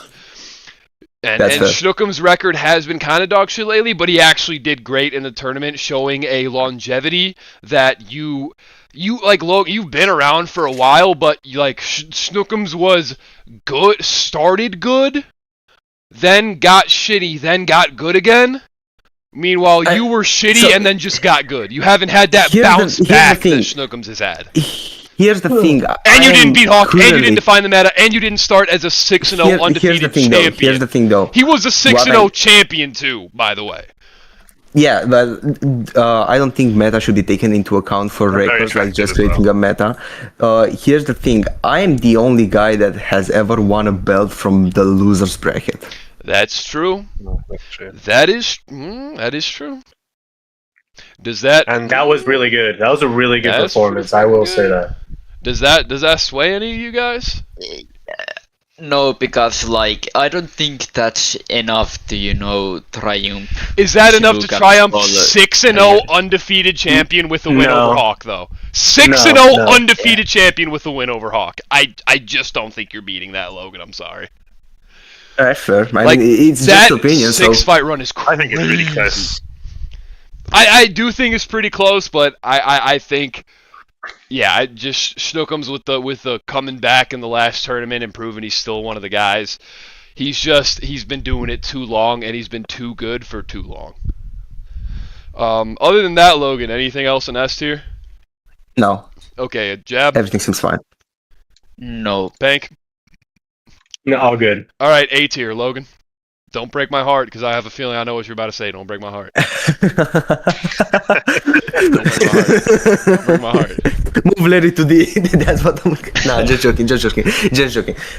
So, what I'm seeing right now, I don't know much about Shadell's record, or neither do I know Motley. So, if you can clue me in about those two. So, Shadell is so high because his EU tournament number 2 run was absolutely mind-boggling, and Shusky in that tournament was the best player in the entire world for that month, and he had one of the best fights ever with Shusky at the end of that tournament, and he is a multiple-time title contender. Like, in the early days of the Pro League, he just beat everyone other than Hawk for the most part, which is why he got to fight Hawk multiple times. So Shadell was just like, he was one of if it was 2022, Shadell would be in the double Mount Rushmore. That's why he's in A tier, because he would have been double Mount Rushmore for the first half of the Pro League's existence, right, Snookums? Like, if not, he would have been double S. If not, he would have been like 1 Mount Rushmore, 1 S maybe. And then Motley, he was just #1 contender in NA for like a year. But he's bottom of A because he never had to fight me, and I specifically made him not fight me so that I didn't spoil our most promising contender, because I knew I probably would have beaten him at that time. I always would have beaten him. He fucking sucks. He blows, and he was like, he got like 30%. He got like 35% of spars on me probably, which means that's solid. That's solid. He wasn't a better player than me though. Nuh-uh. No chance. All right. That's why they're there. Then the only change that I might have, but I'm very, it's a very undecided change. Okay. Something that I'm not fixed on. It's maybe Balo above Preguica. God, Ballo has so many losses though. Hard. I mean, hard. yeah, so inconsistent. So inconsistent. Balo, he went bar to bar with me. He went bar to bar. Preguica, not really. True. So the question is an unblemished resume in a shit division better than a very blemished resume in the most competitive division? Yes. Where where multiple times Ballo has been at the top of the most competitive division. He's never been champ though. I don't know. What do you guys think? Sends him below. The rage. Oh fuck! You're right. You're right. No, you're right. Oh yeah, right. I forgot about those. I forgot about Resume those. Rage so quit is There's huge. so many. Shusky's rage quit. About those. Oh, Shusky's resume it might have to drop. Motley's got to be lower, dude. Oh, I would love dropping Motley. I love that. Okay, Motley, you know what? Just full on raged. Yes. Okay. So here's the deal, man. Rage quits. That is. So let's start with Motley. Let's look at Motley's rage quit. Which one was that? I mean, he did. Did he? The last one. Wait, did he actually rage quit in Pro League? Yeah, he did. He said rage the quit F in slur and got banned. He rage quit in Lag League. That was that was global. Yeah. Yeah. Was that actually on Wii? Was it? Is it? It was on Wii. Is it on his record though, or was this? No, it's not on his record. But was this? No, dude. Yeah, whenever that happened, it was not an official Pro League fight, or it got thrown out after. Is it in global? Check global. Well, no, it's not. It's not there. No. It's not there. It would It's be in there, NA. but It's not in there. NA. The NA tournament. What? Okay. Wait, wait. No, we and Molly in the NA tournament? Motley fought someone in the NA tournament. We was commentating. It was He Wii. typed something in. Oh, No, no, I no, remember. listen. We made him rage out. We Warrior made Yeah, him rage yeah, out in exactly. the NA tournament. Yes. I didn't put it in the record. So which fight was that though? Because I failed was to in put the it end- in the fucking records. I can probably go and check the bracket. No, I don't think It it would have was been his Kimura, last I'm not fight. sure, but- No, it would have been Kimura. Yeah, it would have been Kimura. That's the only fight he lost in the tournament. 2022. No, okay. He There's was nothing in the commentating. notes because he raged after the fight was over, bro. He didn't rage quit. That's fine. No. No, it wasn't it in the No, like no. almost I the end of the remember fight? now. He got I remember banned. now. I He got remember banned. now. He got Motley banned got banned. mid-fight. He didn't rage quit. No, the fight was over. All right, No, it wasn't. someone has to go Okay. pull up the VOD right now. Who's gonna do I'll it? go. I'll Okay, go. I I'll go. think I I'll go. remember. So he did say like a slur in the fight, but he got banned after the fight. You're probably right. So I don't. He didn't. Yeah. Okay. So Motley. We'll talk about Motley when we get to A tier. But in terms of rage quitting, Currently yeah, in A tier. Shusky. That's gotta Yeah. put him below Fetish. I don't. I I agree with that. Man, I almost kind of want to put him. I kind of want to put him like between Jab and Pregisa and A now that I remember that. What do you think? Do we have to keep him in S tier? I feel like we might have to keep him in S tier just because it's. If Shusky. it's a What do you rage think, quit, Schnuckums? I mean, I'd keep that him in rage quit S, yeah. sucks. Yeah, keep him in S. Definitely, but at the below very Fetish. least, he's got to move below Fetish. At the very Yeah, fucking yeah. least. But like, God, yeah, he is a legend. He is a former champion. He's a former champion. The only former champion we have outside of S tier is Michu because it's the mid division, and Brigisa because it's the mid division. But all NA and EU champs got to be at least S. But yeah, because Shusky if he hadn't rage quit, he would be above Fettis. But with that rage quit, yeah, he's got to be below Fettis. Who are we on? We're on A, I think. Yeah, I have something. Yes. Okay, so hold on, wait. We're past S, right? We're past S, right?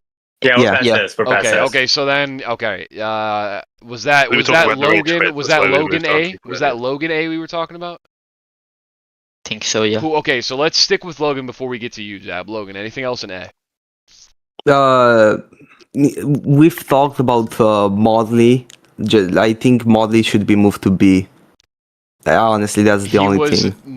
Yeah, because he was just number one contender in NA. He went out in the worst way possible. He went out sad. Fuck, he did. He went out so sad. You're right. Top B. He went out sad. Look at all the guys below him, though. Motley was a proper number one contender the whole time. All the guys below him aren't. Okay, right. But Motley went out so sad. He has to be knocked down for that, dude. He can't be A tier going out that sad. He can't be A tier. What do you think, Pank? I think, in terms of Motley? Yes, Motley. Yeah, I think top B is a good place for him, just based on his last fight and his previous contending. Jab, what do you think? You think dropping him down was fair? Yeah, I think it's fair enough. Yeah, and then Logan suggested it, right? Yeah. And then Schnookums, that you're not comfortable with it? I think it's okay. It makes Michu look better, which is good. Yeah. Yeah, right. But I think I don't know. I feel like there should be a tier in between or something. But no, you're just being I'm not ridiculous. Totally against it. Yeah. Yeah. We're not putting in a tier in between. All right. Okay, we'll go with that. Anything else for A, Logan? No. Okay. Jab. Okay, finally, I have been waiting 3 hours for this. Oh, no, wait. Before you speak, choose your next words carefully, motherfucker. I think I should be above Larry. Why? Because I have been thinking about it for a while. I'm sure you have. I feel like you guys didn't, account for my global fights that well. In total, I have 18 wins and 6 losses. Larry in total has 22 wins and 11 losses. And I think, No. Here's the thing, though. Here's the thing. He has fought for a belt in 2 different regions. Yeah, here's the thing, though. But I got the most wins ever, motherfucker! The most wins ever! The quantity doesn't matter, it matters the quality of the wins. But I got quality too. I got a top EU player in Nemo, I got a top SA player in Amos Udor, and I've beaten all the best NA players, come on, except for AO Slide and NM41. I've even beaten Kimura, motherfucker. I've even beaten Kimura. Yeah, exactly. Besides me, Larry is the only other guy to ever win a championship match out of the losers bracket. Testify. Yeah. And also, he's been the number one contender for how many years? 3 years? I mean more. I've been one fight away from a title shot. Pretty much for 5 years. Yeah, pretty much for 5 years. Yeah. I mean, exactly. But here comes the same argument Larry has been using the whole time.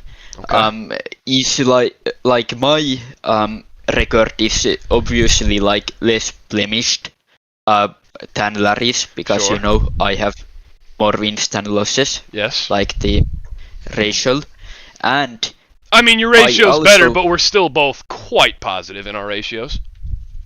Yeah, and I also fight, and I am pretty successful in the more competitive. Fuck, I can't pronounce that word. Competitive. Yeah, exactly.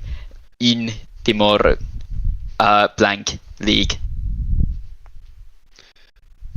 Schnookums, what do you think? Because alright, so me and Jab, We'll call that 1-1. So we've got 3 more of you to ask. So after hearing those arguments, Schnookums, who are you putting at the top of that? I think it's reasonable to argue, but I feel like Larry had the first ever fight and literally made. I also had the first ever fight. Does benefit. Okay, Logan, what about you? Okay, I really don't think the first ever fight should be counted in. Like, I don't think that should be a factor. But okay, fair. It is cool, but I don't think that should be going to the record. But I think Larry stays where he is. All right, Pank, what about you? I agree with Schnookums. Fuck you, Jam! Larry. Okay, any other thoughts on A tier, Jeb? No. You sound so defeated! He was waiting 3 hours. No, you cannot go to sleep. Okay, Pank, any notes on A before we go to B? I have a hot take. Yes. Okay. Meet you above Sazel. Sazel. Shadell. Michu lost SA tournament number 1 to a nobody. To be fair, give him the benefit of the doubt. He was a nobody too at that time. Everybody was a nobody. Yeah. I personally think. You know what, dude? Michu had a championship belt. Shadell didn't. Ballo has had insane wins that neither of them have had, frankly. So I'm comfortable putting Ballo above both of them. I fuck with flipping Michu and Shadell though. I fuck with that. What do you guys think? Yeah, Michu was a champion. He was a fucking champion. Yeah. When I used to play Drunken Wrestlers too, I would watch Michu. Actually, funny enough. Yeah. All right. He was good. Anything else? Anyone else? Anything on A? Nah. Okay, B tier Logan. This is where I'm gonna go into the gray zone because I don't know most people here, but Sure. I think Bucket above J Steel should happen. Like, I think we should switch Bucket and J Steel around. Okay. Praise above Anal Feaster, but I don't know much about Anal Feaster. Well, let's go one at a time. So first off, resumes. Anal Fister had a crazy win streak that Praise never had. Okay. Anal Fister Anal Fister was like one of the first big win streaks in Pro League history. Alright. So makes sense. Yeah, I don't know about that one. J Steel and Bucket. I'm sorry, bro, but Bucket's has 5 wins, right? Bucket has right now he has 5 wins, and 4 losses. 3 of those are against the same mid-tier guy. This is resume, not skill. Yeah, but that mid-tier guy has J-Steel? a pretty good resume against Kimura. Now not Kimura. They both finished top 3 in an NA tournament, which is why they're right next to each other. However, I think that so if they both have very similar tournament runs, the 2 guys above them in the tournaments were the same, me and Kimura, in both tournaments. J Steel is 3-2, whereas Bucket, I think Bucket's going to have more wins but a worse ratio. Yeah, so Bucket's 5-4. So Bucket has more wins but a worse ratio, and 3 of those wins are against the same guy. I don't know. Does anyone else think Bucket should go above J Steel? I don't think so. No. I mean, he is ranked above him in the records. He is. Yeah, but there's also that. I mean, yeah, but so am I above Larry, so that doesn't really matter that much. It is a good indicator, but it's not as important. Yeah, I don't think that's worth flopping them though. I really don't. I don't think the ranking is worth flopping them. Okay, so it sounds like we're real lukewarm about flipping, stealing buckets, so we can probably leave it. And then Logan, you kind of was anyone else feeling the Anal Fister praise argument? Pank, I mean, you knew Anal Fister. Like I didn't. So that's where this is like a gray zone. The thing is, Anal Fister was 6-3, which is actually a really solid record. Christis, Amingo, Stivka, and their quad Oleg back-to-back 6-0 to start his career. 6-0. Yeah, Ghosters, it would have been a good fight. Ghosters went towards the end. Yeah, absolutely. Let's look at Braze's score real quick. So Praise right now is 3-3. Right, Lost, I but just... He fought the big dogs. He fought True. Wii and Pew. So compared to Anal Fister. He fought the big dogs. He has better wins, but Praise's entire record, which is 50-50, Anal Fister has a win streak as long as Praise's record. Here's the thing: the quantity is bigger. I'd say the quality is better, but for Praise, but the quantity is bigger for Anal Fister. The quality is definitely better for Praise, but I think the 6-0 is just too much to. I think it's too much to overcome Praise beating two big names that were washed and then losing 2 fights and never coming back. Oh, I love that he's talking about coming back, but for now, I just don't think he can supersede Anal Fister's 6-0. Does anyone disagree with that? Does anyone else think Praise should be flipped? As for right now, I think it's good. Okay, all right. Any other notes, Logan, on B tier, or were those two it? Not necessarily. I'm just this is influenced by skill, but maybe Flash and BDK. I don't know anything about them, so you have to clue me in. Okay, Flash and BDK. So this is resume. I don't think because Flash also had a top 3 tournament placement. I don't think BDK ever had that. I mean, I don't know Flash much was about top 3 in the first records. tournament. Let me see if BDK ever had a top tournament placement. Definitely not NA tournament. He played well against NM, and that was the only tournament he competed in. I mean, yeah, he did well against NM, but like Flash has a top 3 tournament placement, and we're looking at 11-8 compared to 11-8 compared to 8-6. I mean, honestly, I think the ratio is worse for Flash. I honestly think those ratios are so comparable. I don't think you can really say one ratio is better or worse than the other. I think 8-6 and what was that, 11-8, right? Yeah. That's very comparable. That's Wait, very comparable. It's 8-6, not 6-8. Flash is 8-6. Okay.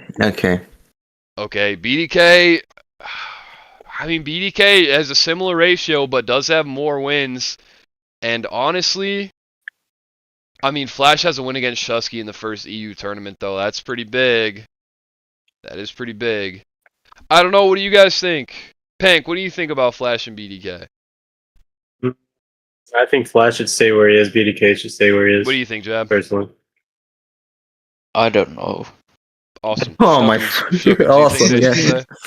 I think it's okay. I think it's okay. Yeah. Okay. All right. Each probably fine. Okay. Anything else, Logan? Not really. Jab, no. B tier. Jab, B tier. Jab. Nothing. Pank, B tier. Pank, B tier. It's fine. It's fine. Okay, C tier, Logan.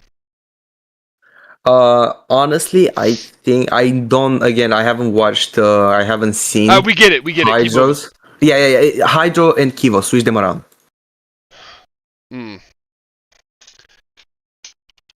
So Hydro. Maybe Yuji too. I don't know. Hold on. One at a fucking time. One at a fucking time, dude.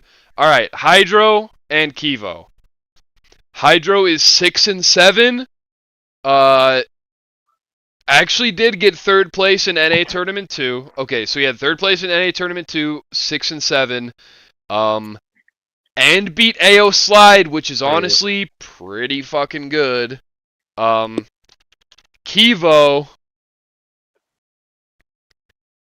Okay, that's fucking global. Kivo 6-7, 4-5. Okay, so they're both one more loss than their wins, but Hydro has more wins. Kivo doesn't have a top tournament placement. And EU Tournament 4, was his loss to Austin the 3rd place match? Hold on. Semifinals? No, semifinals was Pew and Praise, so no. Okay, so Kivo doesn't have the tournament placement Hydro does, and Hydro has more wins. So like I think that's pretty cut and dry that Hydro's got to be above Kivo. Okay. More wins, similar ratio, a little better ratio, frankly, because it's one loss for both of them, less than or more than their wins, and Hydro has the better tournament performance. Does anyone disagree with that? No. No. Okay. Anything else, Logan? No, that's okay. Jab, C tier. How does that look? C tier. I would honestly maybe have Cyvies above like Kiv. Really? Yeah, no, He just had a because lot more this is wins. like He had a lot more wins, man. yeah, But Zavis had a lot more wins than Kivo. I don't know. What do you guys think? 9-10. Who did he beat though? So Kivo, we know, beat Glocum and NLG, which is pretty cool. But then we Zavis beat Ghosters, 13 bot Riku. Nah. He also lost to me. Zavis's wins aren't high. They're low-ranked players at the time. They were low-ranked, unranked players. Yeah, his wins are kind of shit. Those are kind of shit. Also, I think I have something else, but continue, Jab. What about above Goa?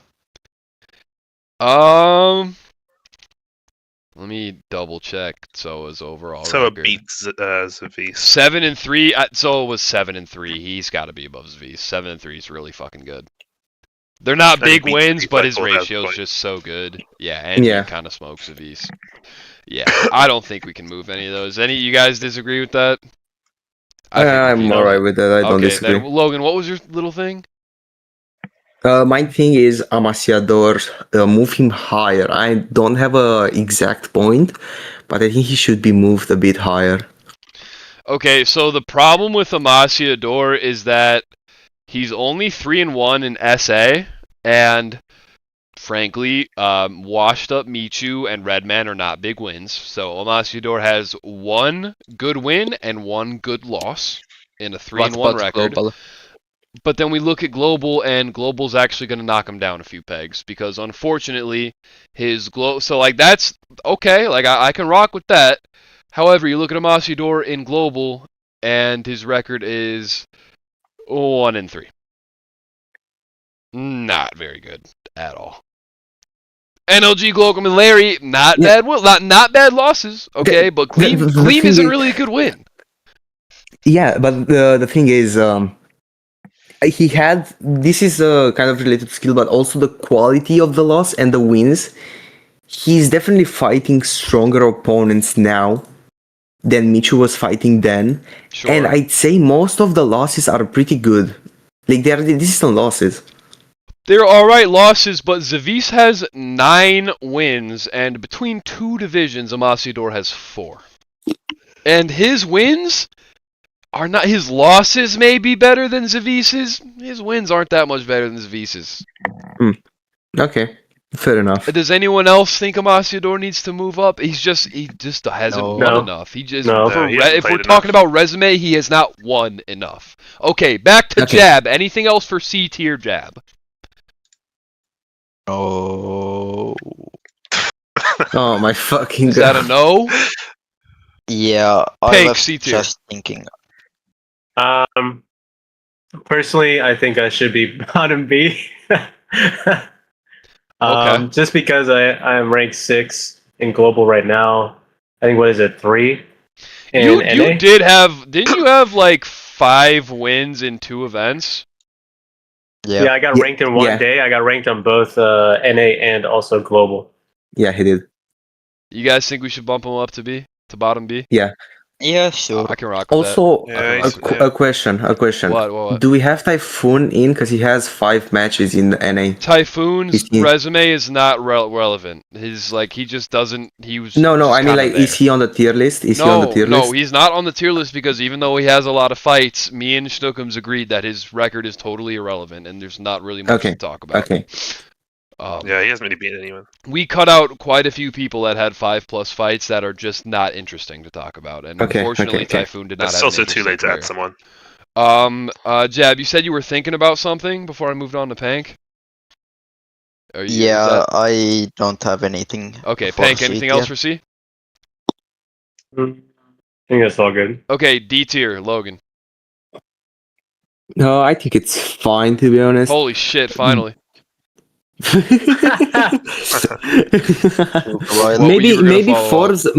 maybe Forbes above Oleg. That's all I'm thinking.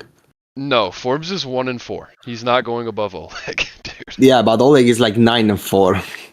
Oh, 4-9. Sorry, 4-9. Right, which is way more than 4 wins. Is way more than 1 win. Way but more. The quality of the losses is so much better for Forbes compared to Oleg. But like, wins so are much better. Wins are really important in resume though. Like really, really important. Yeah. If you've only won a single fight ever, Forbes is honestly lucky to not be at the bottom of D.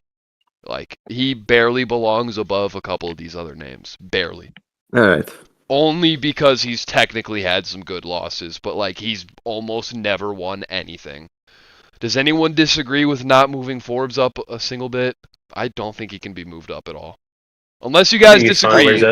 Pank, you think that's fine? Jab thinks it's fine? Okay, alright. The only thing is that Riku we've put quite high because he had a close loss to Wii, but Forbes also had a close loss to Wii. And that's like the only reason we put Riku at the top of D. I think if anything, that justifies bumping Riku down more so than it justifies moving Forbes up. Yeah, I actually agree with that. Yeah, I agree with that. Riku should honestly go like right above Forbes. Riku can definitely go over Oleg. I think Riku between Krabs and Oleg is fair. I think we did have Yes. I was gonna say that. Yes. Okay, Logan. Anything else for D? No. Jab, anything? No. Pank, anything? Mingo should be shut the fuck up, bro. Shut the fuck up. Okay, take your screenshots. That is our definitive resume tier list. What? Maybe make Spooky Bane like his own, tier. No, okay. He literally has like the same record as Paku and Cheers. We would have to put all 3 of them in the same tier. We could move Uber down to the Amingo tier though. No, we can't. There is one person in the Amingo tier, and it's fucking Amingo. Okay, how many hours? How many hours, dude? That's a 6-hour stream. That's a 6-hour stream without a single fight. How many people are watching right now? 8. You guys are fucking insane.